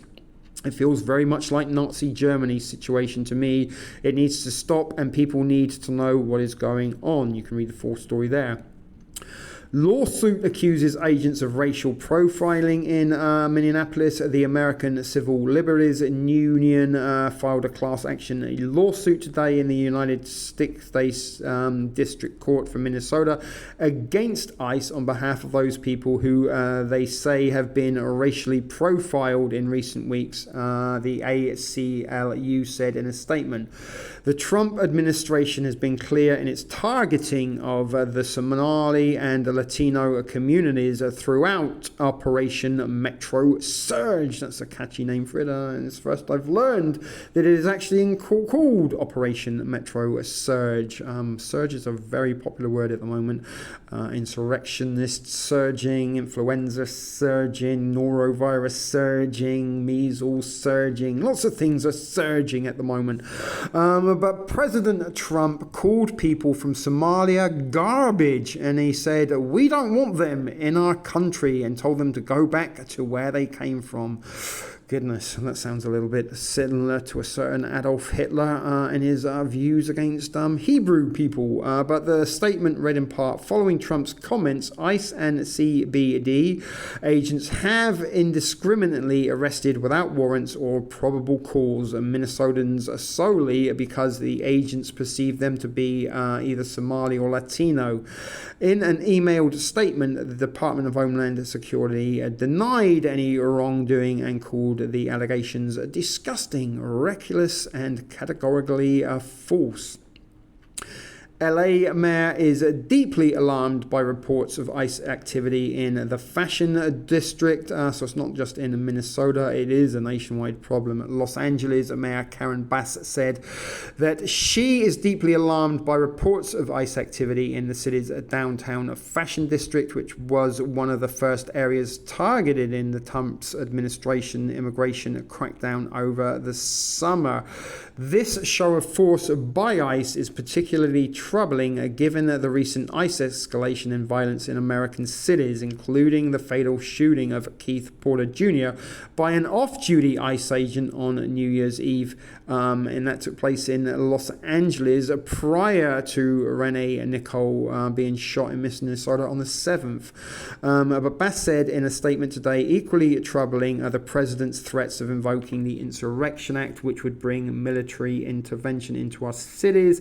She said the administration's tactics only sow terror and disrupt basic principles of safety.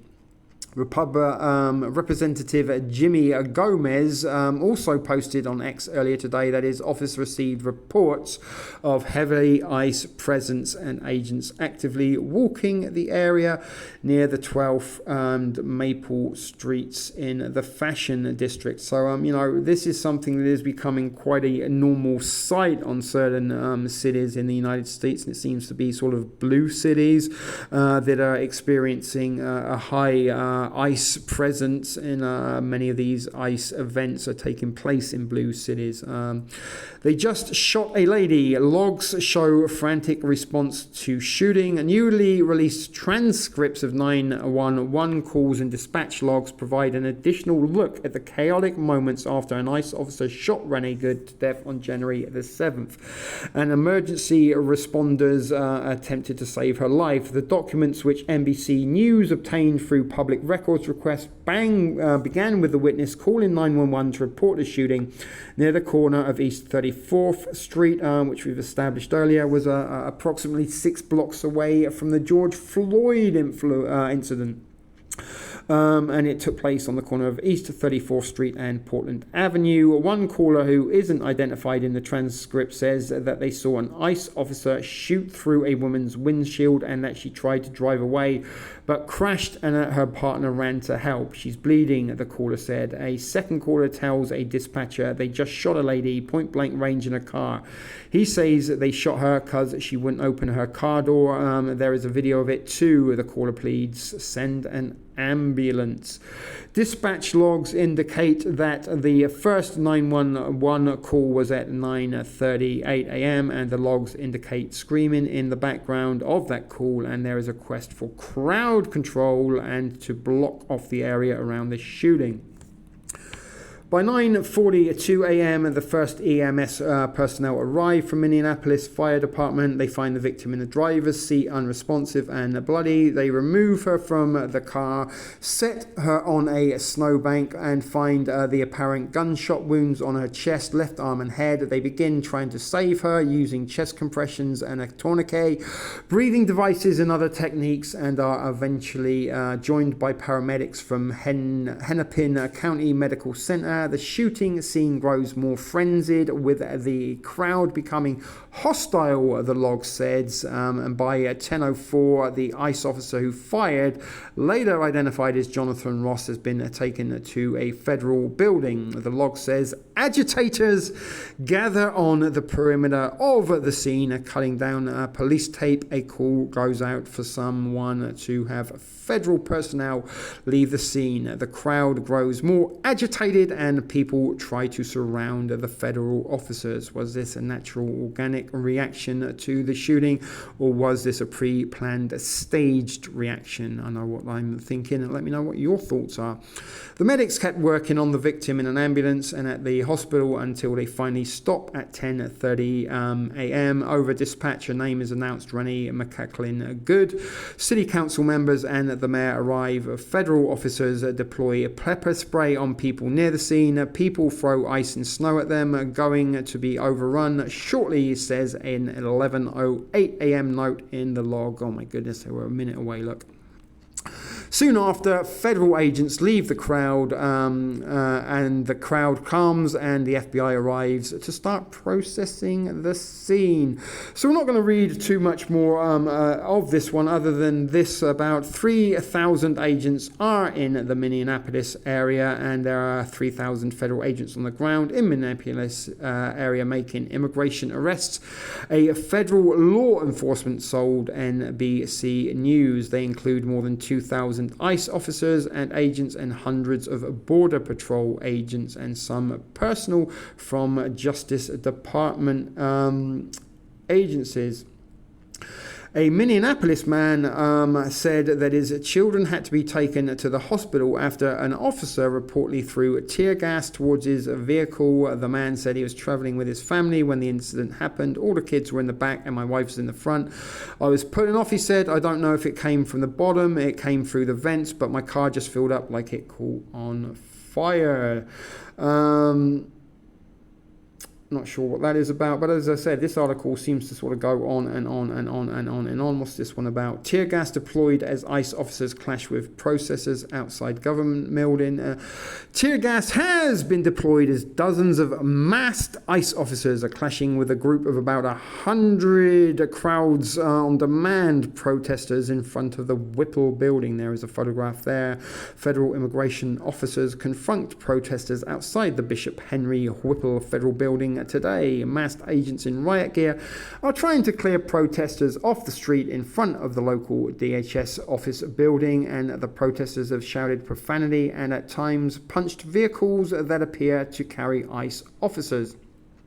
At least one person has been detained. And will this article ever end? Yeah, that is at the bottom of it there. There is a container of some CS gas lying in the snow. There is an intact pepper ball that was found. A community member has cleared up debris today near the site in North Minneapolis where the shooting by a federal agent occurred last night.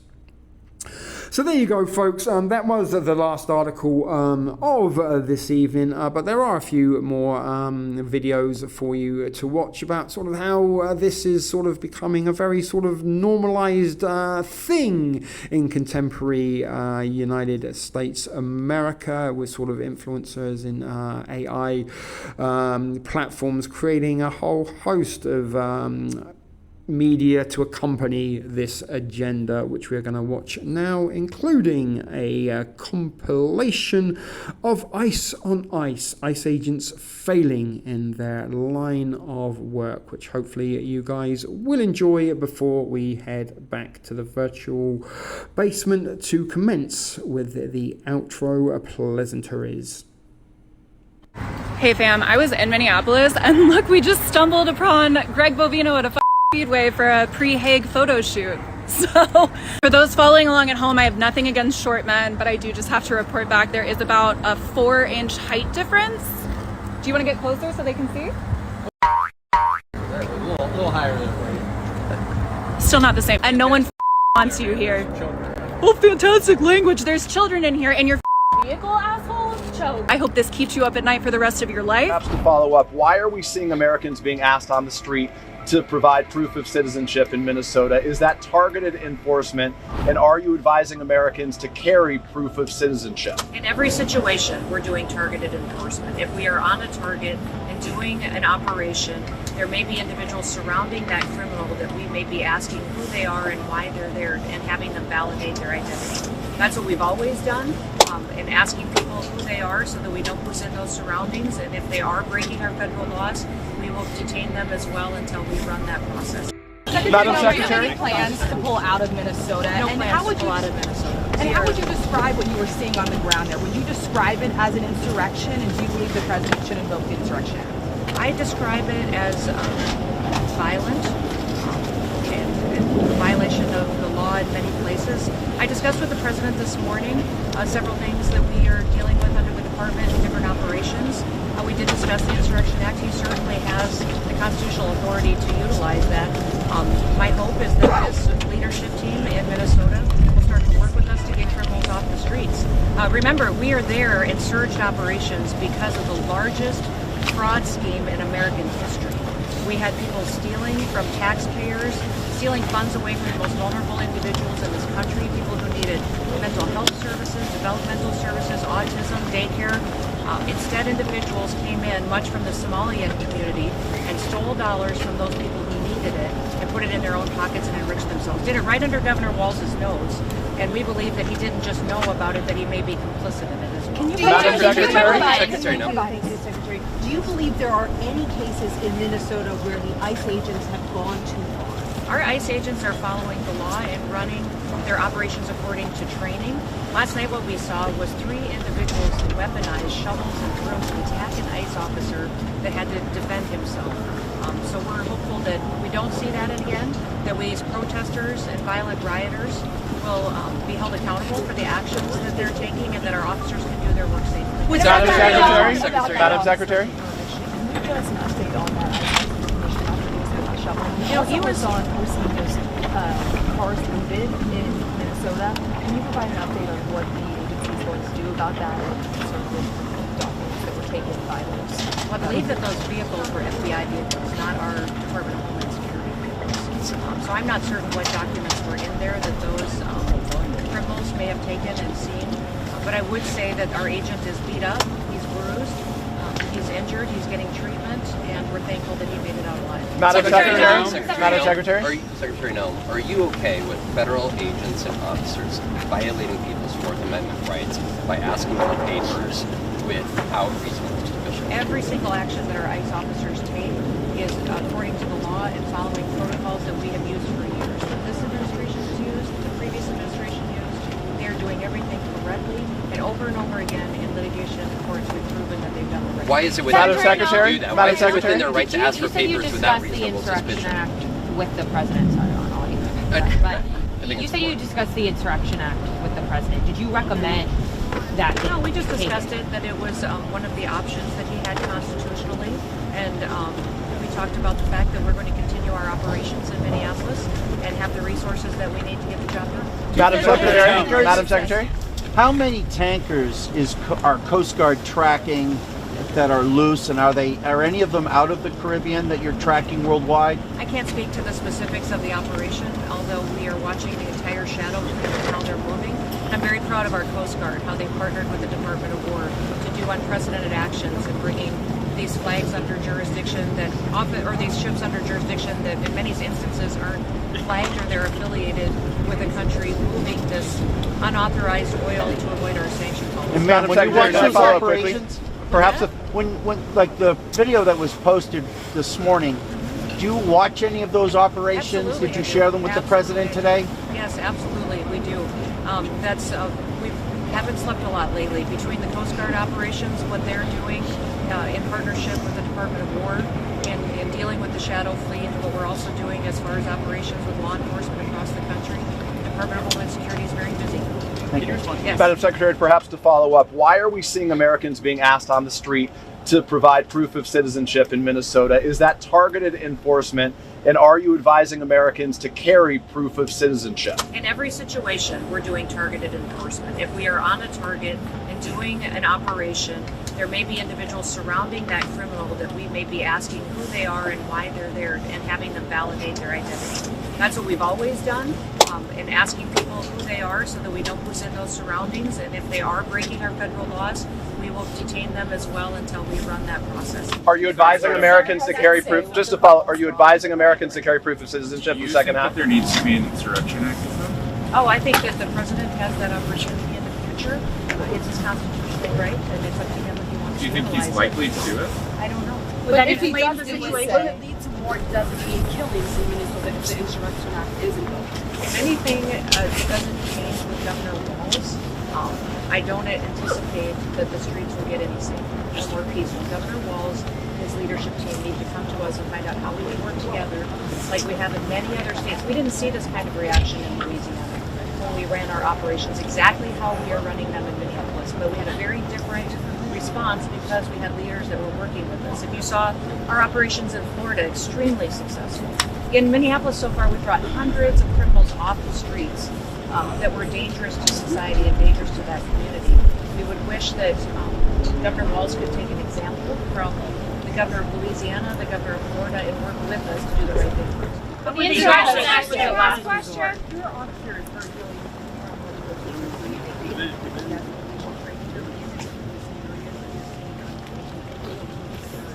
You know, the officers that we have out there are very highly trained and skilled, specific for the operations that they're doing. They're utilizing the most gifted individuals on these operations to go out and to do enforcement, because many times they're going after murderers. They're going after professionals and gangs and terrorists that are here in our country illegally. And I'll remind you, the only reason we're in this situation is because the Biden administration allowed 20 million people to come into this country unvetted. My every day is spent thinking about the known terrorists that are in this country that I just haven't found yet. The suspected terrorists, the criminals, the murderers, the pedophiles that are out there on the streets that we need to find and get off the streets because Joe Biden opened up our borders and allowed that invasion to happen. So you can imagine the kind of dysfunctional criminal gangs and organizations that use that open border as an opportunity to infiltrate America. It's overwhelming at times, and that's why President Trump is so strong at taking action and making sure he's in every single state following through on his commitments to every single citizen. Is the president say what his final straw would be to invoke the Insurrection Act if he did? No, this president uses all the information and intelligence that he can get. That's why he calls me, he calls Pete, he calls local law enforcement. He talks to those individuals and agents as well that are involved, that he knows well. This president makes fully informed decisions and utilizes his authorities when necessary. Are you worried that bringing in the military would Machado inflame is the coming to the White situation? House today. Are you going to be in the meeting because a lot of illegals are from Venezuela? Or are you going to talk to with Delcy Rodriguez? I think I have other commitments today. We are putting in the new commandant of the Coast Guard. He is having his swearing-in ceremony, so I'll be doing that. And then I have some meetings with law enforcement. So I will not be in that meeting, but the president will keep me informed. Christy Noom is a bird-legged hoe. I said Christy Noom is a bird-legged hoe. Oh, Christy Noom is a bird-legged hoe. That hoe has got to go. Christy Noom is a bird-legged hoe. Come on. Christy Noom is a bird-legged hoe. Hey. Christy Noom is a bird-legged hoe. That hoe has got to go. Christy Noom. So I'm not entirely sure about you, but I think that Kirsty Noem is a bird-legged hoe is a pretty catchy song, and you may find that that will be bouncing around in your head for the coming days, and you may even find yourself, like myself, singing along to those catchy lyrics. Kirsty Noem is a bird-legged hoe, said Kirsty Noem is a bird-legged hoe. That hoe has got to go.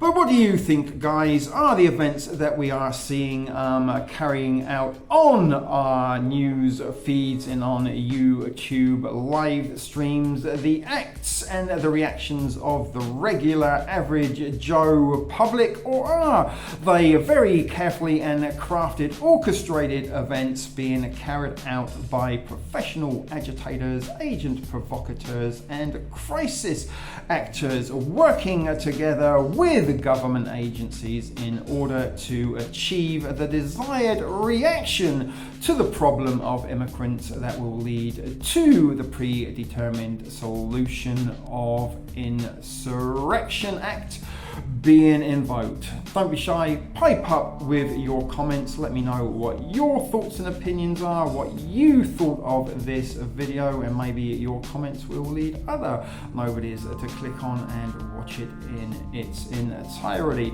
Now, this latest installment of unwatchable content is not quite done yet, as maybe you might be able to recall a few hours ago in this presentation earlier, I teased upon the prospect of seeing some ICE agents failing in the field of action and the line of duty, and to deliver that on that promise, let me introduce you to my brand new imaginary virtual assistant, ArDee Grande. Hi ArDee, how are you doing, sweetheart? Hi ArDee, I am fine, thanks for asking. But you don't usually ask about my well-being.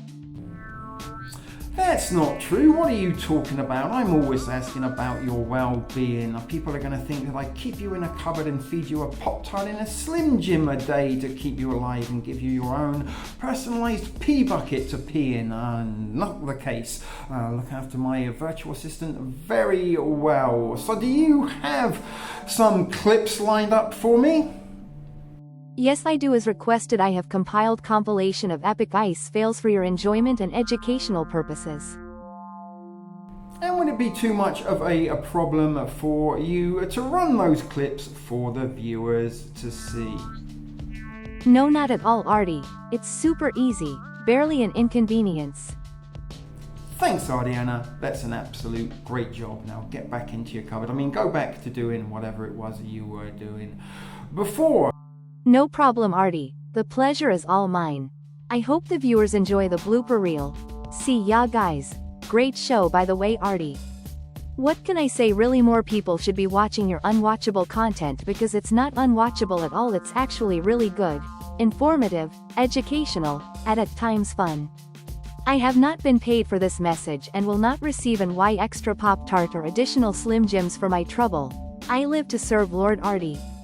This is ArDee signing off for now. So guys, without any further ado, let me hand you over to ICE Fails, a compilation of field agents failing in the line of duty.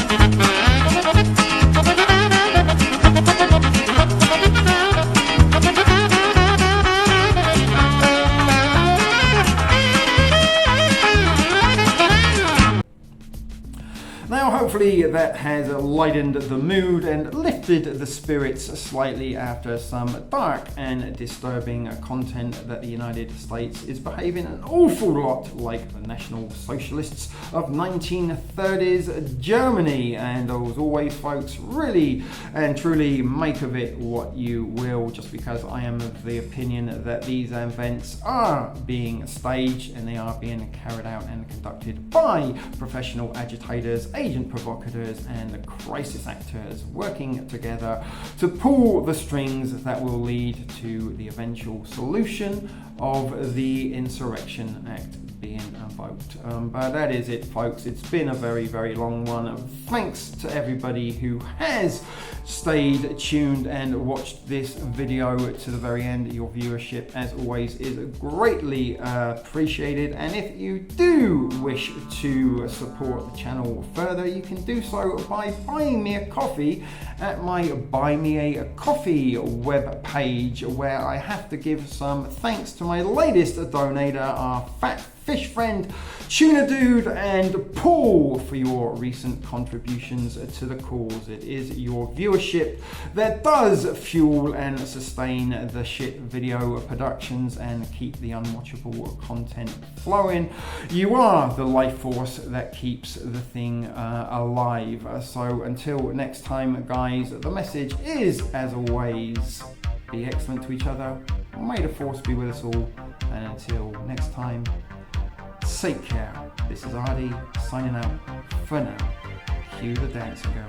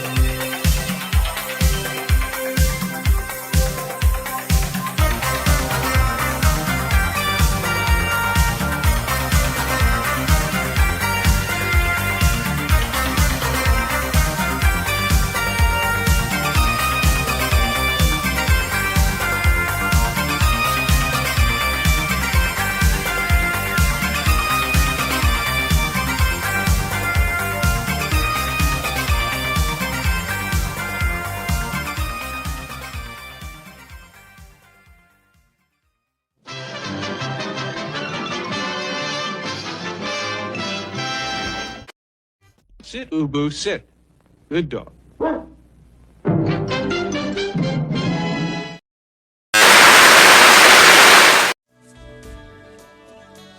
Be excellent to each other.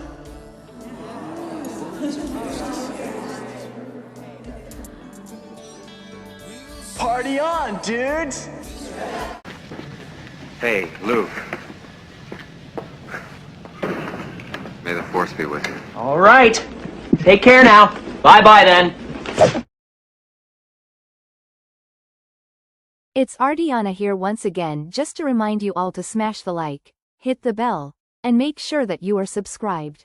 YouTube fucking hates ArDee, that's why it goes out of the way to make sure as few people as possible watch his videos. It's up to you and the other regular offenders to do all you can to ensure more people watch ArDee. NoOneWatchesArDee is part of Shit Video Productions, and isn't as unwatchable as you think.